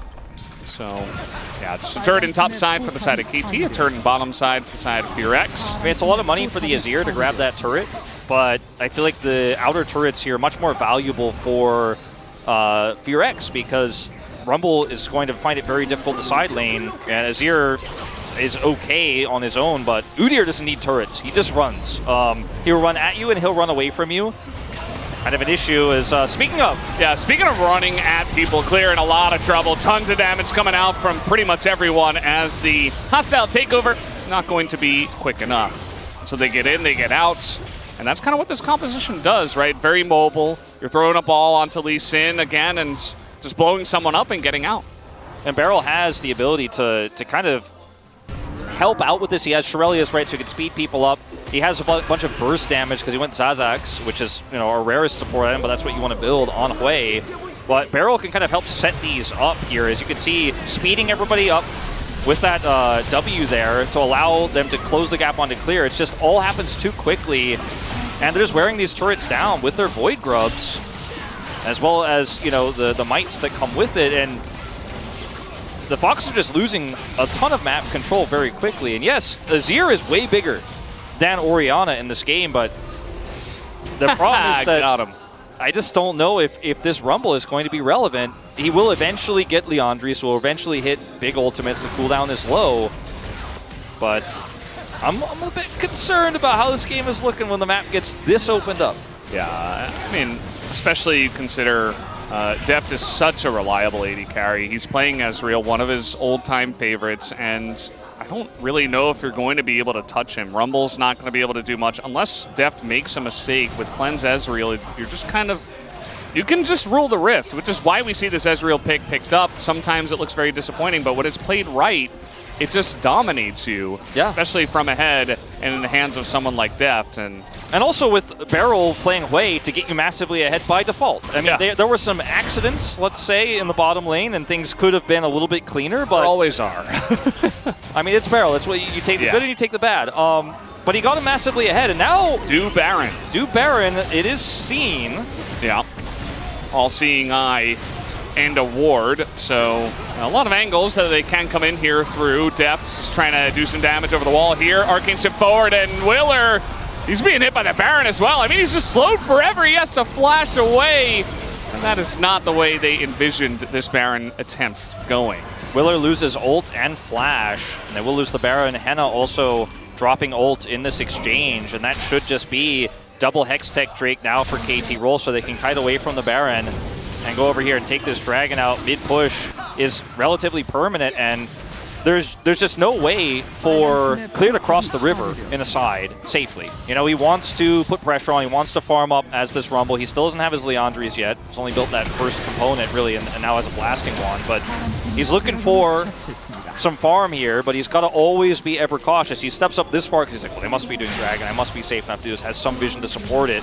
But there's not much more he can do. He won't be able to compete further in this lane, and this is just the push and pull, the tug of war that KT has been playing all game long, starting off with this way pick in the bot lane. Udyr top side. It's a really nice macro that we've seen. Yeah, you just get so much control with a couple of those picks, and you see Beryl is able to get on in here, clear out the majority of the vision around this pit. Now there's a lot of different angles with this kind of Baron pit, right? Because there's so many different walls. You can't just clear it all out with one control ward. So it's like, okay, you got to put down 2 and then multiple other wards just to try to spot it. So as a team, Fox get in there, they clear out the majority of the vision, but there's still a ward in the pit. I mean, they know if it's going to happen. Look at this guy. There's even a control ward in the back of the pit. Doesn't spot this one ward below it, the 2 wards now. So KT can just sit here and say, you're not doing Baron. We know. And you can't clear it out efficiently. And Deft identifies they're all trying to do this. He throws in a True Shot Barrage. He grabs Global Blue, steals that away from Fear X, and just starting to take little pieces of the jungle away now, too. Really frustrating here as the map just kind of becomes unplayable slowly here for Fear X. With no flash for Willer, tough for him to get in and make an impact in this game. And you're just never going to get control. Pioshik now says, all right, Clear stepped pretty far forward. Hope he's got support. Now he's got to leave. He's got to back away. And then Deft's on the other side, clearing vision here on top side, grabs the scuttle. And it's just this constant tug of war that Fear X is not getting crushed in, but they're losing slowly. Feels like the life is being squeezed out of them. Yeah, not really able to utilize some of the carry potential of the Azir. Hard to lock down the targets on the side of KT. They haven't been able to set up a real team fight. You saw them start the Baron maybe in hopes of looking for a team fight, but then they just get poked down before anything really happens, and they're like, well, that didn't work. And now they got to deal with side lane pressure. They're not really dealing with it at all. I mean, look at this. Oh, doing a little bit there as it gets overheated, but yeah, at the end of the day, Udyr just doesn't really care. Yeah, he's got his Rookern, he's got Jack Shows, he's got resistances to deal with this Rumble. Can be a problem eventually, but while you play that game, guess what? Void Bubs showing up again. That TP is so short. I mean, what does that really do? It pushes them away, I guess. Got a Shirelia's cooldown? Yeah. True. Yeah. The Foxes have a toolkit. They have a composition. It's they just don't have vision. They don't have vision. They don't have reach. They can't get to where they need to be. And for the first time, they'll push a wave into mid-turn in what feels like a million years here. And now they have Baron Prio, but they don't have vision control to start it, even though they have tons of damage on this Azir. And Closer is like, I hope they make a mistake. Maybe somebody walks too far forward, and I can look for a scoop. But otherwise, they're like, we got to stay back. You know, Rumble can't push out far. He's got teleport, but what does it mean when Udyr also has that matching teleport on the other side? Ooh, nice job by Clear to kind of root that Lee Sin out, because Pioshik, we know what kind of player he is. He's absolutely gonna look for that angle, but it's rooted out, and no Varus deaths just yet. I think this game could be a long one, Valdez. Like, we're 26 minutes in, it's 13 kills, you know. It was a lot of action early. But now we've gotten to this point where you have a Fed Azir that KT are playing keep away from by using minions and trying to fight that vision game. And every time Fear X goes to the other side to clear things up, they move to the other side, and it just kind of bounces back and forth. And this next Drake fight in 65 seconds here could be the one that pushes it over the knife's edge for one of these two teams. But it's really just going to be about whether or not Closer can make something happen here. It's just so difficult against this Ezreal, who now has the Maw of Malmortius available for some extra protection here. Yeah, I like what Fearx are doing, moving together as a team through mid, trying to clear out some of this vision. They really didn't have much control of this area, but they're waiting for the objective to spawn. They don't want to give a third Hextech Drake over to KT. So going to really make a play for this one. BDD has just kind of been hanging out in the top lane for the majority of the game after the laning phase didn't go too well. And he fell behind on Closer, so he's kind of just been ignoring Closer for now. I mean, he's not able to put pressure on the turret, so he does finally get a chance to walk back down here. And Fearx, the timing of this doesn't work out because the Drake hadn't spawned yet, unfortunately, but they did abandon BDD, but now he's here. And we're going to see Sparks fly here in just a moment. They lose Prio, and this is unfortunately the least ideal scenario. And maybe it looks like Fearx is trying to hope for a trade. Yeah, it's like they're like, well, maybe they'll start Dragon and we can do Baron. We have a Sundisk, but got no control. It's the Sundisk you want to have on the enemy turret, not on your own with these types of compositions. As now Pyosik could say the rest of the team covers Baron, I solo Dragon, and you get nothing. You lose. It's the Willy Wonka. Nothing. Yeah. Good day, sir. All right, they're going to see it, but it's too little too late. And yeah. Now we see the Hail Mary, I guess. Well, they've done a little bit of damage to Deft here. About half his health bar. Not sure how that happens. Probably just some Varus poke and such. I love how Deft is never scared to Arcane Shift forward. That can be very dangerous, but he has Flash and Cleanse, and he's got teammates. So feeling safe enough to put on the pressure. And that he does. He's going to push Closer back, and really nothing gained here for Fearx. Just kind of hanging out. Consider Ezreal's already insanely low cooldown, so what those can do for Hui as well. When you have 3 Hextech Dragons stacked up as well, Udyr also is just like, I could press all my buttons all the time. He's every form at once. Perfect. We're going to find out how good at piano he is with only 4 keys. Yeah, he is everything, always, everywhere at once. Yeah. Whatever the title of that movie is, I didn't watch it. I heard it was good. Same. I'll watch it one day, but I'm not into it yet.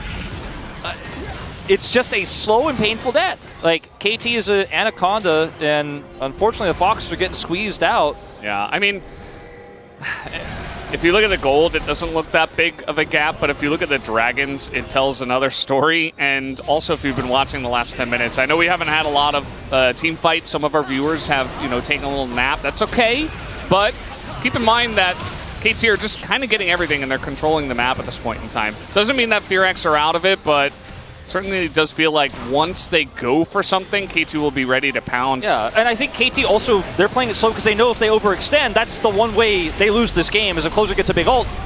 Okay, that's Flash out of Renata, but that's also Shockwave down for the fight. Willer, though, again, he's just getting poked out on the team. He's just in the front. He's going to throw up that one. It's going to be a smite fight, and it goes to Pyosik. Don't do that against this guy. He's going to hit it, as now Closer going in just gets the flash out of BDD, as Pyosik gets a massive kick, as the health bar's super low. Closer is a one-man army, but so is Perfect. Take a look at this Udyr. You cannot kill him, as in goes Willer. One last attempt. He does take out BDD, but now it's just Closer again, and it's felt like that for a large part of this game, as Sundisk's disc does come up, and Closer is actually the one guy who's able to fight against Udyr, but it feels a bit short-lived, as Udyr's doing almost more damage to him than Closer is. As Closer goes back in, eats a stun to the face, and now with the range will take out Perfect. And at least they get one kill. We're really testing the limits of this Udyr right there. Pyosik, nice try. Barrel also trying to get the long-range snipe there, but a little bit too slow. So they put it all on a Baron, because they have to at this point in time. It's the one chance they're ever going to get, Fearx. The one chance with their group where they have Prio, where they have a chance, and they still can't hold that Prio. They still can't keep Pyosik from getting into the pit. He's a Lee Sin. Even though Willer has one of the fastest smite trigger fingers in the LCK, even he can't win this 50-50. And KT are chipping away. There's a clock on this. So you've got to decide, do I want to zone or do I want to burn this Baron? Turn or burn. In this case, they go up for the burn. And look at the gap close so quickly here for KT. Perfect isn't even here. And when the smite comes through, the health bars are so low, you are just almost never, ever in any world going to win this fight. Henna has a bailout, but if you've got a Udyr on top of you as Varus, you know it's not going to end well. The Renata ultimate here, way too late to make an impact. Execute gets sniped by Barrel. And it was just eventually it came a point for the Fearless X here that they were like, we have to try this. We have to try this Baron. It wasn't a good idea, but it was maybe the best opportunity they were ever going to get. Yeah, you got to do something eventually. You don't just want to sit there and slowly lose the game. And I know that in the play-by-play, I'm like, Pyosik gets these, but as you mentioned, Wolf, Willer is just so amazing at smiting, and Pyosik has actually struggled with that in the past. So good on Pyosik. I mean, he's playing the right champion to do it, to go for the steal. He hits it this time around. And there you go. Now KT have the Baron. They're up 5,000 gold, 3 Hextech Drakes, another one about to spawn in 1 minute. So they can try to use this Baron timer, about 30 seconds, to get as much control as possible, and then look for a Hextech Soul. That gold graph really tells the story. You know, they were crushing this entire game with map control, but they didn't have the gold lead to back it up until eventually the Fearless Foxes just had to do something, and that's a big hit. And it would eventually have gotten worn down, so they had to hope they win this Baron fight somehow miraculously, and it brings them back into the game. It didn't. And that's basically the last nail in the coffin here for Foxes in this first game. As you mentioned, the Drake is spawning here. It's going to be the 4th one for KT unless a miracle happens. They're trying to cut KT Rolster off here, wrapping around the backside. Maybe can Closer find an angle. Doesn't look likely. They had a ward back there, it looks like. And maybe an attempt for a flank, but that's not really going to work. Willer just alone again in the front, and so much damage coming out right now. Nice pick here on a Pyosik, but pretty tanky on this Lee Sin. He's going to get away for now as the rest of KT comes in and will help out against this one Closer. A massive burst as he does get the bailout. Another rumble in the front, but it's just not enough. Had a nice little stand, but at the end of the day, it's Udyr on top, and Willer's not going to be able to do enough here. BDD and Barrel, partners in crime. They take the ace, and that'll be the end of the game. 12 out of 15 kill participation for this Wei that got Deft ahead. There were some errors by Barrel, but KT came into this first game with a very clear plan. They wanted to push top, they wanted to push bottom, and set up for a Void Grub situation where they could just kill turrets so quickly. This game was all about push all the time, prio for days, and KT will win the first game of their tournament off of it. Very clean stuff here. Creativity coming out of the bottom lane, something Barrel is known for. And yeah, it was messy at times, but the strategy absolutely worked. Oh no. Well, that's going to do it. Game number 1 goes into the hands of KT. They have a little fun in the fountain. And we have the announcer here to help out with the live cheering for KT as well. But yeah, pretty clean stuff, as you mentioned. KT looking pretty good against Firax, who had their moments, especially in the early mid game, but after that just felt pretty suffocating for them as they weren't able to make any big maneuvers on the map for any objectives or anything like that. So KT standing tall, standing strong here in game number 1. I went for the Media Kek W vote. I'm just letting chat know now. You guys know what it means. Deft? Not that one this time. Yeah, because generally the Media Kek W one is like a 80 carry that does a lot of damage, but Deft actually had a huge impact on the game. So. What about a new champion in a role with a very popular player? Yes. Who got Deft ahead despite his second most damage on the team? Could be, yeah. More damage than the enemy Rumble? If I could have voted for the Void Grubs, though, and the Mites and the Stevens, yeah, that might have been where my vote went, because KT showcased on blue side, going top side pressure with Udyr and just constantly pressuring the map is a winning strat. That was clean stuff, Valdez. Well, I think Deft's going to win it, but that's okay. It might be Pyosik too. There's a lot of different votes you could go for in this one. After all, it was a clean team victory from the side of KT as a whole. As we have a lot of KT fans here out in force supporting them, we'll see what happens in game number 2.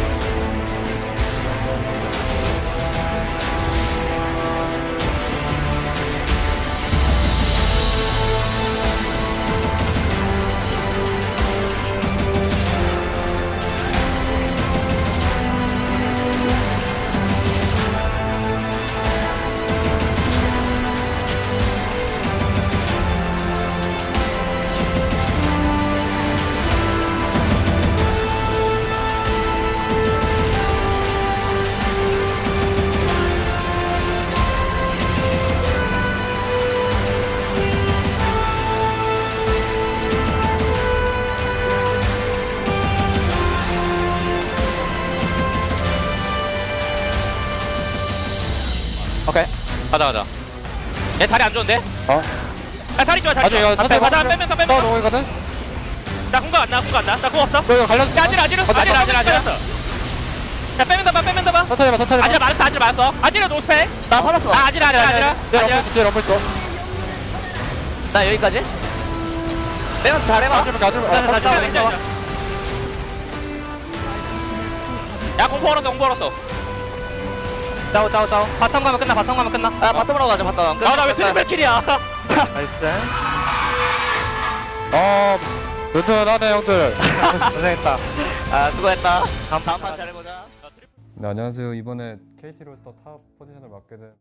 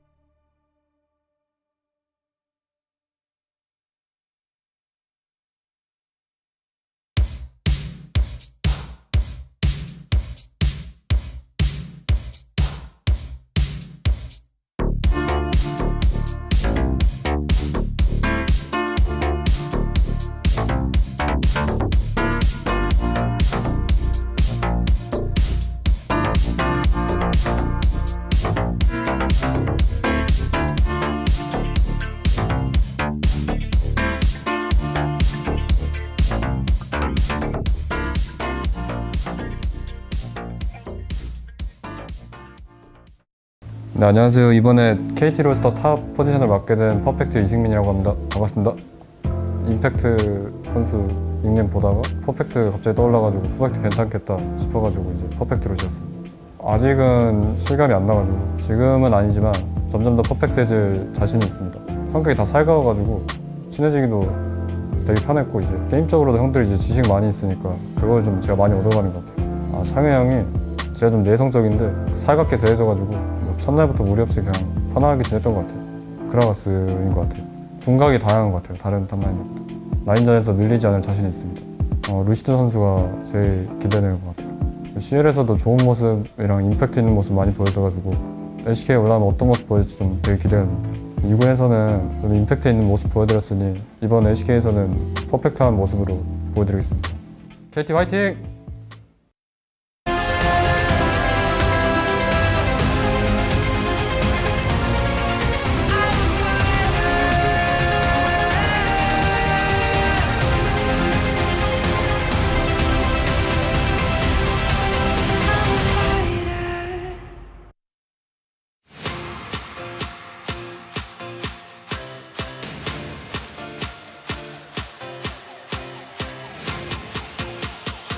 Welcome back to the space, everyone. There was a little reintroduction to Perfect. I know a lot of you were watching Challenger in 2023, but it is good to get a bit of a reintroduction to a new face to the LCK. I'm Atlas. I'm joined once again by Orcs and Huni. We're going to dive into this game, which was perplexing, eclectic. There's a few words that you could use to describe it. Let's have a look at the draft, and Orcs, take us through your thoughts. Yeah, so I think that one thing that was pretty cool was the fact that we saw the blind Renata punished. This is something we kind of saw at Worlds, where like Renata was the most broken champion because everyone was just picking like stuff like Alistar into it, and then people went, hey, why don't we do something else and not pick Alistar and things like that in the Renata, which is why we saw the meta sort of move towards picks that like Keria was playing. And kind of similar situation here, like the Varus Renata, you want to go the on-hit Varus to combo, so like, you know, you can get the revival coming out with the sustained damage, but you're playing into Ezreal Hui, who just outrange you, poke you, and they will never run into you, so it was a pretty strong lane counter in that way. Worked out very well, and we got an R5 Rumble, Huni. We got R5 Rumble, but, you know, the build, I mean, he had a Ghost, right? He had a Ghost. He had a TP. Everything is wrong. Everything. Like, and also even if he had a first strike. And he built the first item on the Rift Maker. And he built this no voice tap. And even Leandre a second. And also he first item with the swiftness. I don't know what to say. They changed the Leandres to make sure the Rumble can't even build it. So that's what people's been betting it. But he didn't abuse it. I don't know what to say, man. Out of 10, what would you rate it out of 10? It goes to negative. Oh no. Yeah, it was about everything on the Huni checklist was wrong. Keystone, summoners, first item, second item, if you include boots as the item. He did at least build the Andres. He did. You know? Eventually. I mean, the crazy thing is like he actually went wrong like perfectly. Everything went wrong. Yeah, it wasn't great. Let's jump into our first highlight though, because not everything about this game revolved around the Rumble. There was a lot of crazy things that happened, starting with this Rift Herald fight. Yeah, I mean, we actually saw it was K2 gone for like the early Void Bubs, and it was Ferex who had actually gone for the Dragons, but around this Rumble, this Herald fight actually got quite hectic, but we saw the momentum start and go in favor of Ferex. They don't actually secure the Herald, but they managed to deny it from KT. Yeah, I mean, Pyosik played really, really well, like going back and forth. Like, imagine they actually have a lifter. At least like they had a chance to actually roll like a little bit from the middle game. Like, at least like they could have just secured more Drake. Like those keeping up, just taking Drake. Like those kind of things should have been the win con for Fox. But KT, I think, denied really, really well in the mid game. Yeah, and they managed to get a couple of picks there. On the side of Ferex, it was Closer that was just massive. Like, I think it was 2-0-3 for the majority of the game. His Azir was kind of huge, and he was like 1,000 gold ahead, the only one ahead on his team, and they weren't really able to leverage it. And that's why I find it so frustrating. Like, I understand one of the limitations with the composition is they don't have, like, the engage to gap close, but they were 2 dragons up. It was a Hextech Soul, which is super strong. They had that good Herald fight, and they actually had, like, a lot of gold on the mid laner, and then they just didn't do anything and just let KT take 3 dragons. Yeah, and so we don't really have a highlight for quite some time. We're going to jump into our next one here, which does occur after a lot of things happened. And this was Pyosik doing some Pyosik things. We've seen this before. Yeah, I mean, he fly into the Nash pit and he actually stole it. And the Def, meanwhile, Def playing really, really well on the top side. Like, he sucked the Rumble, all the pressure, and then he went back to the pit, and he actually just be able to finish the Rumble. And then meanwhile, look at where Udyr is. He's just nearly unkillable. He's just like middle of every single all of the team member, and he's just never losing the HP. Yeah, and honestly, you know, it was a good punish from KT, but for Fox, I just feel like they didn't do anything. They let the Dragons slip away. They felt like they couldn't contest them. And then they went, oh, they've got 3 now. Well, we don't want to give them Soul. Let's start Baron. But they did nothing to stop Lee Sin getting in the pit. So I feel like they kind of just gave away any chance they had in the game. And KT so swift, so clean to sweep it up. Yeah, and it felt like the calls were a little bit cleaner on the side of KT. It's now time to see who was the cleanest as we reveal the POG. And it's Deft that's going to collect it on his very famous Ezreal. My vote, 100% goes to his lane partner, and I know a few should go to Pyoshik as well. Yeah, I mean, I was like really considering between like, you know, Death or Pyoshik, because since like there was the Baron still, and like actually definitely nearly had up probably like no Death game like until like all the way at the last, because like, you know, he died because it's actually just a free win. Like, as I said it, I think I was like really impressed, like where the Death actually is standing here and just 1v1ing, just completely zoning out the Rumble. And, you know, like he just didn't die at all, and then be able to just clutch at the moment. And I feel like this is one of these games where if you have a skilled Ezreal player, really into the comp from Firex, there's just nothing to challenge him. You know, he could play aggressively. You would see him arcane shift in consistently, even with like several members in front, because there just wasn't that much of a response they could do. Huge shout out to Wolf. My boy is on my side with the barrel vote. A couple more of them there as well. I know the barrel votes are a little bit difficult to come to terms with for a lot of people. Maybe they have to get used to it this year, maybe 2024, another year for barrel. We'll just have to see, ladies and gentlemen, and no better way to do so than head back to the caster desk and get into game number 2. Thank you, Spacers, for that wonderful breakdown, and Mr. King Poro, of course. We are getting ready for game number 2, as Def will pick up the POG.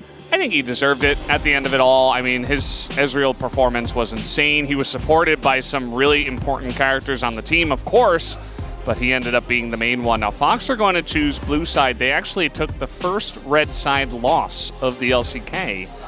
And that's accurate, yeah. Yeah, they're going to move over to blue side. They say, nope, blue's still the best. Let's see what this draft brings to the table for us, because that was quite unique what KT showed us, but they won't be able to do that again, especially not on red side. It seems very unlikely they'll be able to make a draft like that happen the same way. But time will tell, because as we talked about in our previous series, we're mostly running it back so far here in spring 2024. Ashe is taken away, Closer's champion pool continue to be targeted here, as Azir is actually denied from BDD this time on red side. So that Corki pick I talked about with Closer playing it a lot, has been spamming it in solo queue. Something to consider, to think about here, but Orianna is banned. Thinned out quite substantially now, the mid pool. See where this ban here is going to go, the final one for Fear X, as there's a lot of picks we haven't really been seeing today, like Milio, for example, could be the one. Varus taken away from Depth, so not going to let them repeat the red side. Varus here. Final ban. Could just be another LeBlanc ban. Would not be shocked. I think Closer would be happy to play it if he gets the opportunity. Yeah. Probably have to deny that at this point, but it's going to be a lot of great stuff still left up, right? So they're going to take away the Lucian, which we haven't seen at all today. Yeah. Like, it hasn't even been banned. Nobody's really shown any attention to it after it kind of flopped in day one, but they're still going to say, okay, well, we give credit to Henna's Lucian. We'll take that away. He has the opportunity to play Kalista now, if he wants to. Henna loves Kalista Renata. He loves Lucian. This is a meta that's pretty good for the early parts of his career, his full play style, really. He's a great Varus player as well, so feels nice for him. And now they have to deny the Kalista, it looks like, and it's Deft Kalista, which you know, normally is a good thing. Hasn't always been. Kalista Hui, different type of way to just, or different type of Hui, I should say, to push that bottom lane in. And we're just going to see them try to do this again. And now, what do you pick with Renata? Is the question here for Henna. As Hawks was saying on the space, like, you can't just first pick Renata. They just countered you with it, and it's not Ezreal this time, it's Kalista, which is going to be even more annoying to deal with. Now, Draven, you try to wrestle back control of the lane with this pick and try to threaten some kills this time in a more aggressive way than just the Varus. I think this is definitely going to be a skill-based lane. Now, I like this Udyr pick away because 100% Perfect plays it if they leave it open and they do the same strategy again with its non-stop push. This is going to change the dynamic of this game quite substantially, where you have a ways to get into the back line, try to access this way, try to annoy the Kalista, lock her down. Now, I was wondering if we were going to see BDD go mid here or if we were going to see the top picked up. And it is going to be the Cassante coming through here. Now, consider this way could technically be a flex, but I don't think that is going to be the case. Yeah, I doubt it at this point. The Cassante also could technically be a flex, but I'd also doubt that. Yeah. We saw that Cassante was banned after KT took Udyr in the first round, banned in the second round to deny it as a choice into Udyr, so KT get a chance to play it this time. They're going to take away the Poppy. Yeah, the Poppy is banned here. You know you're playing into Udyr with this Cassante. It's going to be pretty... It's not going to be fun. It's not going to be very interactive, but it's not going to be a problem lane. LeBlanc taken away now too, so Closer not going to have the opportunity to play that, as Nico is also banned here away from BDD. There's a lot of follow-up to a Nico ult in this composition already. Even with the Renata, obviously here for FearX to kind of try to deny dive. And some extra poke could be good in this composition here for KT Rolster. And take away Pioshik's Lee Sin. Would BDD be happy to try to roam with something like a Talia? Another global pick here in the Nocturne is also a great option to try to get into the back line and access that Draven, access that Renata. Yeah. Saving the counter pick for mid. Nocturne is quite strong right now. We haven't seen a whole lot of it yet at the LCK. And with Xin Zhao still left up, they're just going to go for a bit of a safer pick, I suppose, in the Xin Zhao. See what Closer's pick is going to be. That's the real question mark here. I don't think Nocturne makes as much sense with FearX's composition. You could try to snowball the Draven with it, try to look for crazy all-ins and try to get those cash-ins. I like the Viego a lot more. And one of the more viable picks still left available with all the bans we do see here. As now is the tough call that Closer's going to have to make. And Corki doesn't really sit well with me in this draft. I don't think we're going to see it from him. And, I mean, Talia could definitely work. You could try to roam bottom. Just going to blind the Syndra. Try to put some pressure on whatever BDD does lock in here. Again, small chance that it will be Hui, and we'll see a barrel pick here, but I would not count on it. Barrel could also play Kalista. It is possible, true. It could be an option. Lock in Kate right here? Yeah. Nah, it's going to be the Talia. Not surprising. Yeah, Talia also pretty good in the mid lane nowadays. You kind of go for the Orianna Azir first off. But after that, you get into the Syndras, the Talias. So Syndra's very immobile. She obviously has a little bit of self-peel, you could argue, but not really, not so much. She has a front line in this Udyr.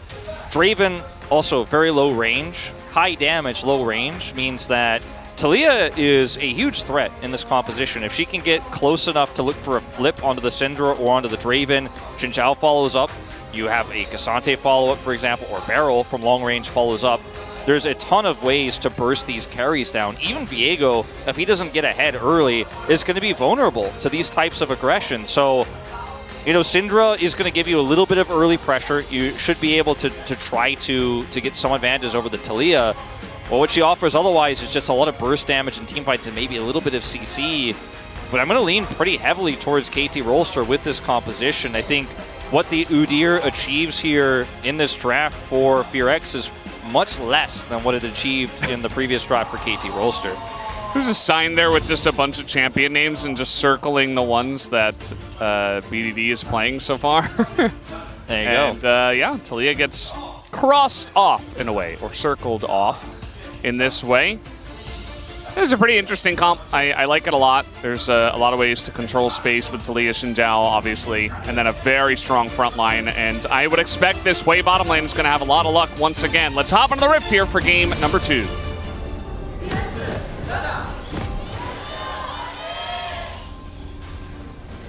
소환사의 협곡에 오신 것을 환영합니다.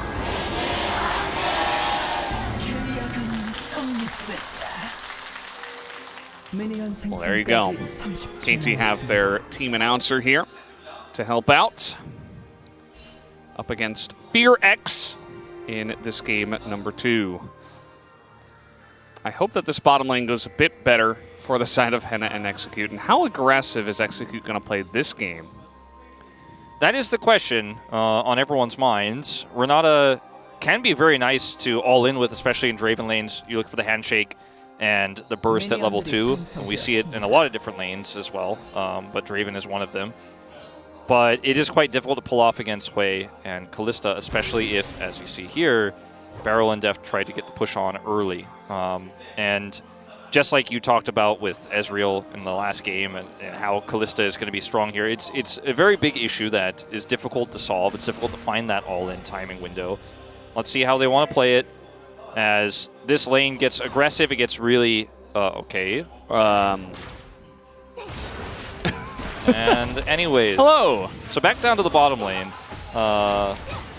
Yeah. Getting some vision. Clear is going to go up to the top side. He's not going to miss anything, so it's totally fine. As level 1 is the time to all in, they say. That's how aggressive they're going to get. And, you know, this is what Draven can do. You catch some axes, you throw them at the Kalista, who's also pretty low range, and you just out-damage her. Yeah. And that's what Draven's base 80 and his base damage is going to give you. Even at level 1, doesn't always need that level 2. This kit isn't as reliant on it. There's a lot of other champions who want to all in with that handshake. Now level 2 is hit. Both sides here. And the push is staved off by that really nice level 1 here from Henna and Execute. So ball in KT's court now. See what the follow-up play is going to be. See if Beryl can land some poke here, or if they're just going to try to shove this wave. Yeah. At the end of the day, Deft and Beryl, of course, they've got some biscuits. They had a potion, but they did take an unfortunate level 1 trade, so it's going to have a pretty big effect on this lane. They're not going to be able to push them out as early on, and they're not going to have control at this point in time. Perfect, pretty low, as Udyr is just the king of top lane, and that's a cannon missed as well. Jonah Strong really on the ball not to miss those ones. Yeah, this is just really annoying, but this is how it's going to be. You know, we mentioned it straight from the draft. It's not a fun time for Cassante, but it is manageable. As long as you hit those cannons, we'll forgive him this time around. Jonah Strong won't, though. No, Jonah Strong won't, but I will at least, you know. I'm happy to forgive. As Clear is just being so obnoxious now, saying, oh, you want to step up and last hit some minions? So you guys kept this wave right here.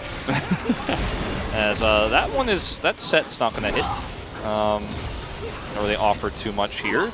And the push is in the hands of Henna and Execute. I mean, really just one chunk like that can give you such an edge and keep those waves pushing that you can keep that pressure on for quite a long time. And it's a very common Draven thing to do, right? And I think that Def should have respected it a little bit more, and now you're getting pressured under your turret. Here comes Willer, level 4 on the Viego, looking for the stun onto the Kalista. There it is, lined up by Henna. And that's an easy first blood here for Fear X as they dive onto Deft and take him out. Willer taking some damage here on the backside. Beryl certainly getting his money's worth on the way out, but he's not going to pick up any kills just yet. He will escort them all the way to the turret, no doubt. Yeah, trying as far as he can. Trying to hit that extra long-range poke as well, but won't connect. So big disasters here for KT Rolster in this early game. The level 1 Draven play ends up taking out half of Death's health bar. They stack the wave here for a dive for Willer. And with Draven, Renata with bailout, I mean, this type of dive is super easy. Not even necessary, though, in this particular case. And Beryl just healed early as they try to bail out of the situation, no pun intended. You see that heal come through as they're trying to figure out exactly the best way, try to kite around this, but there is just no winning it. There is no escape. Beryl, of course, can survive this, but taking out Deft was always going to be the critical target. Willer takes another turret shot, and yes, the fear comes down, but he gets just out of range to survive. And this is kind of a disaster here for the Kalista lane. No early cash-in for the Draven, but It was pretty early game anyways. I don't think he'll mind. Yeah. It's not the end of the world. You know, Pyosik can come down and try to help out, and they still have this way. And Deft's back on his feet. Deft did elect to hold on to his flash. You saw that Henna ran straight up to him and threw his E, I believe, and just, you know, knocked him aside, and then they just stacked the CC, and not much he can do from there. But if he flashes the first one, maybe there's a chance that he gets away. But elects not to. Execute's taking some damage. Immediate cleanse from Deft, as he doesn't seem to want any part of this after they pick up that Infernal Drake early on. Really nice timing to crash that wave and grab Drake Prio here. BDD also hitting level 6, could have been able to come help out if there was a contest there from Willer. He's a little bit late to arrive on the scene. Henna and Execute as well behind as here comes. Execute doesn't have flash, and he's just going to get Talia wall. Just as simple as that. BDD was hanging around that area, and they say, well, Execute's a little bit too far forward, so unfortunate for him, gets punished by KT. One thing we can already, I think, very safely say about KT Rolster this week is they have such a great understanding of how to utilize map pressure at several different courses of the game. It's a great flip here, grabbing Closer into that turret will take half his health. Yeah. KT, they put that pressure on the bottom lane, take a dragon, then go to contest Vision, knowing that BDD has that global available. He can come down there and make an impact bottom side. They know Execute is flashless, and they just see these opportunities. Still behind significantly in gold here, but turning a rough situation in the bottom lane to an opportunistic one. It's the call from BDD. Go, go, go, go, go. And he's like, grab him. And that's a kill, going over to Deft. Oh. Sexy. That's sexy. He said it so casually. He's like, oh, that's pretty sexy. Speaking of sexy, BDD is just on the Talia, man. Yeah. Yeah, absolutely. As we have the handshake coming in, Beryl is in a lot of trouble just face checking him, and he's going to flash away. Actually gets away with his life, and now the Callista getting so much value. Henna ticking down and sniped by the way from miles away. Bates call. There you go. Level 6 hit for Deft as Beryl, well, maybe a little bit. No, he's fine. He's totally fine. 2 kills. Go over to the KT bottom lane. Deft and Beryl are back, baby. Let them cook. Let the two of them together cook in tandem. And I know it's an old meme, but it fits Beryl. We always have to bring it back, okay? Woody is totally on board. Yeah.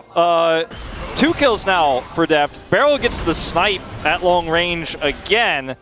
And I mean, now 3 kills here for KT. They've nearly evened up the gold deficit. And yes, there's a bit of a CS deficit here for BD. He'll catch this wave as it crashes into his turret here. And I mean, KT really showcasing this new style of bot play with Hui that we have not seen yet in the LCK. I'm dead. No flash. No flash. Got him. Nice. Don't see him. Wow. So, you know, some people say cooking is a science, some people say it's not. In this case, it was not, but you know.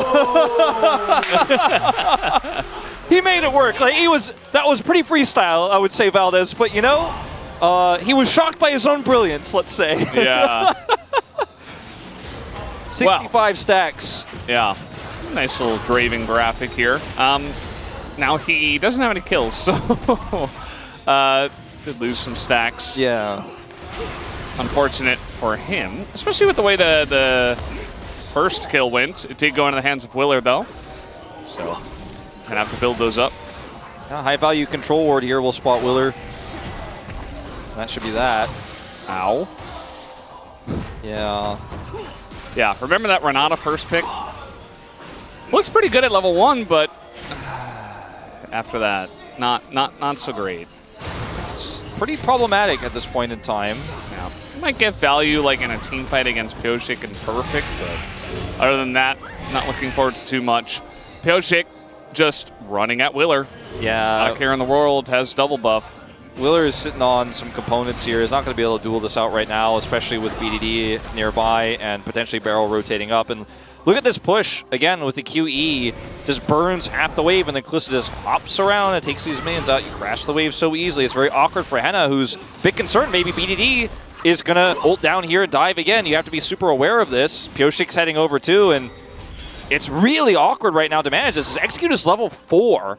And all right, TP coming in though. In a bit of trouble here. Nice flash handshake, and Deft is going to cleanse it immediately. They're going for Barrel as they assume Deft is dead already, and it's looking pretty likely. Barrel is going to go down as well, and a nice TP play. Going to net Fear X. A couple of kills in the bottom lane. Well, that was a great call. I mean, it's going to cost him a lot of top plates and a lot of minions, but I think this is the one way they could have salvaged that situation. They're going to now turn this into a Drake take here to even up the Drakes 1-to-1. Don't think there's realistically any way for KT to contest BDD. In fact, some great sidesteps. He's going to get ulted, though. Has to flash away from the very scary Udyr.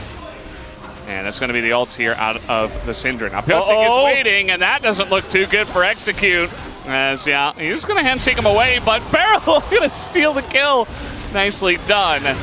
That's going to be the end of the Execute. But now Pyoshik in a little bit of trouble in between 3 members. This game is getting pretty spicy once again.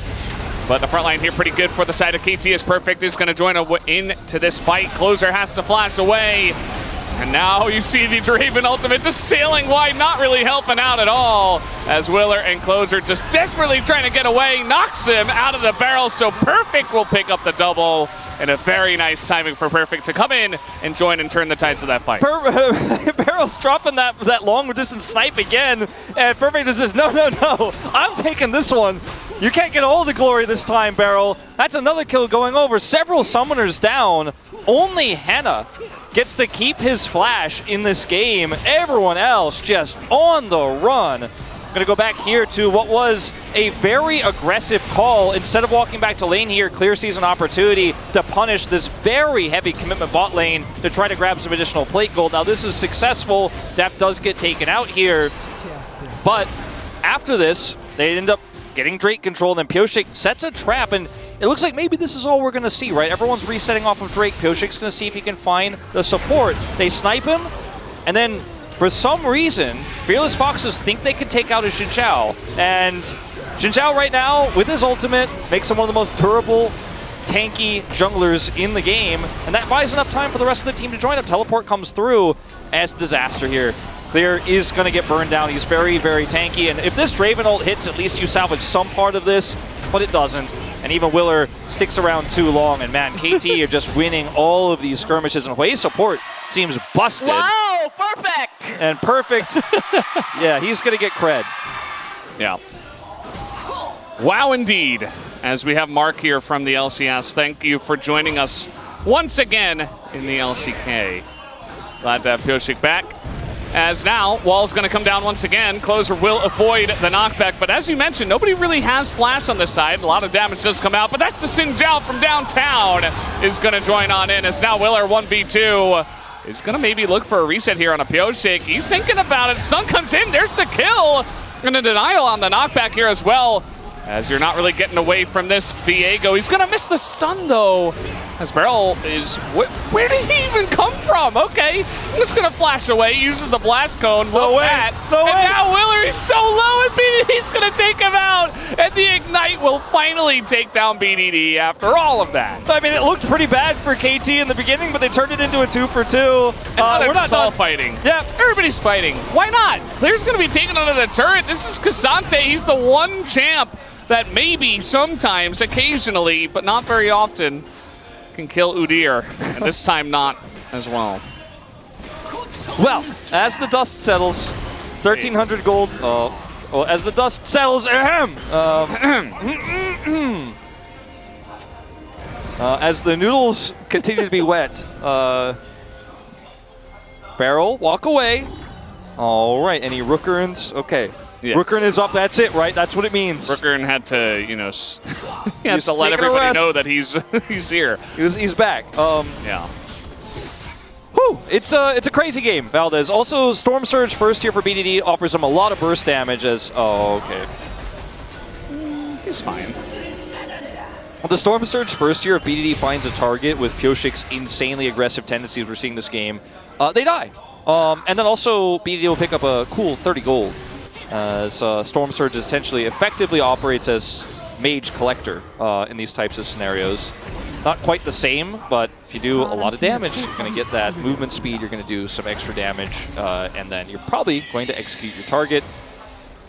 He is big, Cassante is tanky, and for win conditions here for FearX, you know, you're really banking on some sort of mistake for Barrel or a great Syndra engage that leads to a sick play. Now, this here is very freestyle again, but Pyoshik is always where he needs to be all the time in this game, playing an old favorite on the Xin Zhao and just barely hits that Wind Becomes Lightning, as meanwhile... Oh boy, here we go again, but this time it's closer, it's not Udyr. Certainly the Cassante can take that out, as Perfect will pick up another kill.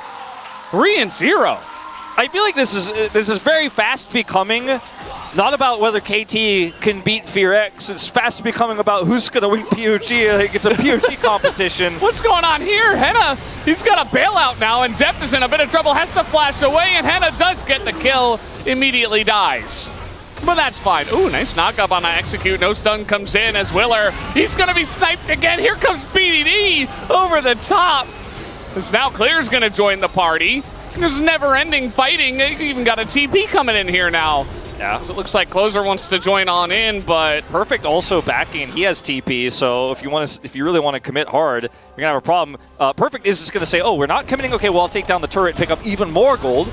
More power to him, right? That's his prerogative. You know, he can kill people or he can kill turrets. So he has both options here. Choose your own adventure. Pyoshik here again, everywhere where he needs to be, helps ward off Clear. Now they take this dragon. It's Hex Tech again as the Soul as well. Watch this play here. Catches him at max range, ults him, gets the slow, and despite the flash, no escape here with the triple on that Q. The knockup comes through, and he's pretty hyped about it.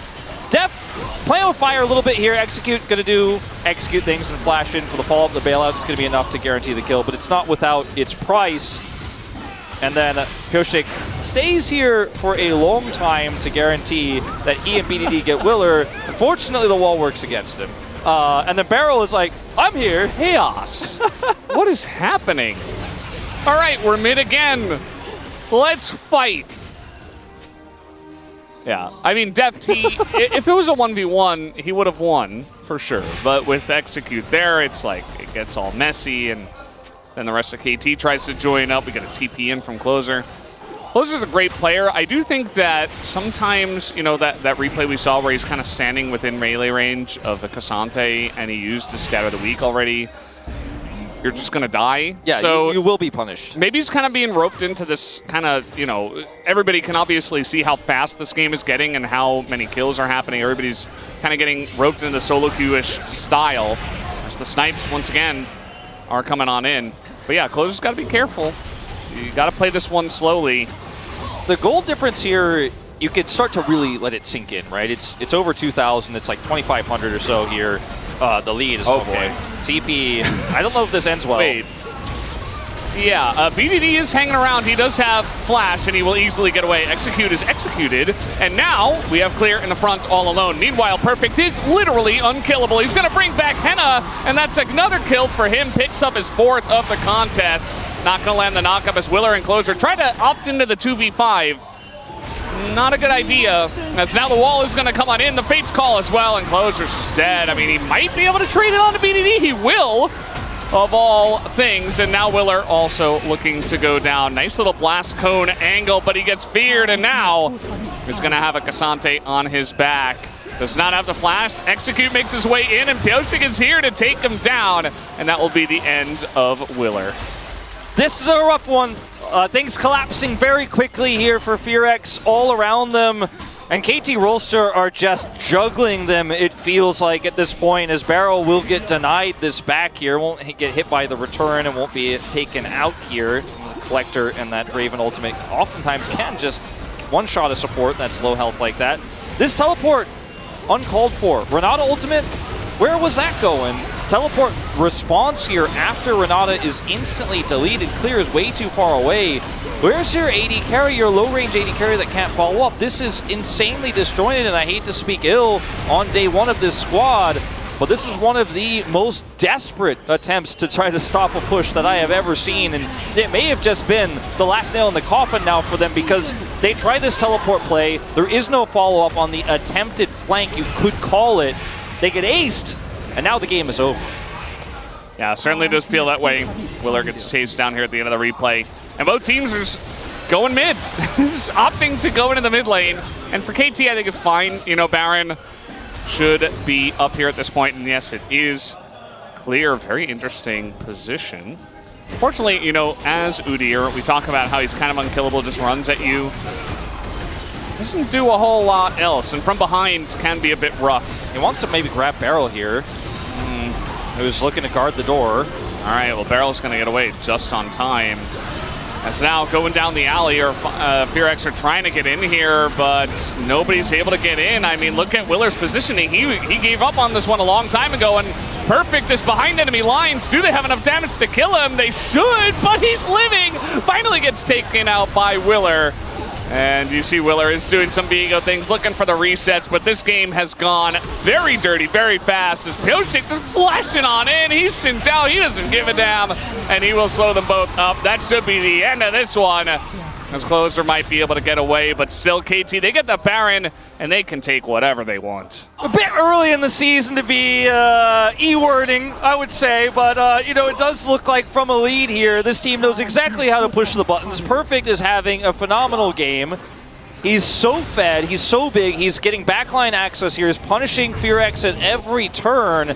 And yes, the last few fights have kind of been circling the drain, so to speak. I mean, some of the stuff we're seeing here not as impressive as it is just stat sticks here. Look at Perfect. But look at him just walk up and say no.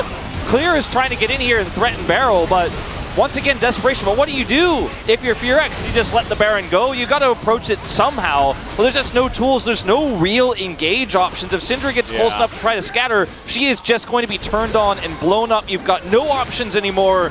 And KT are looking for the swift 2-0. Nothing to see here, but they mean it. And I mean, it's just destruction after destruction here as Barrel is just walking between two turrets. And the funny thing is, when they became perfect for a moment, it was pretty scary. When the Viego had perfect stats, it was a little bit concerning. Yeah. But at that point, it was too late. Yeah, it definitely was.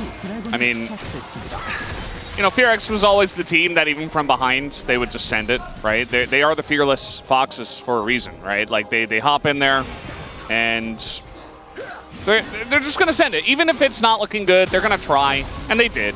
But as you mentioned, it's a bit desperate. It's not really gaining much here. You're not scaling. You're not fighting for the objective, really. As they're trying to get on top of Perfect here. That's, again, it's going to be impossible. He just zoned you 1v5. We just saw it.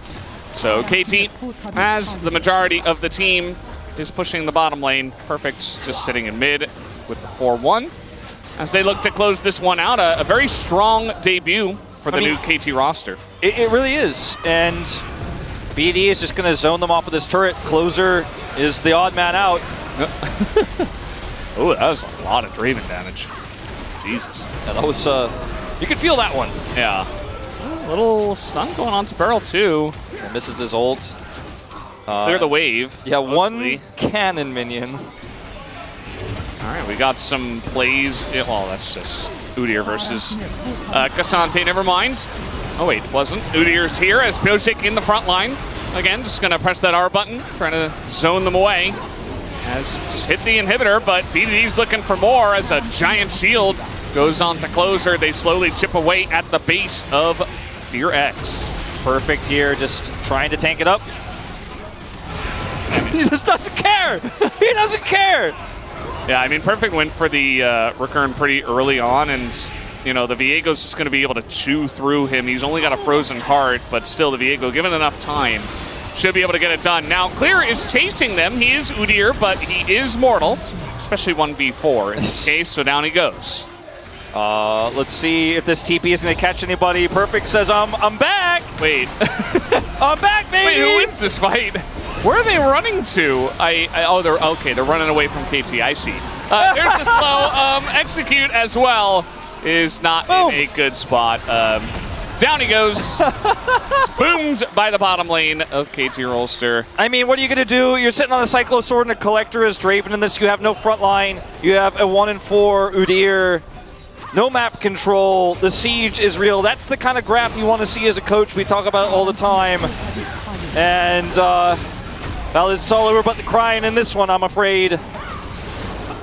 Perfect, just walking down this space like it belongs to him, and you know what? It does. Yeah. I think it was Live Sandbox last season where Hirai put Perfect in the B squad actually in summer when he played his first LCK game. He's technically not a rookie, and he doesn't look like a rookie in this game, let me tell you. He looks very comfortable. It's had a very nice timing roaming into mid, picking up 2 kills early. That makes the Cassante unkillable. Especially against a Draven and a Syndra, who don't really have a lot of ways to penetrate through the huge amount of armor that the Cassante has. So now Perfect just standing in the front, just waiting for this one. Another big Draven ultimate, but Henna, besides that, hasn't been able to do much, as that is a gigantic Wei ultimate once again. In goes Pyosik. He's kind of in the thick of things here. Another big knockup comes in as Clear is trying to make it interesting with the bailout as well, but it's just not enough. And KT Rolster will take the 2-0 here in the second series of the night. This was an entertaining stomp, what we saw, Valdez. I mean, game 1, it was new, it was unusual, it was slow though, right? You were kind of watching it happen, and you knew that Virex was slowly burning out of the game. They made their last gambit on the Baron. They failed. But in game 2, it was all action all the time, and it just continually ended up being a trade-up for KT Rolster. And once Perfect got 3 kills on the board, he could just do no wrong. He could be wherever he wanted. Pyosik had an amazing game. His synergy with BDD was fantastic. He was always exactly where the action was. And if you told me it was Cuz, I could almost believe it, because Cuz really had that synergy with BDD last season when KT got first place in regular season. Let's see what he does. That's right. Yeah. That's right. We'll work on that one. I punched him with my Natofos. We'll work on that one, but it's a good start. Yeah. I just really feel like this roster, sure, against what could be a weaker opponent, we don't know yet, looked dominant, and it was a win-more game, especially in game 2, but they know win conditions really well. They know pressure really well. That's what we've learned about KT in this first best of 3. Yeah, clearly these guys know what they're doing. Virex will need some extra time to put things together and figure out what to do in their future matches. But KT Rolster already looking pretty strong. I do think that this group of players especially, it could have gone either way. You never really know how spicy it's going to get. But it was quite spicy. It was good. It was a good kind, you know. And I'm excited to see more KT as the matches do come along. Their next match is going to be against D+ on Sunday, and that's already building up to be a really hype match. Oh, I absolutely agree. I also think that there's something about the fun nature of the comms for this roster that you love to see, because it was often like that in their roster last year too, but it took some time to build to that, right? Where the players had to get their trust together. You know how much Deft and Pyosik love each other. Pyosik and BD obviously have rapport already. Perfect also getting involved on it. And it's been a while since Pyosik's crossed the stage as a winner here in the LCK, but he's back. He wins his opening game. There, it feels like early on, this team's got some magic, right? I really feel it. And Hirai also really, really happy with Perfect's first performance. Almost helping him to pack up and leave. When Pyosik came to Worlds, I happened to see him actually in the crowd.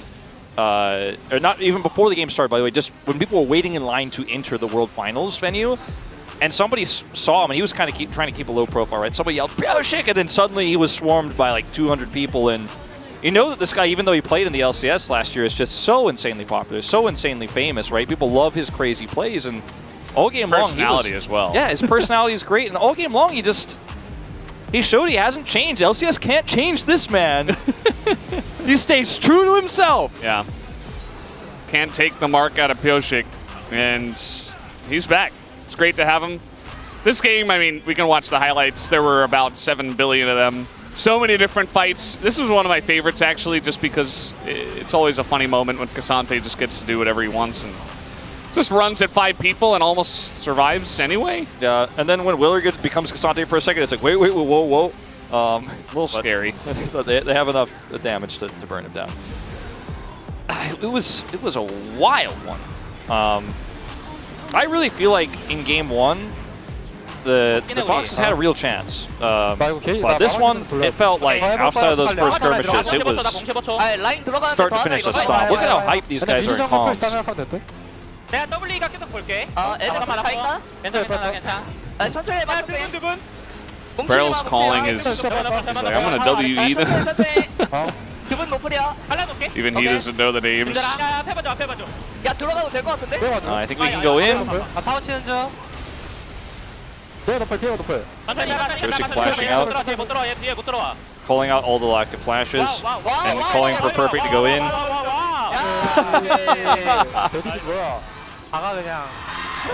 Wow. 시원하네 경기. 좋았다. Feels nice this game, Joshik says there in the end. It all kind of worked out. Look at this split, the even split of the damage graph. This team feels like a family already, Valdez. I'm not ready for the dark part of what happens with KT later on in the season. I'm like, let's stay on the high point here for this roster. I thought Perfect would have more damage, actually. And, yeah, Barrel ended up being right behind Deft there at the end. But damage numbers aside, that was a very fun second game to have here in the second series. KT already looking pretty fun. FearX as well, looking like a pretty fun team. We know they're not going to back down. They're not scared of anything. FearX. And, you know, hopefully next time they get the win for their sake. But yeah, KT looking strong already. We're done here on the cast. Hope you enjoyed the games today, guys. We're going to hand it over to the space so they can break down that second series. Thank you so much, gentlemen. Amazing cast on the day as per usual. And yes, indeed, we have a lot of things to break down, a lot of things to go over. Some barrels, perhaps, to give some accolades to. But first, it's the draft. And maybe we'll start off on the other side of things. FearX not quite learning from some of the things that we may have picked up in the last draft. I just feel like, you know, we talked about the fact that, oh, they picked Renata, who's good into engage champs, and Barrel's like, oh, I can play Hui into that. And then they go in this game too. Hui's open again, and they first pick it. Like, it's even more frustrating. It's like, it's not like, oh, we'll pick it a bit later. Like, hey, let's do it again. Let's run it back. And then what happens? They pick the Hui. And I actually think the Callisto was pretty interesting because at the time I was like, well, they're probably using it to deny the Callisto Renata. But Deft actually went like Q-Max with a bit of lethality. So it was like a poke lane despite having the Callisto. And they just annihilate this Renata. And I feel like if they haven't gotten the message after this game, they never will. Yeah, the Renata was level 4 and Deft was level 7 in the lane. It was brutal. And they inflicted it on themselves. Game 1, you know, I'll give them a game 2, no. That's on you. Yeah, I mean, if I really have to understand like what FearX thinking behind, like at least like if they first pick Renata, they will just take out the Callisto because to making sure, you know, they don't want to get the pair with. So like if you're countering with the Draven with the Renata, I feel like it had to be more like aggressive jungler that it actually be able to help on bottom, like early on, like even before 6, like consistently who can actually gang. They did try this game actually, but like they kind of got just outplayed by 2v2 in the bot lane. And then the other problem as well is they're in this situation where they don't really have that much reliable engage in the composition. Same problem as game 1, and like this Hui and this Callisto are kind of just unchallenged for the whole game. Yeah, it didn't quite work out. I was a little bit quizzical also about the Viego pick. Like maybe something like Jarvan, for example, known relatively well for level 3 ganking bottom lane. Oh, and he can also engage. Whoa, that's crazy. What? I know, it's insane. I do have ideas sometimes, most of them not good. This is our highlight number 1. We'll leave it up to you whether you're giving it a good or a not good, and it does depend on your opinion. For BDD, just fantastic. He's always been so good at Talia. Yeah, so good at Talia, so good at finding active moments to roam. I feel like was a big talking point of last year. And then here, this is the moment where, you know, we nearly see FearX find the advantage in the 2v2, so close to taking down Barrel, but an overcommit. And in these long fights, even though it is that Q-Max Callisto, able to find the value, the snipe there from Barrel, and then the level up for the ult, just icing on the cake. imagine they were standing together. I don't think it would have died. Like it's just critical because there was only one person. But like, it's just like they tried it on bottom. Like they got the point like early on, but the problem is like they also make a mistake as a 2v2. That's just not acceptable.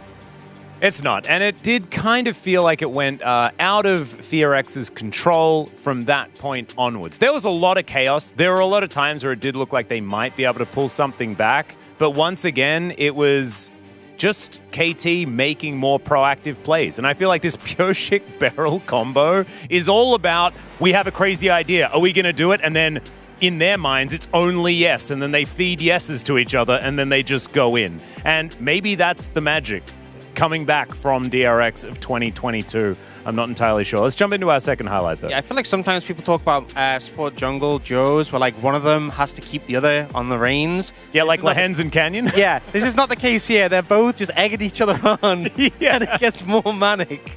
It's like they both have the leash on and the leash is just connected to each other's necks, and sometimes they're running in the same direction, and that's when you don't want to be the enemy team. Maybe that's the analogy, I don't know. Well, I mean, Pyoshik just bringing, like, he saw, like, enemy team, like, he just jumping all the time, like, which is, like, he brought the LCS power. He exports. And look, we know all about LCS power here at this desk. Of course, Huni, another famous player to make the trek back from America to Korea and find success. Pyoshik trying to do exactly the same thing that our brethren on the desk is doing. Let's jump into our second highlight now and check out exactly what happened next in this game, because as we were talking about, Pyoshik just never really let his foot off the pedal. It might have been a brick there, I'm not sure. Yeah, and I feel like we wanted to tell the story with these clips. We're not just bullying the Renata by the choice here, but we can see... KT was bullying her enough. Absolutely, but we can see in the extended play, this is one where Perfect really got to show his stuff on the Cassante. There's a lot of moments towards the later end. They were already ahead, but he got so much mileage on this pick, able to chase down and pick up a couple of kills here. Yeah, I mean, this is the thing, like, most of the fight, like, Pyoshik just went in, he just throw the body, he just press ulti and just get out, and just, like, there's the other people that just can actually just finish all of it. Like, this thing happened as consistently from just, it was a perfect fight, basically. It was, and that was his first 2 kills, if I remember correctly, and that meant that it was so difficult for FearX to be able to do anything. And, ladies and gentlemen, it is my favorite time of the show. It is time to give Beryl a POG. Let's do it right now. Oh my God, no! That's crazy. Why? You sure? Oh, I mean, I love Perfect. He's a great player. He was fantastic in Challenger as well, but he had a 25 KDA. It was Beryl's time. You know, I do think Perfect showed some good stuff on the pick, but I think Beryl kind of robbed. You know, I'm just gonna say it. It is. I think it is a little bit robbed. I think he played really well. Like, I do agree. Like, Perfect played like really rock solid. He didn't really make any major mistake. But the thing is, like, at the bottom, yeah, I mean, that's the thing. Like, he's playing Cassante, and Beryl picked up the new champion as a support, and he put so much damage in this game, and he was like... He did 100 less than his 80 carry, and he second most in the entire game. Normally he dies a lot. He didn't die. Well...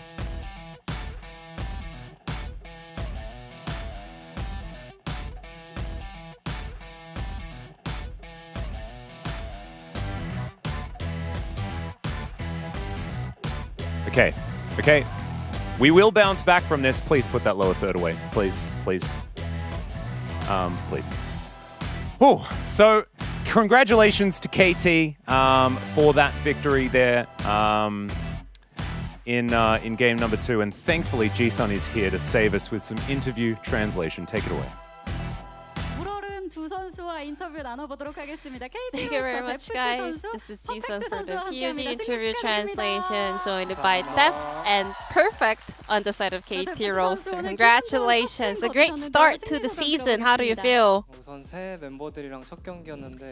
We just had our first match with the new lineup. I think it went pretty well, so it feels amazing that we were able to kind of bring out everything that we prepared. Perfect. First win as a starting LCK player. How do you feel? Same. This is like the first match that I got to play with my teammates, but they were doing such a great job. So I thought I was gonna get nervous, but I actually didn't. 긴장감이 전혀 느껴지지 않았고요. Yeah, you look pretty comfortable and even very confident today. What was on your mind on your way to the arena today? Were you not nervous at all? I think I was nervous the whole time, but I just tried my best to enjoy the moment. 데프트 선수께 인게임에 대해서 좀 여쭤보고 싶은데요. 흐웨이가 Deft. We had Hui for the first time and also as a support. Tell us more about it. Well, I think Hui could be a good champion, but for sure, Beryl just loves playing Hui, just like he loved playing Heimerdinger back in the days. So I was just happy to see him enjoy the game so much, so we just let him play Hui. 오늘 지금 빨리 흐웨이 하러 가야겠다 이렇게 말씀하신 분이 2분 정도 계셨거든요. Even the Korean analysts already said they're going to play Hui in the solo queue tonight. So I think we're seeing a new generation of Israel bottom deal, which is Hui. And the Korean analysts are apparently not watching the interview, although they mentioned about Hui's support that they're going to play tonight in solo queue. But anyways, tell us more about the Hui-Ezreal combination. I think Hui has a lot of way to kind of, play out the team fight really well. So if we do more of an experiment, I think it will be able to be a solid pick in the LCK meta. Perfect. You are pulling off a perfect performance today, even getting a solo kill on closer. How do you like your performance today? I mean, yeah, I'm happy with how I performed today, but KT Roaster is a team where the best top laner used to play, so I'm not happy regarding that title, so I hope I can play better in order to live up to the title of KT Roaster. My laning phase was a little bit off. 라인전 부분에서 더 보완된 모습을 저희가 기대해 볼 수 있을 것 같은데 또 선배 입장에선 다를 수 있거든요. 데프트 선수. What about you, Deft? How did Perfect perform today in his first game, first match of the LCK? In game, I was just caught up focusing on my own play, but he was always dispassionate, he always just wanted to play better every day. He was always willing to, step up. So I'm just loving that attitude. And Deft, you're back at 2022 DRX players, Beryl and Piosik. How do you like that? I think Beryl remained the same, but Piosik has become a lot more reliable and a little bit more mature, and he's become a little bit more vocal about his opinions. So yeah, I like it. Does Piosik actually make shotcall in English? Yeah, when he first came back to Korea, it was like mixed of English and Korean. Like, he learned some of the weird vocabularies in English while he was in NA. Like, some of the easy words he can just say it in Korean. Like, here, he's like, Bobby, here. Like, you can easily just say that in Korean. So I was a little bit confused when he was using so much English when it is not that necessary, but it's getting better. He's coming back. Perfect. You're pretty confident in the player comp today. So anything you want to say to all the KT Roaster fans out there? I'm gonna get twice better than today's performance. So please keep supporting me. 감탄이 쏟아져 나오고 있는데요. 기대해 보도록 하겠습니다. 그리고 데프트 선수 And KT에서 좋은 기억이 있으셨던 만큼 You are one of the legendary players on the side of KT Roaster's history as well. So what do you want to say to all the fans out there? Well, nothing much. I have nothing to say right now, but we're just working really hard. We're just grinding for the 2024 season, so I hope we can keep this momentum until the very end. And this will be the end of the interview from Perfect and Deft, and back to the space. Thank you. I thought with a little bit of time it'd feel better, but actually it feels worse. I'm not gonna lie. But congratulations to Perfect. It was good to hear from him, and good to hear that he's only going to get better and better and better as the season goes on. Just have to see whether with different opposition, perhaps KT will be a little bit more challenged, and we'll see where they fall after our initial round robin. And speaking of falling into positions in the LCK, let's have a look at the standings, see where everyone is after today's competition. Nongshim, they have some friends with them in first place. Yeah, you know, I feel like it's kind of unfair that Nongshim is now third in the standings. I know they are tied, but it's like, you know, And it's not even alphabetical. I like It's a bit seeing weird. them at the top. Yeah, I'm me going to too. be honest. It was a good feeling. Probably new team, you know, they just rechained, so they're probably at the top. But still, the fact that Nongshim is still the best team at the moment, today, by far, it doesn't change. Nope, I would agree with you. I think that they have looked the cleanest. What an incredible thing to be able to say. And now, let's have a look at what's going to be happening tomorrow here in the LCK as well, as we'll have a look at our final two teams that have not yet played, Hanwha Life Esports and Kwangdong Freaks. Hanwha Life going to be taking on DRX and T1 back on the Rift against the Kwangdong Freaks. Yeah, I'm going to be interested to see the Hanwha Life Esports roster. I kind of talked about at the start of the week. I'm pretty hyped because I feel like Viper and Zek are obviously really strong carries, and we have like the supporting cast from Gen G, so I'm interested to see how that all comes together, how it synergizes. I think Viper and Delight is probably the most anticipated bottom lane so far. What do you think, Huni?